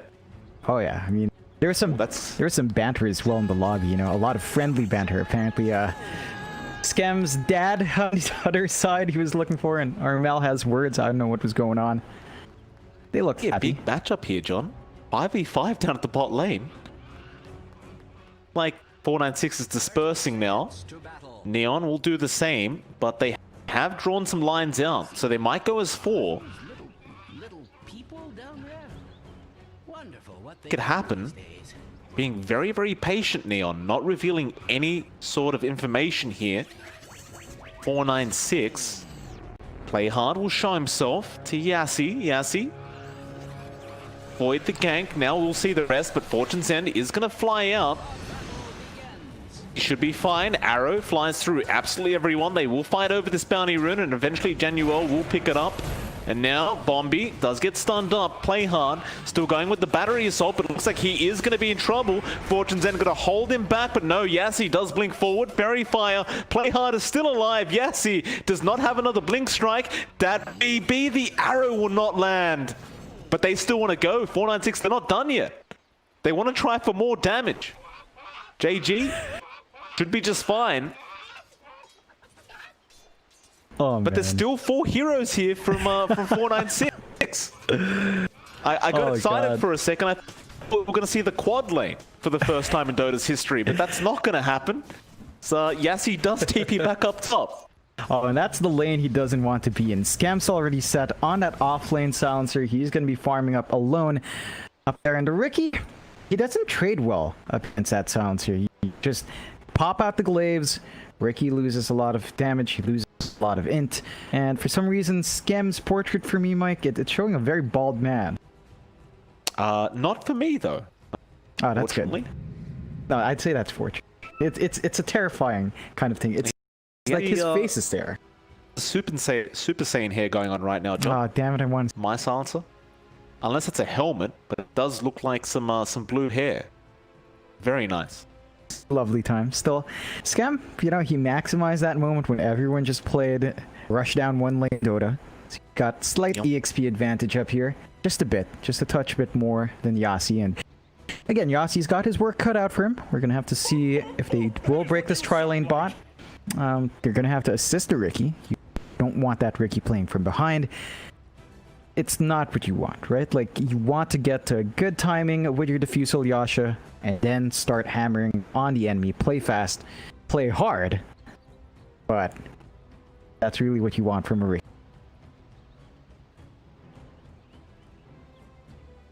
Connection is there from Hung. Got the go call yet. It'll be very important for Hung to ensure his connection is good here, as he is the mid lane Monkey King this match. You did make the comment that you didn't really want to see the MK into the TA mid. But they have chosen to go with it. And I also question how effective this is going to be for 496. Yopal should really have no issues, assuming you get a few more levels up for the added levels in the side blades. Now Hung is going to get the Jingu Mastery on. Gonna have to play really aggressive in this lane a lot longer. Once your Page hits 3 is the point where side blades can kick in a bit better. You're not gonna get that easy reach on the TA. Important for Hung to win this early lanes out. He's been doing okay. Gam. 2 to 3. Gam, Yassi does get the kill. Now Januel try to run, but they get the slow off with the Icarus dive, and the added damage for Yassi. Body blocks up onto Januel, and tricks of the trade will be enough. Yassi getting a double kill at the 1.5 minute mark. That is not good news for Neon Esports.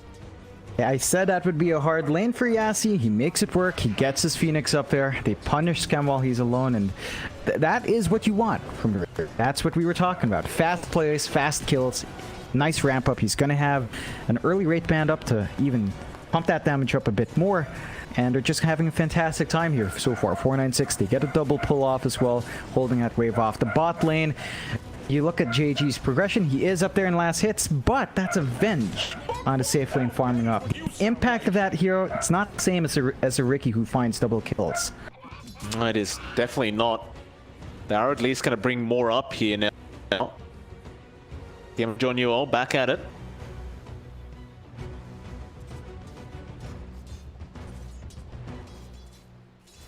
Bombi. Vision on. This is allowing Yassi to just continue free farming on that Ricky. Again, we'll try to be as disruptive as possible in the silencer, but he's not feeling confident at the moment. While Yopaj mid lane, very, very low. Hung, gonna go after him now. Just claps at him. Fraction keeping him safe. Even with that Orb of Venom up on Hung, it's just not enough to burn through the refraction. And that damn taunt from Yopaj. He loves it. It's such a good taunt though, right? Like, for a mid 1v1 matchup, how could you ask for any more? Oh yeah, it's exactly what you'd want. And, well, you know, Yopaj holds out. He's at that level 4 mark now. So 2 levels of Side Blades, 2 levels of Refraction. Hung, for his part, he tried to apply that pressure. His win out. He can play a nice arrow. The refraction is still for Yopaj, and give him the clap. Very well done. Oh, Being in now, Hung sticking around for the Boundless. Play hard. Be able to get caught off in time. Still Bombi now. If diving through Hung, he's very, very low. But they don't have the damage, doesn't seem like. So Hung, he'll be fine with the mischief to just walk away. We are 3.5 minutes in, and there are 6 people in the mid lane. Oh, I love it. I love how good he's just the constant aggression they're trying to pump out here from that 4-man. But to 6 people down mid, this is what you want to see from Dota. This is Southeast Asian Dota at its finest. It is. That is what you sound like. Yassi giving it to him. JG still having a very good time down to that bot lane, but so is Red on the Mars. Enjoying himself. Easy CS for this Mars at the moment. Especially considering there are now 3 heroes up here from Neon Esports trying to go after Yassi. Just fine though. Perhaps Skem gave the call to his team that he can't really farm as well as he'd like to without some extra heroes up here. Play hard, not going to waste his time. We'll start rotating for the 5-minute bounty runes. May need to offer Yopaj some help in this mid lane soon, because Hung is really tearing him apart so far in this Monkey King. Yeah, it's not looking well for Yopaj. He's opting for the refractions. He wants to have that leeway for added damage and HP or durability more, but that doesn't give him the range advantage, and Hung can still go around on this TA, hurting his laning. Even the farming is looking a lot better for Hung, so the jungle camp's going to be really important for Yopaj to bounce back from this rather slow mid-start. Yopaj, of course, always has the jungle to go back to on the TA, so he'll be alright. Gem under attack right now from Yassi, who turns back around. He does have the Orb of Venom slow, and now with the Icarus dive and Fire Spirits out from Bombi. Skem! You can't afford to play that aggressively when you're playing Silencer. Still, they get the cogs off, so Bombi might go down as a bit of a trade, and it does. So play hard, at least getting a bit of a trade here for his team. That'll be it. You still don't want to lose that Silencer. No, that's not the way it wants. You want that Silencer to go. Like, Gem wants to have a few stacks for himself of int, you know, from the glaives, from the kills, but he's not finding anything. And they're committing 3 heroes up top means that his EXP progression is slowing down as well, though they're TPing out here, going down mid. Hung? Went for the Boundless Strike on the creeps, does heal up. Mischief not going to dodge out Fortune's End, but he has help. The arrow came in from that BB, and John Newell again, going to go down now. Yopaj still trying to man fight this one out, but another Boundless Strike activated. Hung. Play hard, he's going to have to look around, make sure everyone has left, but they have not. That BB just going to wait around now. Hung with the Boundless Strike out into the arrow, but no, they miss it. Sunray might, however, with the earn, and it will be. That BB, the one to pick up the kill, and hung back onto Yopaj.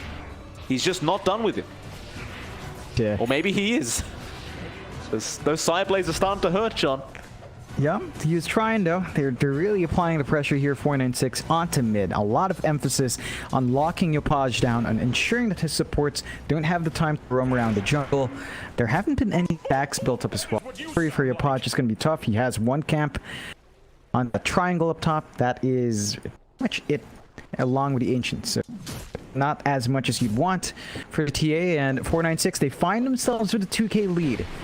Fantastic start down mid. They've got some really good farm up on Yassi. They do dust him up though. Yassi.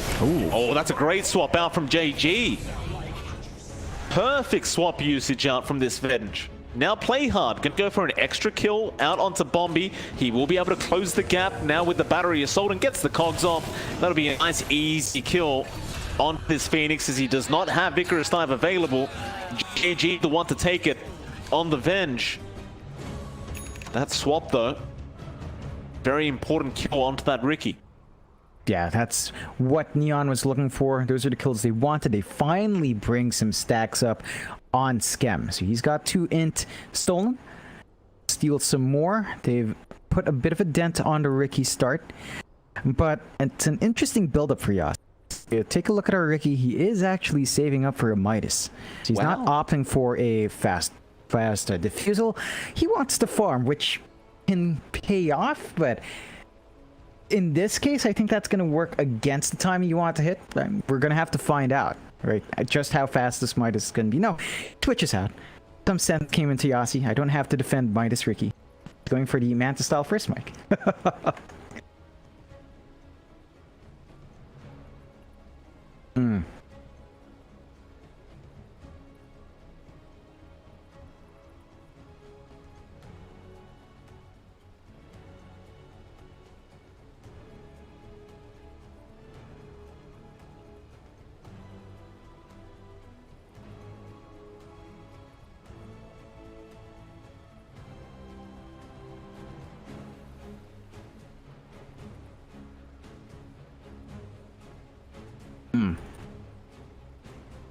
Yeah, I appreciate that defense.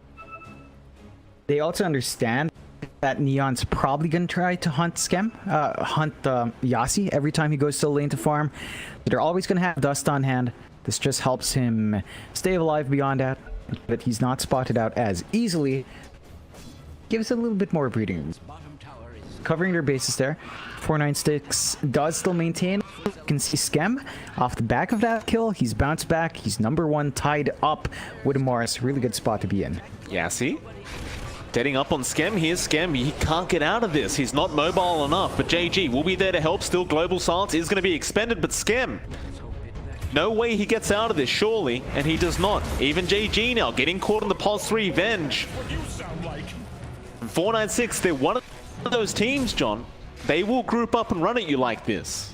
Oh yeah, I mean, they're not afraid to TP 3 heroes up top to find that counter kill.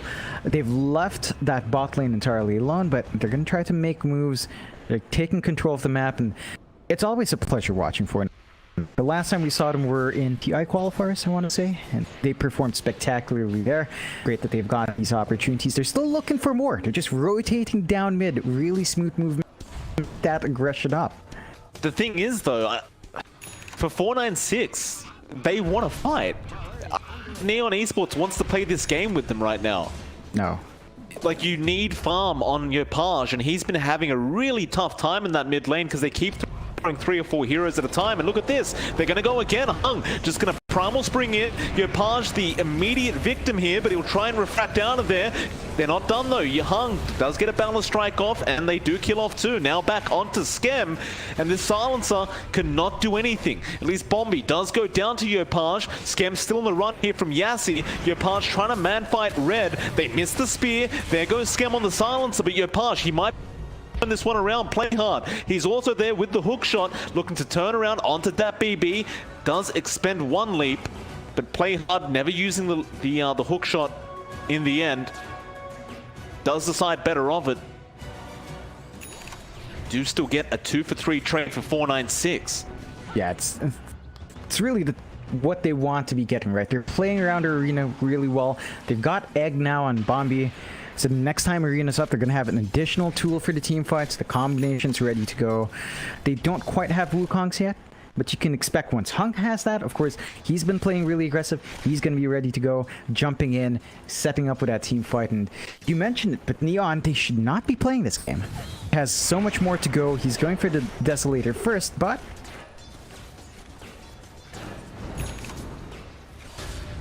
Be flying through the tower just in case for Red. They're going to go after that tier 1 mid. And John, I got to tell you, this is looking really, really bad for Neon. You look at the farm of Yopaj, he's just behind. And I know he's second in net worth right now, but you're behind a Ricky at 11 minutes. And they're going to hookshot it anyway. With the Wukong's command out already though, play hard. Trying to fight, but this might not be the fight. Still, they do get one onto the clock, and now Hung does go down on the Monkey King. Bombi doesn't have mana for the egg, so this could be a decent team fight here for Neon, and it looks like it will be, as Yassi, he's trying to run, but he does get stunned up with the Fortune's End follow-up, and John Newell does take the kill. Oh, it's just such a small mistake from 496, John. Just not having the mana for the egg. That just changed the whole dynamic of the team fight. yeah, it's a costly mistake to make. That's a huge bounce back for Neon. That's a lot of stacks coming out for Scam. And that's going to help accelerate Yopaj to where he has the Deso. Now, you do see 496. They smoke up, though. There's the egg coming out. They burn through the refraction with the arrow to connect, and Hung doesn't have Boundless. They'll just commit the false promise straight away, but now they'll turn their attention onto that Oracle. Yassi's here. They are not done. Back onto the TA now. Yopaj will survive, but can he survive long enough? The Icarus dive going to get vision, but there goes Bombi. Now back onto the Ricky. A great hook shot out. Play hard. Oh. He'll get both of them in the cogs, and then he will take out Hung. 496. This kind of playstyle is getting very dangerous for them. They are throwing way too many bodies at Neon, and Neon, they are able to now fight back. Oh yeah, they're giving opportunities for Neon to find what they need. They're building up here, just bringing Yopaj again closer to the Desolator.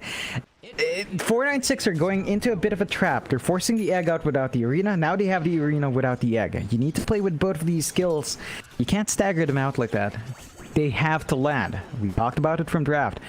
Arena has to land with Wukong's on top, with the egg on top for a fully efficient team fight. It's not quite happening, but they smoke again, 496. They're not done.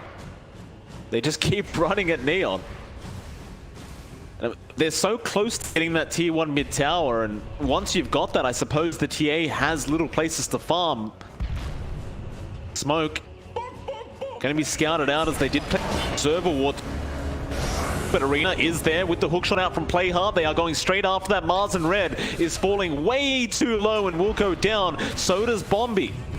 Now Skem moving forward, going after Yassi. He does have a blink away. That BB turning around for an arrow, but that may cost him. Yassi, he'll try for the TP plane, will make it out. But that BB does go down, and 496, they are going to be running out of time if this keeps up. I know they want that mid tower. I just question how worthwhile it is losing this many team fights in a row. It's really not worthwhile. Yopaj now has the Desolator. They're going to take this mid tier 1 very fast. They can opt into the Roche pit if they wanted to. With Avenge, with a TA, that doesn't take too long to take out. And that big lead 496 had earlier on, it's down to less than 1k. Yopaj, from that dismal spot in the net worth charts, he's #1 now. So the TA is online, up and ready to go. Hung's progress in the laning phase, it's been completely washed out from these fights. It has. I think that was the idea from 496, is they never really wanted to take it that far into the late game. They wanted to just try and finish this early, but when you're up against a TA silencer like this, you do have to be slightly cautious about how fast you want to fight. Back into that mid lane. There is going to be a TP in from JG, but nobody will initiate quite yet. JG baiting them in, trying to get them started. They throw the spear out. Yopaj with the Deso looking to fight back. There's your Wukongs with the false promise. JG, he'll survive. Now the egg is out, but they are melting on 496. I don't think they can take this team fight, or maybe they can. The egg, it does explode. Bombi turning it around for his team, or has he? John Newell cleaning up Hung now on the Monkey King. Skem, he's still alive on the silencer. They'll turn back around. This Phoenix is low. He'll Icarus dive away, but Skem gets the kill, and now DapBB, the only one left, will also go down. Oh, it looks so good for a second there for 496. I thought after the egg, I thought surely there is no way Neon comes back, but Skem, he was out of range, and he just kept whacking away with those glaives. Yeah, apparently that's all you need here. And Skem, we talked about him needing in. Mike, he has 18 now.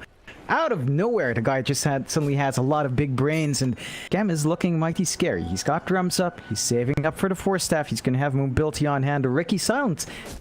Stop the silencer for too long now. On the brighter side for 496 though, John, they did get that T1 mid tower. So, that's gone, but Hung, top lane, gonna get hooked on. Cogs is gonna trap him in, and man, the damage from Yopaj. He's clapping at him, John. Hung, trying to run. Yopaj, still clapping, knows that he's in here somewhere. The urn will wear off. Primal Spring is almost available. They will not find him. He will be able to tree dance out. JG doesn't have a wave of terror to throw out and get vision. Was on cooldown. But they got the T1 top tower, and Neon, they'll be happy with that. Yeah, it's a fantastic set of events for Neon, right? They lose their tier 1, but they find these kills, they find a top tier 1. There's that rush that we were talking about earlier, straight into it. And it's not going to last for too long. That is just going to melt way too fast for anything to happen from 496. That it will. Will it? Bombi, he was looking for a dive in. But it's very, very difficult without vision to get that Icarus dive off for the Aegis still. So Neon will happily walk out. Their draft is really just back on track now. Yopaj doing Yopaj things. Completely caught up. And he gets a Grove Bow, which is always very nice. Oh, never mind, a Van Brace is there now. So he gets both. Yeah, too bad you don't have 2 slots. Still, Neon, they've smoked up. They're trying to hunt for more. They know they're strong. They want to build up those stacks and Skem. Can they find someone? One in this triangle.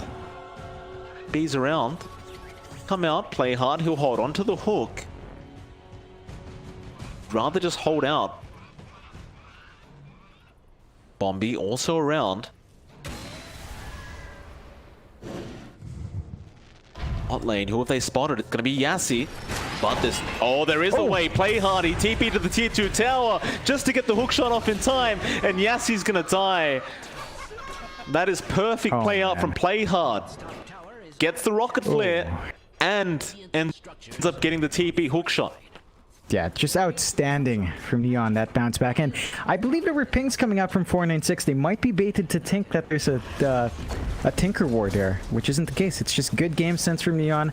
They've got to be careful about investing in those spots because there's not even anything there from Neon to punish. It's going to be wasted resources if they do fall into that.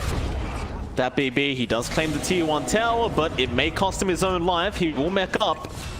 Still leaps away, but no, JG does have the follow-up. And they see another. They spotted out Bombi. Shot not available for another 10 seconds. If you can get on top of Bombi, he shouldn't be able to Icarus dive out of there. Sunray, Bombi now realizing he could be in danger. Hook shot. Play hard, still has vision. Bombi. Oh, no. Yeah. Oh, man. That wasn't it. No. Although, Yopaj. Yeah, red. Arena. And Spear, Yopaj still just going to turn back around. He does have the Aegis, but he is all alone. His TP, his friends trying to TP back in to help out. Cancelling off that Wukong's command, but Hung, he had an illusion rune? No, it was a Manta. Be alright. But for 496, you force out the Aegis, you force out the Global. That'll be enough for them. They'll get back. They did have to expend Wukongs though, so they're not going to have that team fight available. And Bobby, Oh, Ooh. JG, he swaps in mid-dive. Gotta be careful when you're going into that Venge. Very, very dangerous.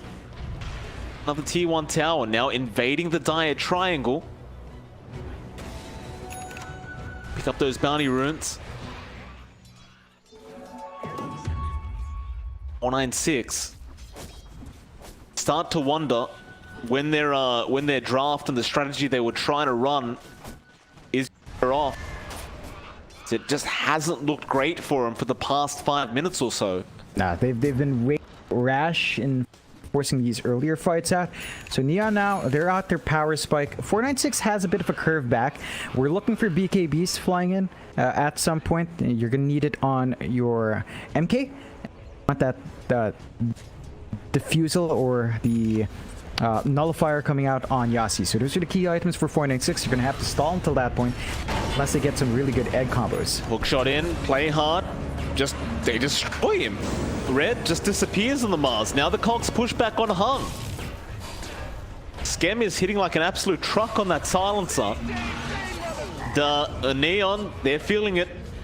Going into that mid-tier 2. Dat BB moving in with the Moonlight Shadow, but oh, Yepash. Ooh, boy. My goodness. Deleted. That tier 2 mid-tower, it's not going to last long in Neon.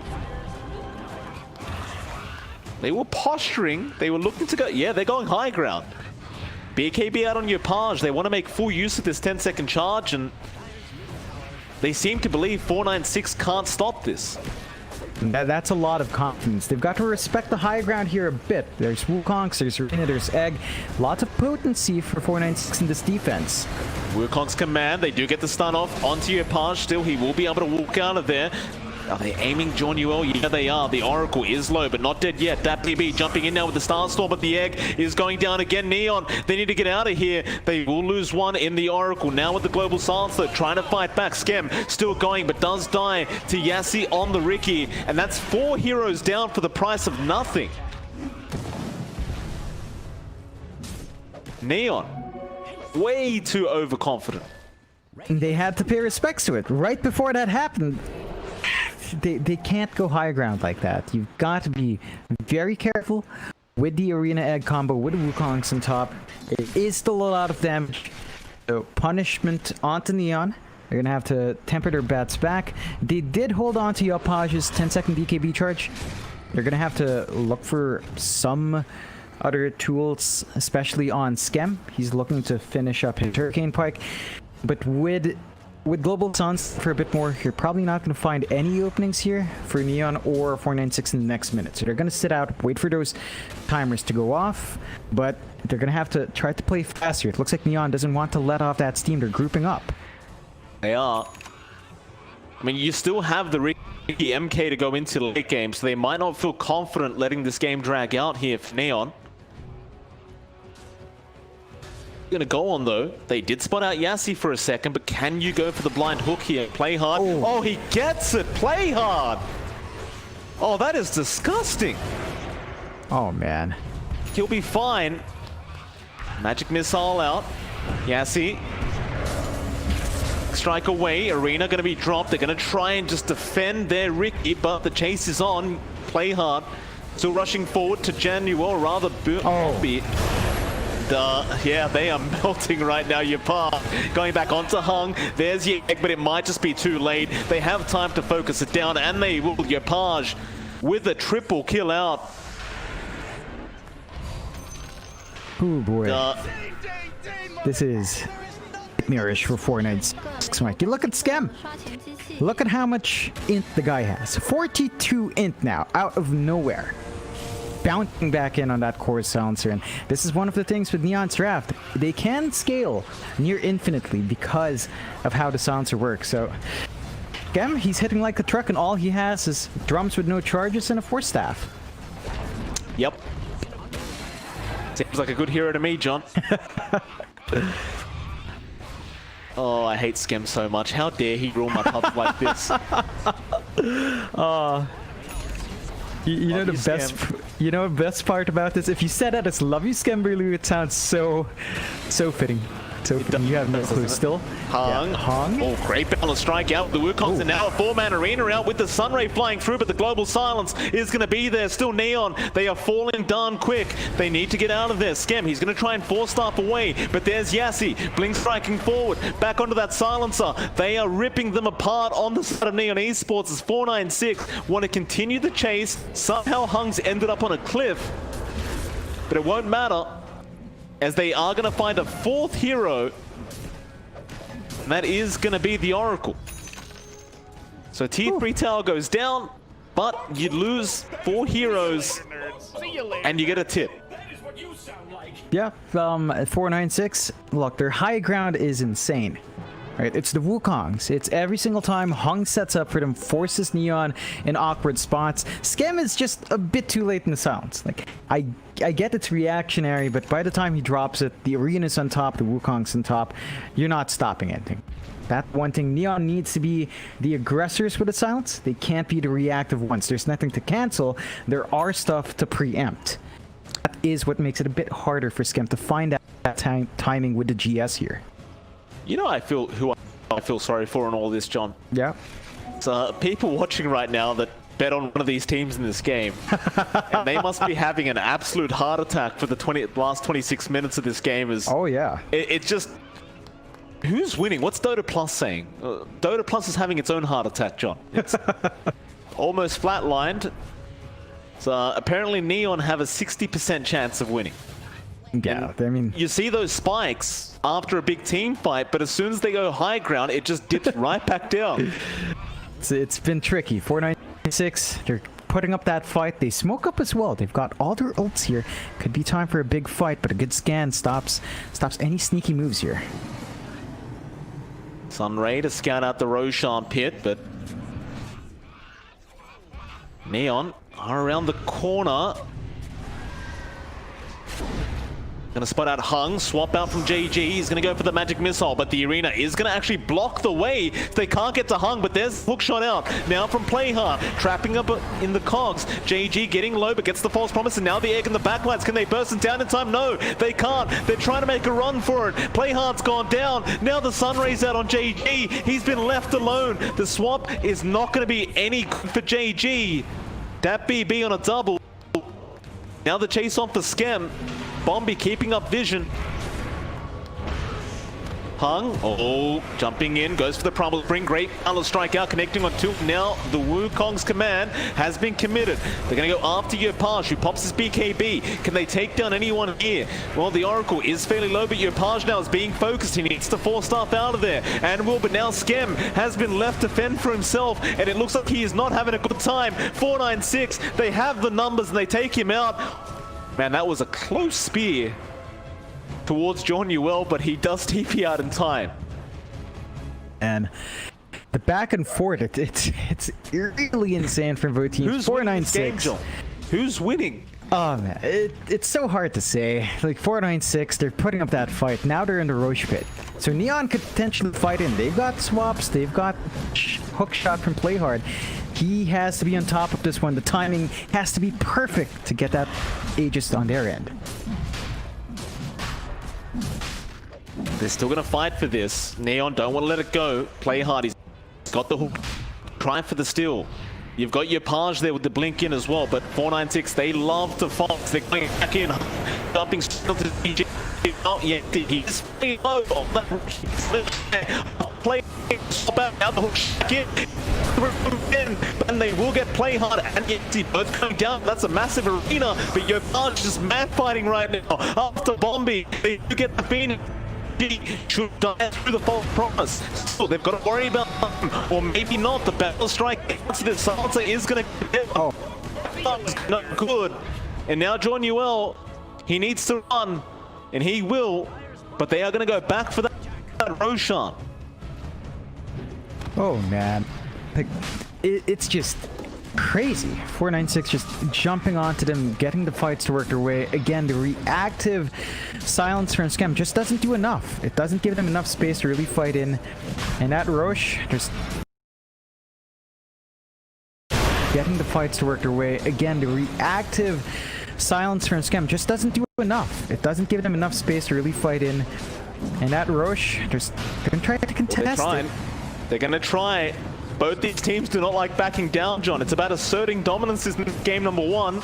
They have vision with the traps. They do not blink in, however. Hung is able to pick it up. See you later, nerd. That is going to be a buyback wasted, or maybe not. That BB may have been caught out playing hard. He'll hook shot in, and they do at least get the Mirana. But for once, 496 are actually the ones retreating themselves, as they do have a Rax that's on fire right now. That range Rax, barely going to survive. Oh boy, that 7 HP. is... Yeah, that's the closest we've seen a Rax to just dying. Gonna have to be cautious about that one if they don't want to give even a small Rax advantage. Still, 30k lead, 496, 30 minutes in, 30 to 30. It's a really even match. 496 starting to bounce back in. We're seeing that Ricky come into play. Yassi's gonna have a nice build up into that Hellfire that we've been looking for. It's gonna be up and running at a good point. Hung's disarm has caused so many issues for Yopaj. We've seen him in a couple of fights get disarmed and then BKB after the fact. That's not what you want. Again, have to be preemptive. The use here, Neon, not reactive. It's every not only single that, time. John. Bombi also has the Heaven's Halberd up. Oh. So you've got 2 disarms that are constantly just on Skem and Yopaj. And look at this, Yassi, he just goes back in. They just hate downtime. Play hard. Sunray down, is still going to survive, but there's Egg being committed now, and they've got to back off here, Neon. Global Silence will be out. They just want to retreat. They will lose the Oracle. Can they lose any more? The hook shot is going to be up, but the Wukong's command is committed by Hung into a great arena out from Red, and Play Hard. He gets the false promise. He's alive for now. The swap in from JG, trying to get this Monkey King out of there. Hung, he's out of position. He's going to go down, but that was just the Aegis. We'll try again. They will continue this team fight. They get Red to start things off, and Hung still out of position, should go down a dozen. Now Yassi, unwilling to leave the Monkey King behind, will also die with him. And Bombi, well, he'll at least TP out on the Phoenix. And Neon, they say if you can smoke at us, we can smoke at you better. They're going to smoke up once again. Just we non-stop. have 2 kills per minute right now. That BP. Oh, shot perfect from Play Hard. Cancels off the TP, and Yopaj is now godlike.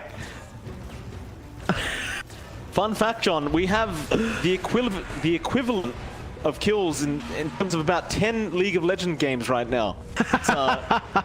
Things are really escalating at this point. That it is. 496. Neon, none of these guys want to play this game long. There you go, 1 right click for the ranged, and that melee doesn't last any longer. Yopaj just melts right through. Skem, 54 int. How do you stop a big brain play like this? The answer is you spam some repair kits. Not enough though. Battle, you aim for the head, John, but they need heroes to do so. Here come the TPs. We go again. Red doesn't have a blink, so can't initiate with the Mars, but Bombi, he'll do the damn job himself with the Sunray now, but it's not going to be enough to hold them down. Hoping that Neon would turn back around for a fight, but they will not. And believe it or not, after all this, at 33 minutes, it's a 1k net worth lead for Neon Esports. Oh, it's so even. It's been such a long time since we've seen such a close match between 2 teams. Mind you, that's less than 1k for Neon with a massive lead built up on Yopaj. That is all Yopaj. He has 23k net worth compared to Hung next to him at 13k. 10k of that lead is on Yopaj. The rest of it is just kind of bleeding. There's a lot of weight here in the TA. They're still looking to group up once more in Neon. 4 heroes down mid. They've got the smoke. They're going to go for it. Never back down, John. Never back down. Neon. Yeah, I'm starting to wonder how they're getting so many smokes, these 2 teams. It's like each team gets 5 smokes every 10 minutes or some crap. It's unbelievable. Oh yeah. It's a lot more. It feels like a lot more than usual, but I think they're just really efficient about it still. Good scan, spots some movement out.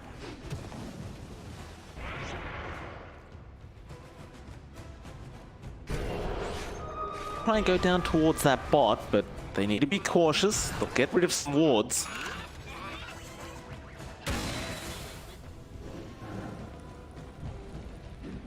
Abyssal coming out on Hung soon.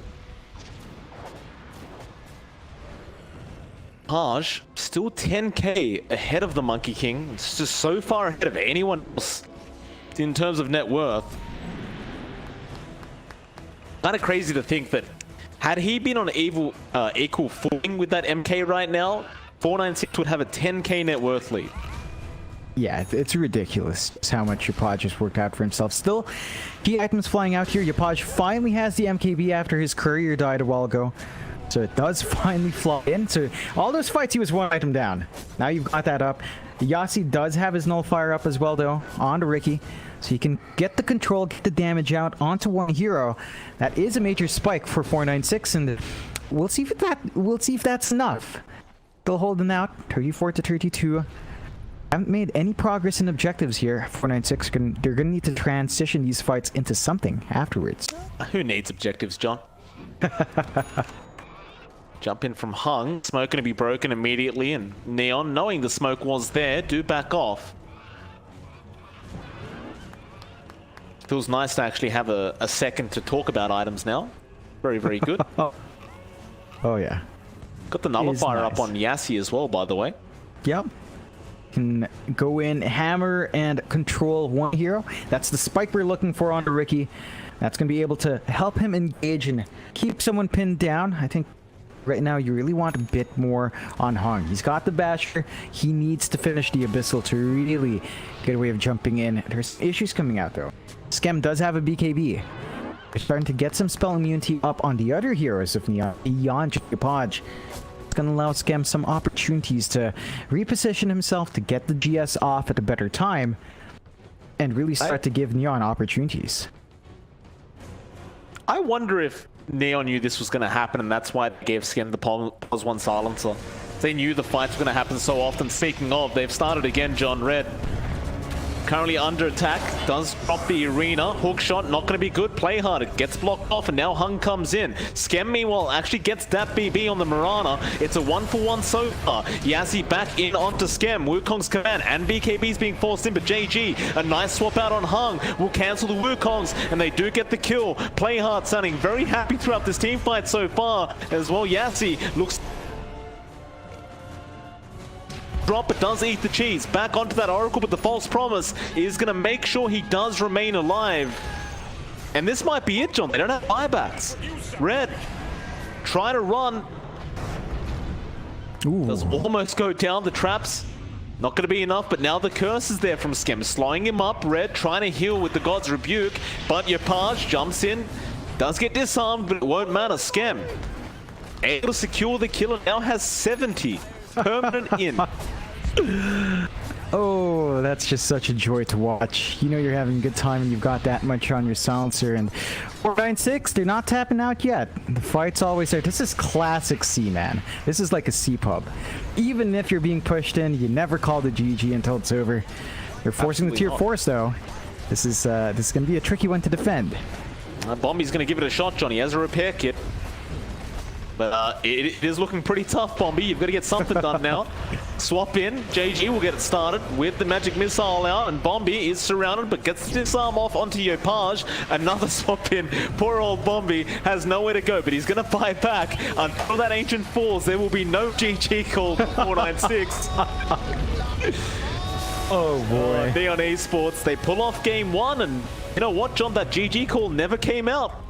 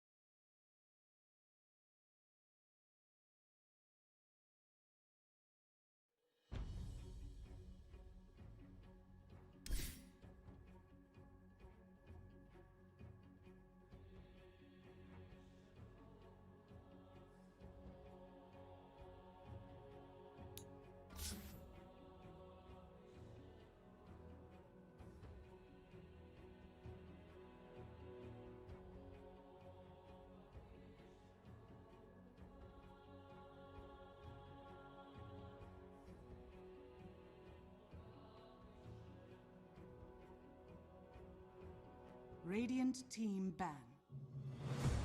Dire team ban.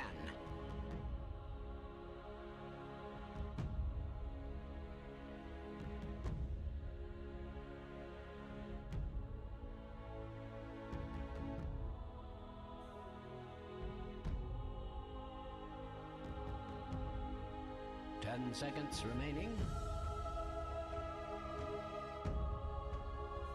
5 seconds remaining.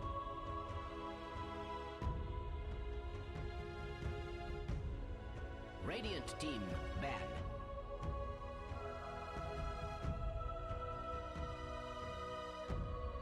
Dire team pick.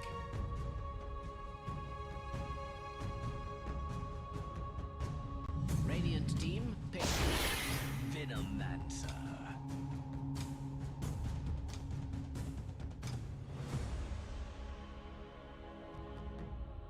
Dire team pick.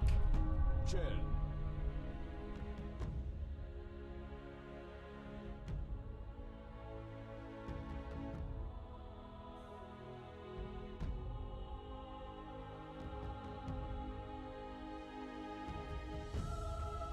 10 seconds remaining.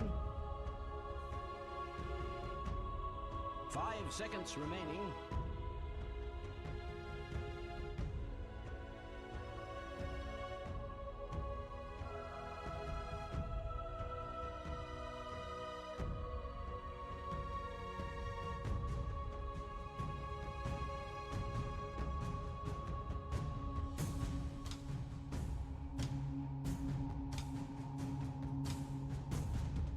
Radiant team pick. Behold the horn of madness.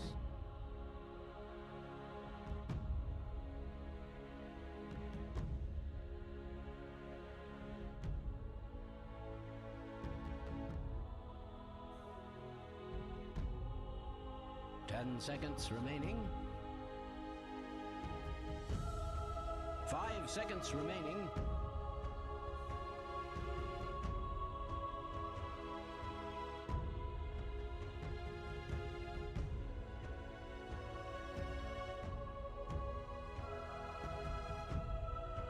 Dire team ban.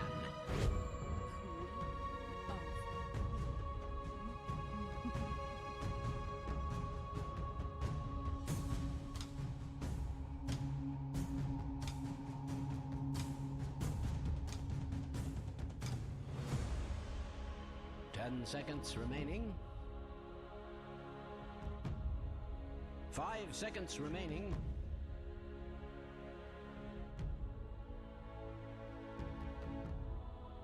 Radiant team ban.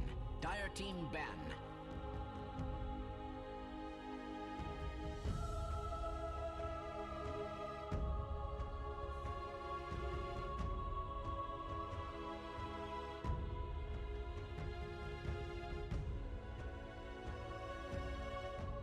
Ten seconds remaining. 5 seconds remaining.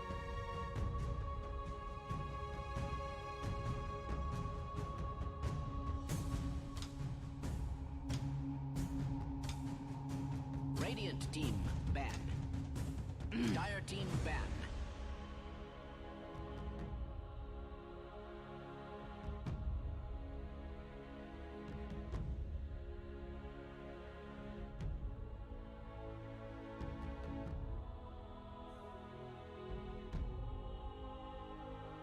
Ten seconds remaining.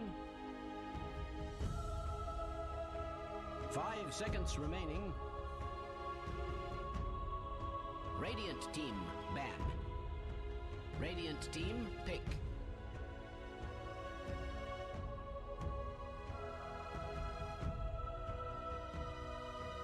Dire team pick.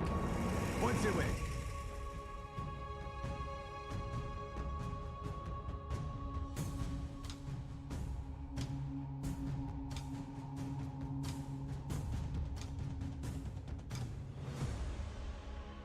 Radiant team pick.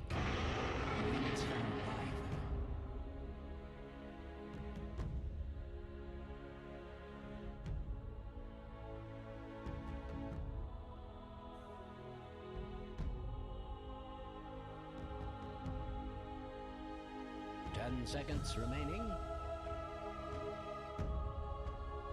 5 seconds remaining.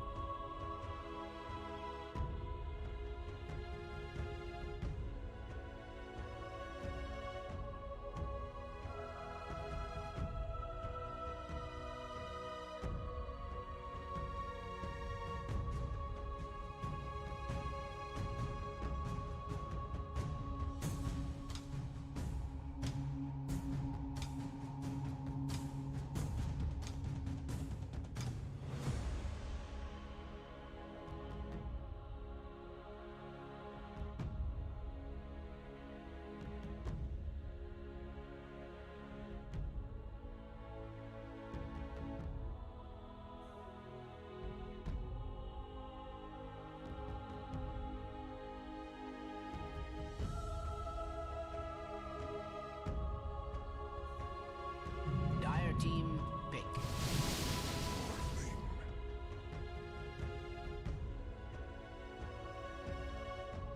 Dire team ban. Bloodseeker.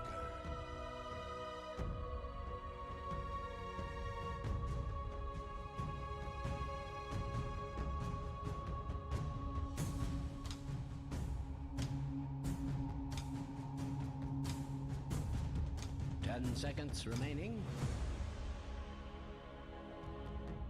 5 seconds remaining.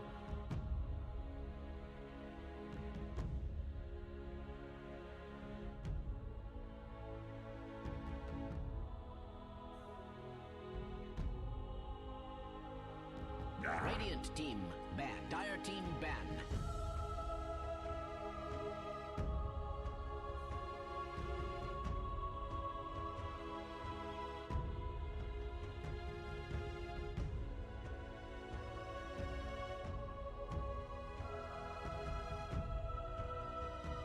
Seconds remaining. 5 seconds remaining.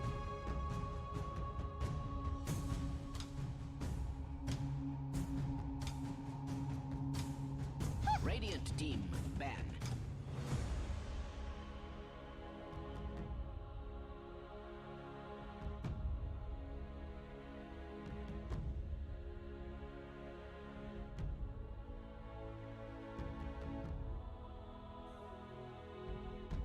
Ten seconds remaining. 5 seconds remaining. Dire team pick.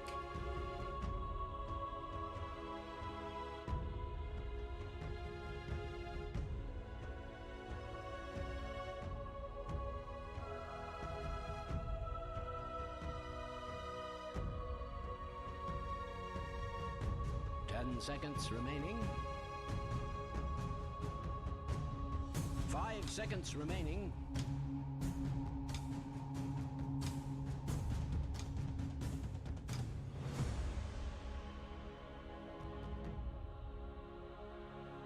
Radiant team pick.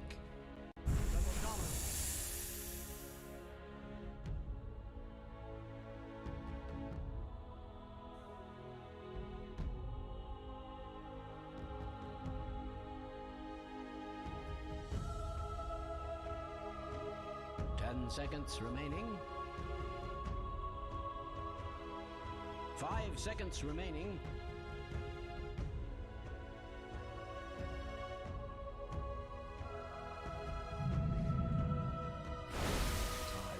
Go ahead. Select your heroes.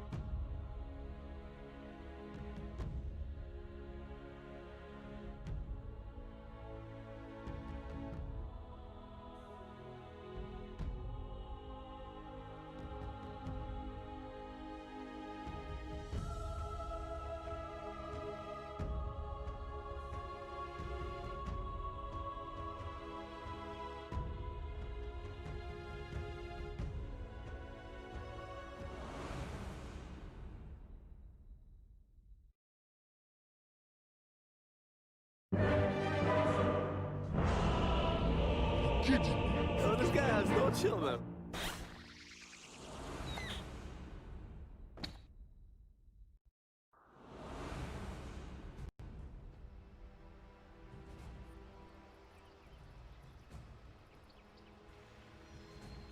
Did I ever tell you I went to Vietnam, John, for my honeymoon? Oh, did you? I know you went to Japan. I didn't know Vietnam was there. How was it? It's fantastic. A really nice country, actually. Very, very relaxing, and people were very friendly. The food's amazing. Oh, Went to Ho Chi Minh City to get started, and then eventually ended up moving up towards Nha Trang, which is a coastal city, John. ooh, beautiful. Love that country. It's a fantastic place. If you haven't visited and you're nearby, I would highly recommend it. Oh yeah. Really, oh, really yeah. beautiful. His father already. Yeah, they're talking about 458. They were talking about that in lobby. Where's father? Oh man, I love seeing this. These guys are all friends. This is what Southeast Asia is all about. You're going wild on the chat wheels, right? You talk, you talk what you want. At the end of the day, we're all friends. We've just got very interesting ways of expressing that friendship, Mike. Very interesting ways. Certainly is. Porsche should be. Well, I was about to say should be over relatively soon. It's but two. There's two people connected. Oh. Hey, if you can't afford the battle pass, you just type it out. You do it the old-fashioned way. Oh no, he has No, he it. can afford it. Yeah, he has it. Hong has it. It's not him. On your- Oh man. Back to Vietnamese food, Mike. Man, have you had Vietnamese coffee? Oh, Vietnamese iced coffee. don't Oh, get me started. Oh my man, goodness. I miss that. We had a great place here with really good Vietnamese iced drip coffee. Ever since the pandemic, I haven't had it. I miss it. It's so good. You have it at night, even though it's nighttime. It's gonna really relax you down. It's so good. Such good stuff there. It really was. It was kind of probably pretty unhealthy how much coffee we were drinking. I'm not gonna lie. Oh yeah. Uh-oh, your Pash can't connect back to the game apparently, so we're gonna have a remake, ladies and gentlemen. So All right. we'll be right back in a couple minutes to get this this game number 2 started. Yeah, we'll just reconnect. We'll.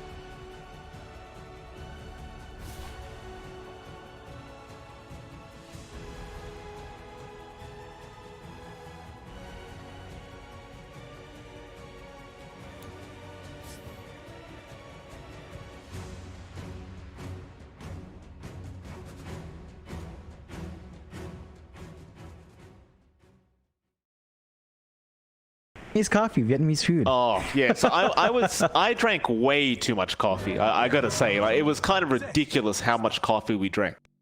Oh yeah. Delicious. Oh yeah, it's just fantastic. And man, I know people love pho, but I love banh mi way more. That sandwich is just to die for. Like the bread filling. Oh, I need the banh mi. That's the pork roll, right? No, it's like the French sandwich from the colonial times. And so it's like a French bread with whatever inside. I don't know what's standard. All I know is it's fantastic. I need some Vietnamese food more. I can't have it. Pandemic's closed my restaurants, so it's gonna be a while for me, you know. I gained a lot of weight while I was there. I'm not gonna lie. A lot of sebs going on here from both teams. Up again.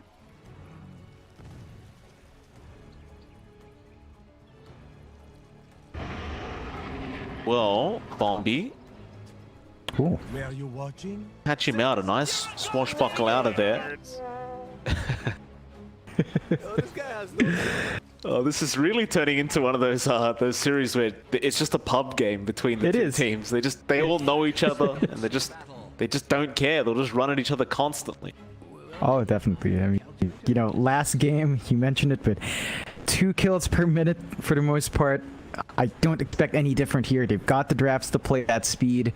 496 might want to play a bit slower, but Neon, they do have much more farm-heavy cores. Yapaj from the TA to Morph. There's a lot more emphasis on that farm now, as it looks like we're going to have a bit of a scuffle over runes, perhaps. Yassi picks one up down at the bot lane. It is a 2-for-2 trade.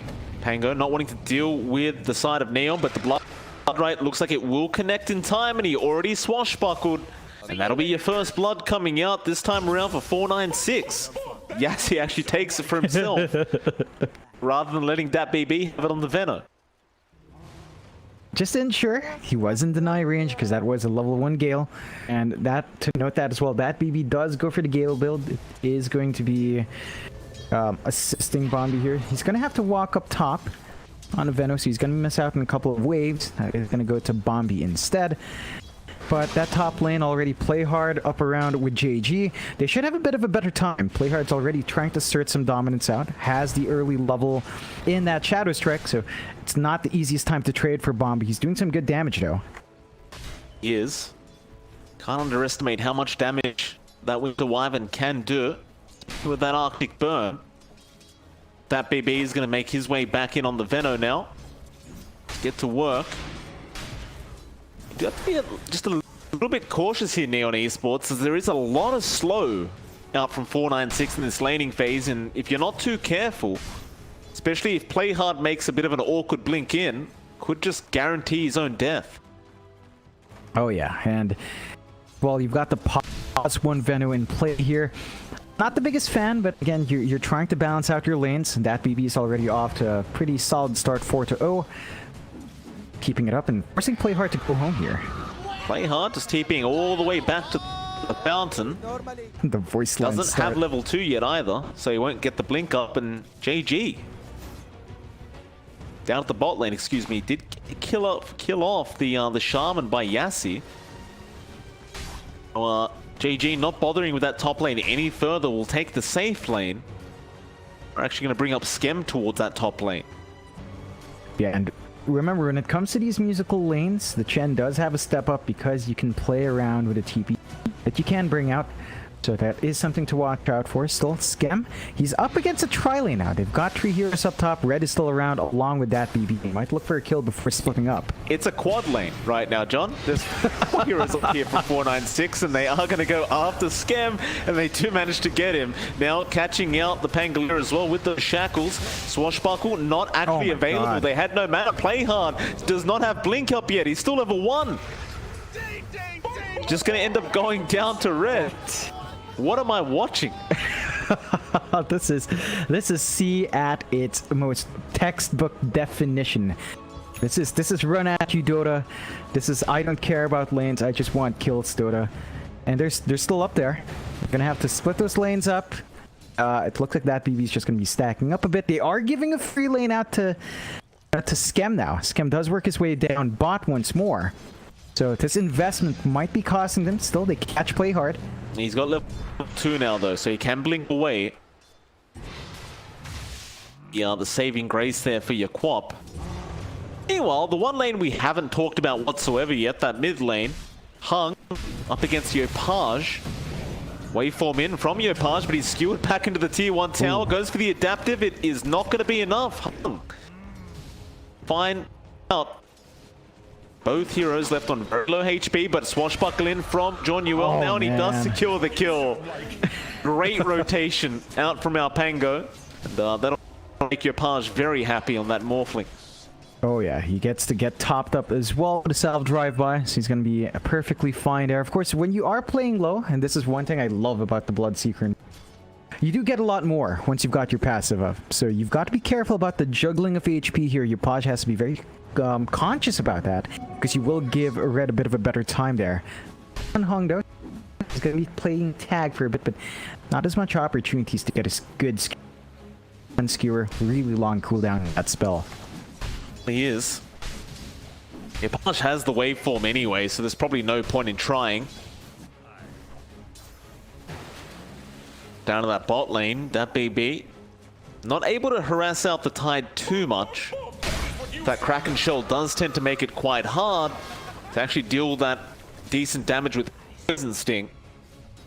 AG should be just absolutely fine to remain in the lane solo up against the Venom. Really not suffering at all in CS, but now the Gale does connect. That BB just tickling the Tide Hunter right now. He's just doing no damage. God. Kraken Shell up, you've got ways of even purging that off once you hit the threshold as well, so this is a perfect matchup for JG. Of course, he's not really stopping that BB's farm, but he doesn't have that much farm to speak of, although... Yassi now with a nice rotation, gets the Hex into the Shackles, but there's your Kraken Shell. Stopping the Shackles, but they have enough. That BB gets the final auto attack in. There's that curse again, John. Yeah, it kicks in. They find a kill. And 496 are finding a lot of farm on the map. You still have a runaway start for Yopaj. He is doing fantastic for himself, but Red on the top lane, he's 38-6 in the blue.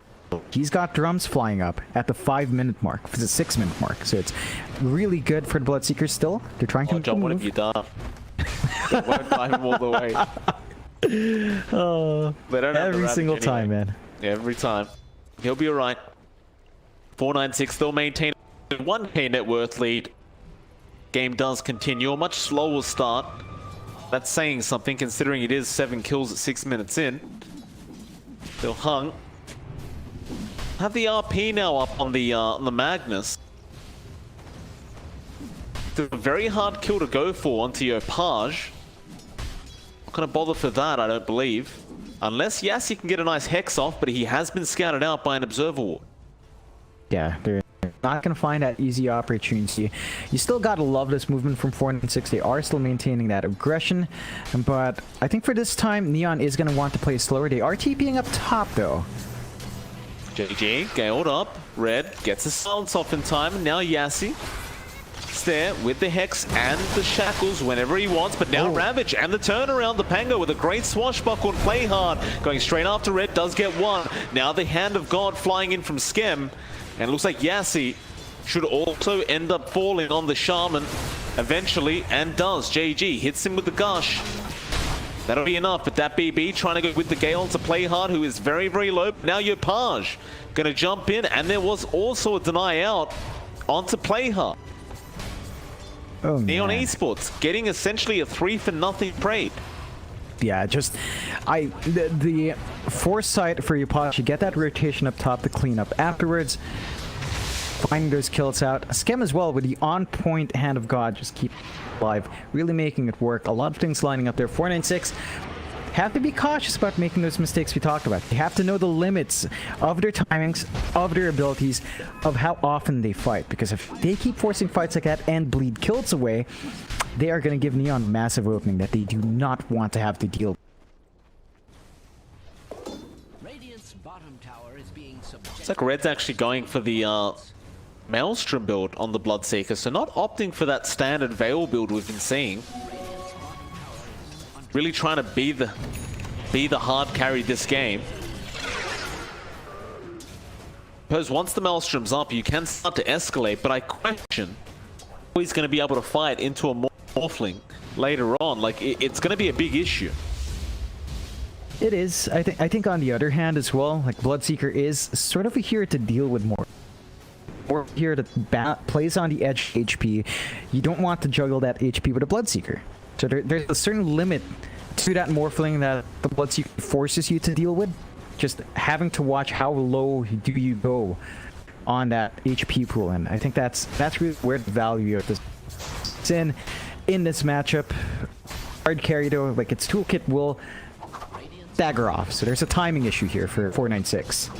Yeah, see, Hunting it up. Looks like he is going to be surrounded. It's going to be an easy kill. And they also spot out Red. Blink in from Play Hard with the Shadow Strike to slow him down, but Red still just fine. Himself out.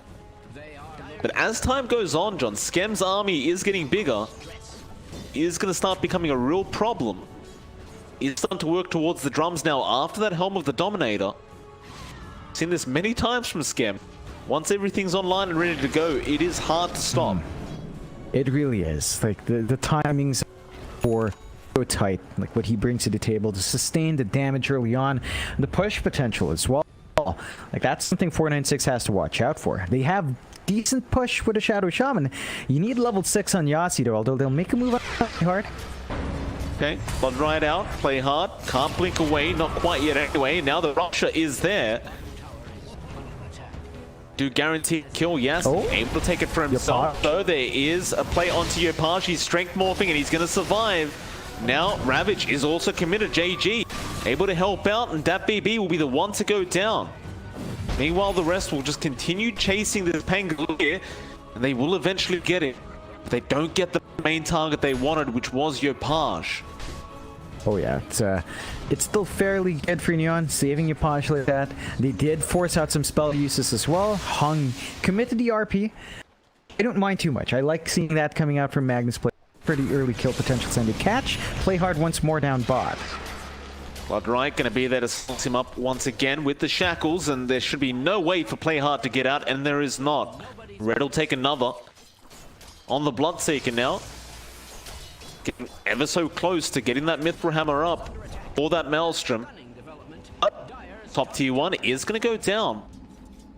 Yopaj is being recalled by Skem for a big team fight. No Ravage available for JG at the moment, but it doesn't seem like Yopaj cares as he waveforms in, but an immediate hex out from Yassi, and now with the Bloodright, they may have enough. No. Yopaj morphing, so he is just fine.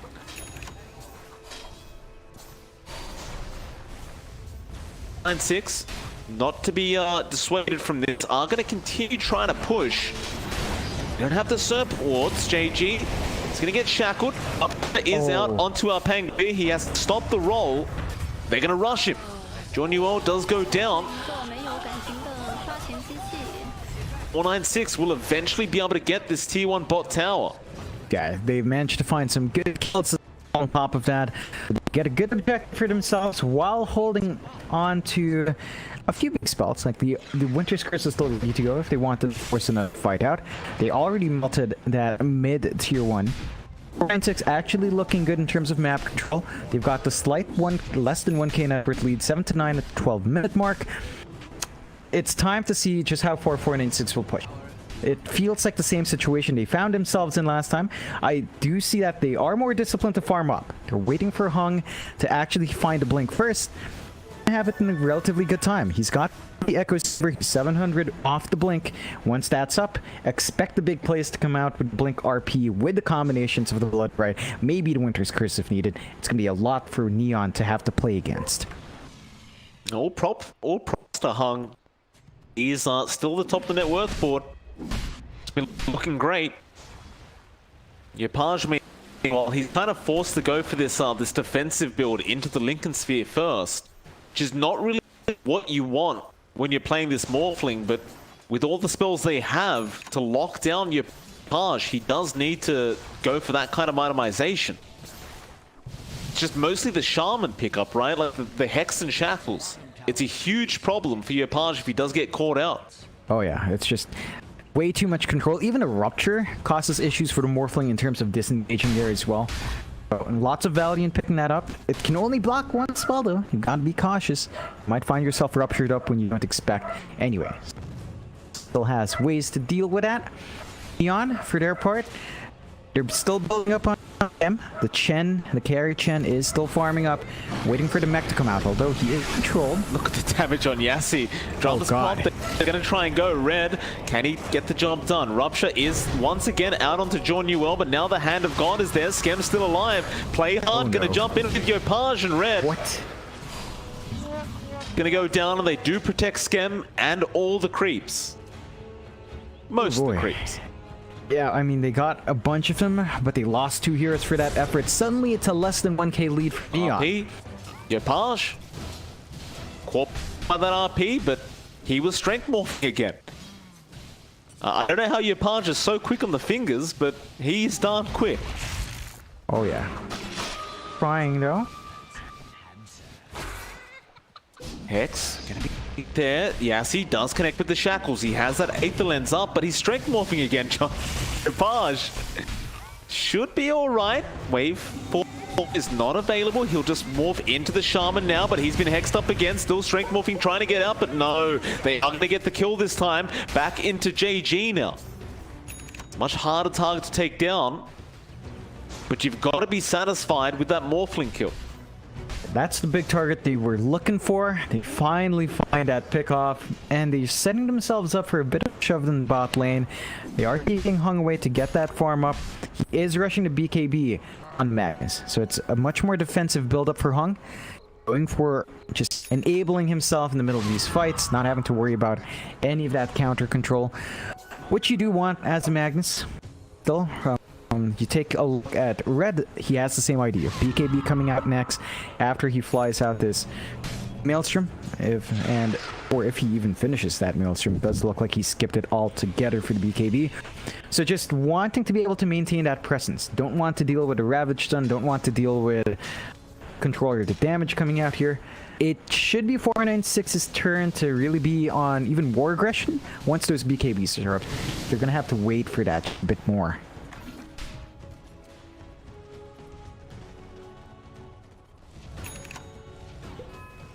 Starting to posture up that top lane.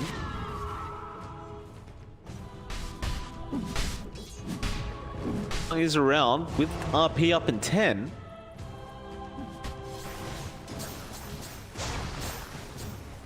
BB, look how frustrating he's being towards Yopaj. Mid lane, just spamming Venom wards, not giving the man a bit of peace. Speaking of, Yassi even down at the bot lane, just committing Serpent wards on his own. Forcing a defense out of JG and getting a fair bit of damage out of that tier 2 tower. Just slowly chipping away at the side of Neon Esports. They're not quite finding the objectives, which you do want, right? You've got the Venu, you go after Shaman. You'd expect a bit more emphasis on push. They have taken a step back there. Just happy to chip away when they can. Pest the jungle down bot, but JG is maintaining his presence. Meanwhile, Neon does get to control top, though. Bombi. He's going to die to the screen, but what an RP out from Hung. Catching 2, skewer back. Hand of God is going to be out from Skem. May not matter. Pango not actually going to die. He voids the blood right, so Hung's going to have to go back and chase. That BB actually the one to take the kill, but they do not get Yopaj. A very nice RP coming out from our Magnus. Yeah, that's the RP we were looking for. Yopaj wasn't quick enough to get the strength shift as well. They just didn't have enough damage. But that's the next step for 496. Fix that damage issue they're fixing now after the BKBs are up.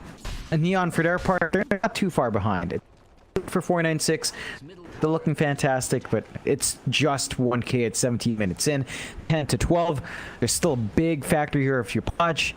He's actually skipped that Lincoln, so he is building that shotgun first. He feels safe. He's realized he's lived through these fights. He wants the damage. That's going to be the key timing for Neon. He's pretty much got the gold. He is flying it out. The shotgun is going to be in play. That could open up Neon for more potential to be aggressive here. Would. There's also a BKB now on Hung, however. Complicate things a little bit for Neon Esports. They have smoked up on 496, but they don't have the RP available. May just want to wait this one out. Arcane Rune is going to be spotted there. Looks like Hung will take it. You'd love the RP to be available right now with that Arcane Rune, but it is not. Like Neon, they kind of have sussed out that something is going on here, so they are starting to move towards the top lane instead. It's completely avoiding the side of 496. Do have a disconnection though, not to play hard. Doesn't look like the internet's playing too well for Neon boys still. Gonna be keen to see what 496 does. You know, you mentioned a BKB on Hung. Looks like they are really trying to look for that opportunity. They are playing around ward areas though. Neon does have some decent vision out this time around to spot that movement. Same time, Neon is playing under wards as well. There's information here back and forth between both sides. Scam is still having a fantastic time. Almost at the Guardian Greaves. That's the point when the chance to sustain is pretty ridiculous. Able to keep our team healthy, keep his entire team up, and of course you've got the shotgun in your pod. So they've got to get these items to show. They've got to use them and try to get that advantage out. It's a much closer game too. Neon's not in the driver's seat as much as they'd want. 496, they've tempered that aggression back. This is what we wanted to see from game one. Now they just need to find opportunities. Yeah. Shotgun mid lane, Yopaj not able to burst down Hung. It's a bit too tanky on that Magnus at the moment. Hung is going for that Orchid now, just to really make things a lot harder. You don't really have a defensive item yet from Yopaj to be able to combat that, but he is still working towards that, Limkins, it seems. It is still queued up. Also just working towards that Blink Dagger right now on the Winter Wyvern. Trying to get that for quite a while and is almost there. So he just wants to be able to blink in and get the perfect Winter's Curse off every time. You kind of wonder, do they need to hurry? I mean, Sken's going to have a Guardian Greaves up soon. So, might be getting a little bit problematic here for 496 if this game continues. I mean, I realize they're just slightly ahead right now. Don't know how much confidence I can have in a Position 1 Bloodseeker in 2020, though. Yeah. It's that, and the Venomancer as well has sharp turning points in Power Spike, so there's already pipe up on JG. The damage they're getting from Magic is going to be mitigated. Have to be cautious about that. Still, BB, not the best hero for it, but just a bit more room to farm up. As they stall this game out, would want to say this favors Neon because Yopaj Morphling does spike a lot earlier. It doesn't really hurt 496 too much. Hung is still building up really nicely as well. So I'd say it's even so far in terms of getting that. At the least, 496 is going to be able to wait out for the next spike on red. He's going to have the BKB up at this rate if the fight is just going to be delayed. There is a smoke on Neon though. They are trying to hunt. So would that BB, but they're going to ignore the Veno.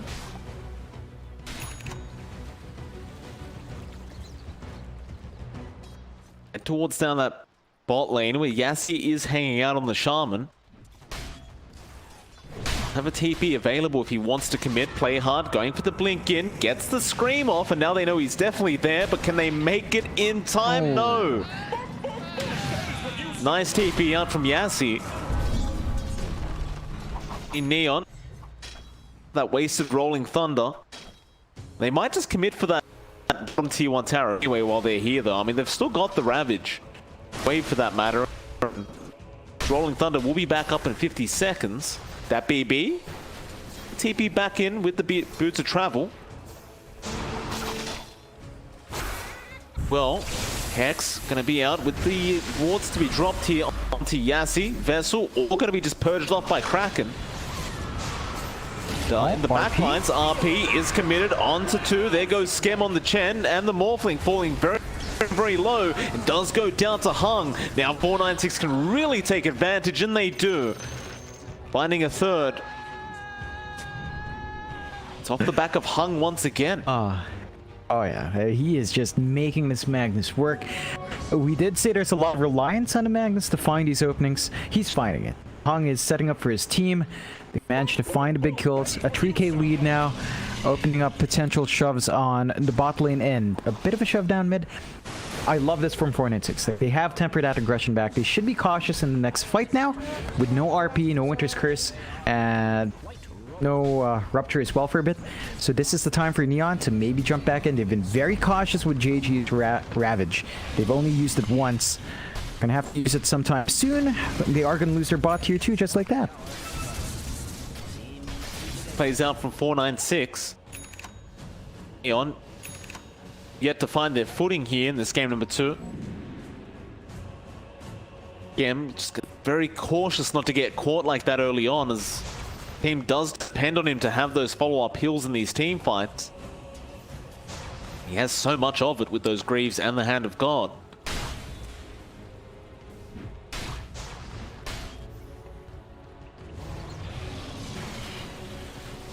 JG trying to become even tankier now on that Tide Hunter, just going for a Lotus Orb. Kraken Shell has already been quite annoying here for 496, but Lotus Orb going to make things even harder for them to deal with this Tide Hunter, yeah. But It's one way to really prevent the instant hexes, prevent the instant ruptures, right? You put your morph.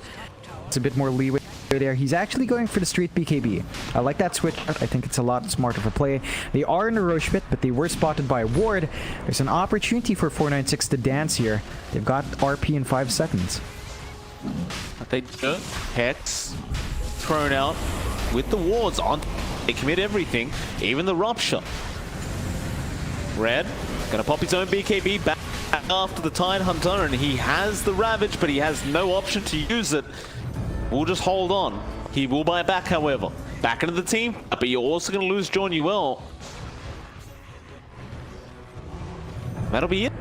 They force them to back off without the Roshan, but another buyback out from Yupango. Neon are going to try again. RP is still up right now. This could be a very risky team fight to take. Roshan, not even at half HP yet. Bombi. Hung, gonna show himself, goes for the Orchid onto Yopaj, but the Ghost Scepter gonna save his life. Skewer is gonna be there, but the silence is out from our Bloodseeker, and well, it won't matter anyway. Play hard. Gonna go down on the Quap. Now Curse is committed onto Skem with the Ravage to be thrown out from JG. It's a great Ravage, so they'll jump in. Yopaj blows one up. There'll be a buyback from Bombi.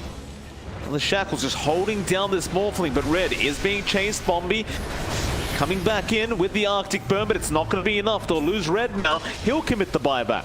Yopaj still going onto the Shaman, who Glimmer Capes away, but now the Rolling Thunder is committed onto our Shadow Shaman. But here comes Hung, who still has the RP, mind you, will commit it onto two heroes. Blood Rights a follow-up. Can they get the kill on the Morph? They can, with the kill onto the Pangolier. There's so many tiebacks happening for the side of Neon Esports. And it looks like 496 will be able to commit to the Roshan play now.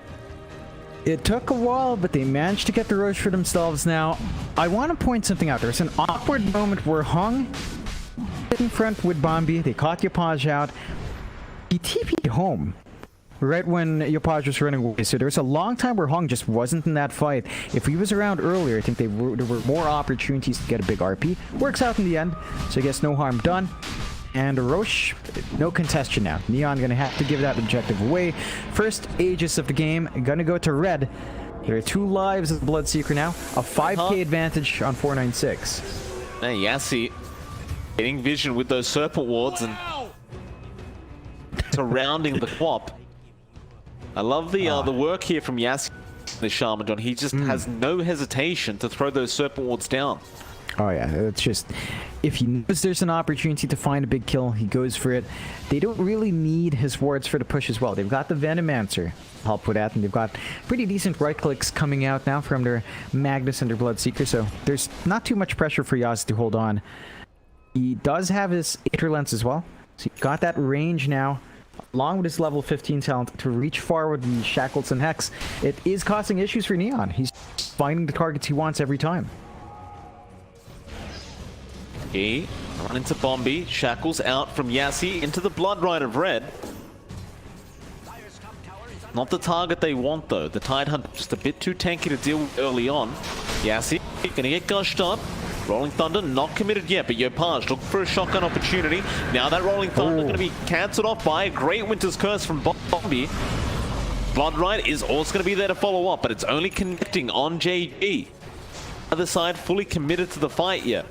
But RP is now up and available for Hung, so they just bought some time. Another Shackles available there from Yassi, back onto that Tidehunter.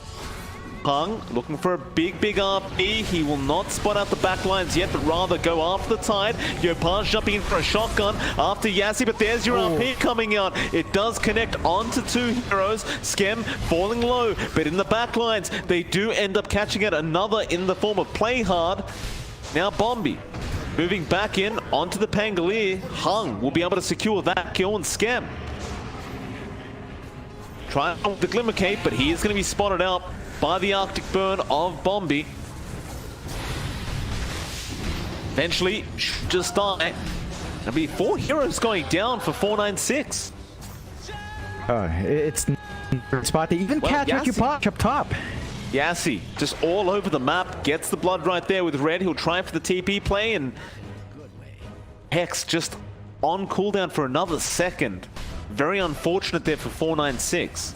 Yeah, would have been nice to tie up that fight with a full team wipe. Still, 496 looking fantastic. 10k lead, 13 to 26. They're taking out that top tier 1, no way to contest. And they're starting to set their eyes on that mid tier 2. They've got the ward to drop. There's that push potential you can get with a Shaman now. And it's a lot less... It's a very low investment push when you've got these wards up. So no risk. Take that tower for free in a relatively quick manner, and you know they've set themselves up. They still have the Aegis on Red as well, mind you, so they've got the second life ready to go. They might look for high ground, maybe wait out the RP first. Looks that way. So with the 12k net worth lead, they are sitting pretty for 9-6. Nothing really to worry about quite yet. Feels like Neon have to be so much more defensive in this game number 2. Not the way they like to play at all.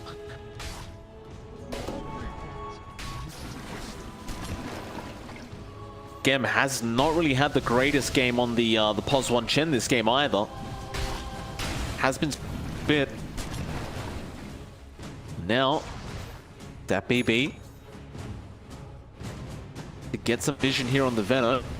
Let's get gushed up. Blood Rite is out onto JG once again, and Hung rushing forward for that Tidehunter. They also caught out your Morphling. They don't have the damage quite yet, however. Shackles was cancelled, but now the curse is there from Bombi. Meanwhile, in the back, Hung is keeping everyone else at bay. He gets JG. He'll get John Newell.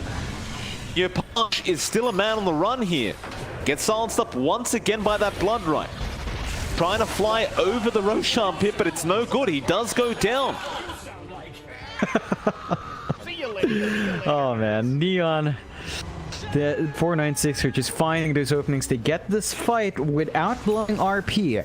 Hung holds on to it. They've still got another fight with the RP left. They don't have too long left in the Aegis though. Red only has about 20 seconds. But doesn't look like he's gonna need to expend it anyway. No buybacks being expended. Just going straight for the objectives. Racks, towers, they all melt to this lineup. They do. Hung has even got the Bloodthorn up now on the mag. Pure, just going after that tier 3 tower. Making me think he's going after somebody, but nobody was there. The tier 3 bot racks also set to go down, and they will commit all the way. With that RP, they feel confident. Neon, racks is down now. They still have their top racks, as there is a tier 2 tower still standing. But it's not looking very good for this Radiant side. No, it's really not. It's an 18k lead for...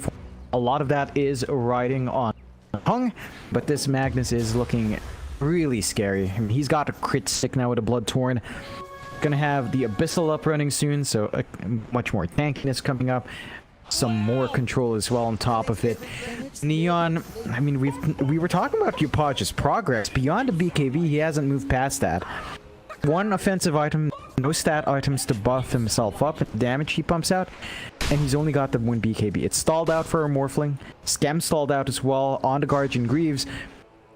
And doesn't even have the opportunity to go for a blink. So they smoke up. They're going to try to force an opening here for Neon.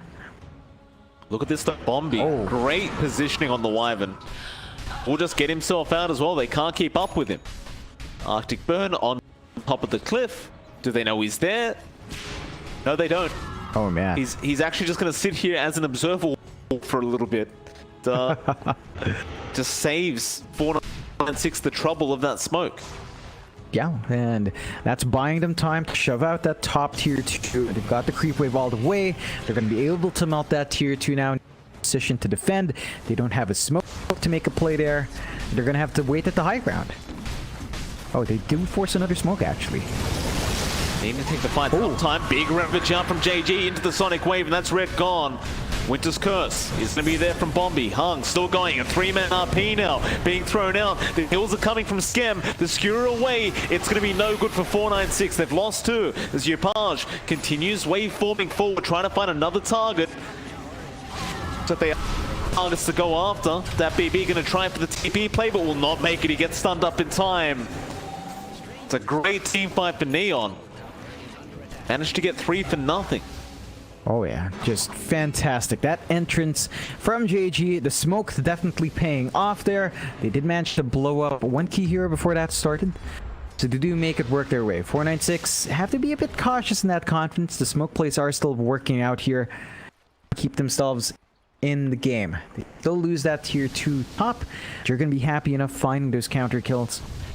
They can't really transition that to any objectives though. So the map still stays on 496. Fortunately enough, gonna have to look for that opportunity to take control on the map in a different fight. Yupaj. What? Mid lane dies to Bombi and Yassi. Rolling Thunder is going to fly through. They should be able to kill off Yassi in the end.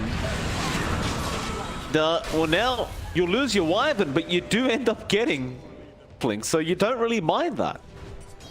Oh yeah, no, definitely don't mind that. A massive pickup for 496. They don't have anyone on the map, mind you. No one's up, but there's no objectives. Neon just cannot push, especially not without Yupaj. They've ended up in the same situation as game 1. Yupaj was just absolutely insane in TA. He was setting up. So Morphling has to be the one popping off, but it's not up there.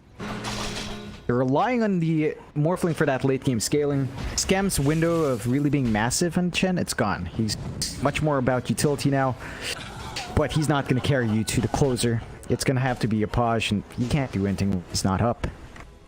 No, you cannot. Still building defensively, Yupaj, trying to go for that satanic now. Needs every little bonus he can get for himself. This guy has no chill, man. I was wondering why that BKB sound came out. It was Hung. Accidentally popping his BKB, it seems. Oh boy. And it's already sitting at 5 seconds anyway, so I guess it doesn't really matter, but... Team fight broke out in the next minute. It would kind of suck for Hung. Oh, so that won't be the case. Fortunately for him, it won't. The next rush as well, it's a bit of a long one. A minute off. So not going to have that option for a bit. There are some windows here to play around. It looks like 496. They've got their spells up. They might look to play aggressive. Lots of lines being drawn on the map.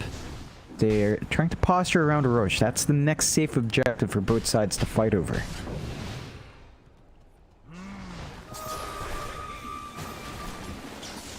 Still trying to control the triangle here, 496. Not allowing Neon to feel comfortable. Both teams understanding how important this next Roshan's going to be. Stick around that area.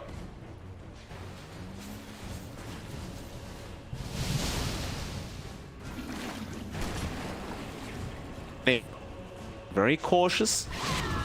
At the right moment.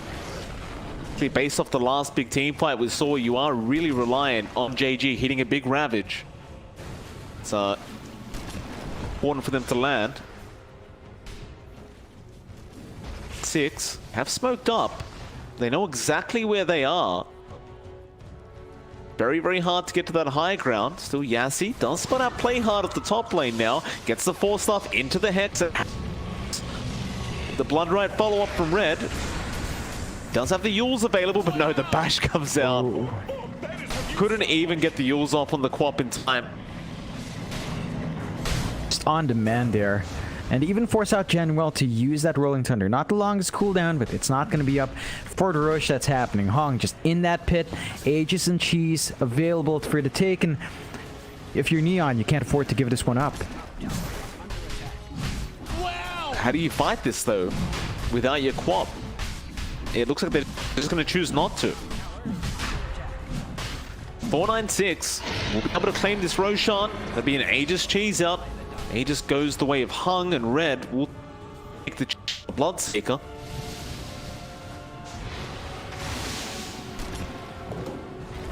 Neon, they've got to start prepping for that that high ground defense. You know, 496 is going to be coming soon. Especially when you get lucky with these neutral items. Oh yeah. What more could you ask for with a leveler out for Magnus? So they're able to melt that. Even the Havoc Hammer is going to be really nice in one of these heroes. It's everything you could hope for. There is a Satanic up now, though, on your pod. So he's got more durability in front. Didn't opt for the Lincolns in the end or anything like that. Just straight up lifesteal. We'll see if that's going to be enough to hold him up. Got the Abyssal, though, on Hung. So it's a fort still. Holding on to that last Rax in 496. Trying to shove it in slowly but surely. Trying to force an opportunity open. Dota Plus actually sitting at 98% for 496. Really good for them. Neon a 2% chance to turn this one around. Hex is going to be out, but the Rolling Thunder is there from JG. Connects on 2 heroes. Cold Embrace, Nasty. Sonic Wave is out from Play Hard. Both teams have lost one support, but there's your Winter's Curse coming out now. Catching out your Page, who did morph into the RP from Hung, and that is your Page gone without buyback. JG now getting attacked up by Hung. Not even going to bother with him. They'll go after the tier 3 tower. That's the only one to see. That's a GG call being made, Neon. They know they can't defend without their Morphling.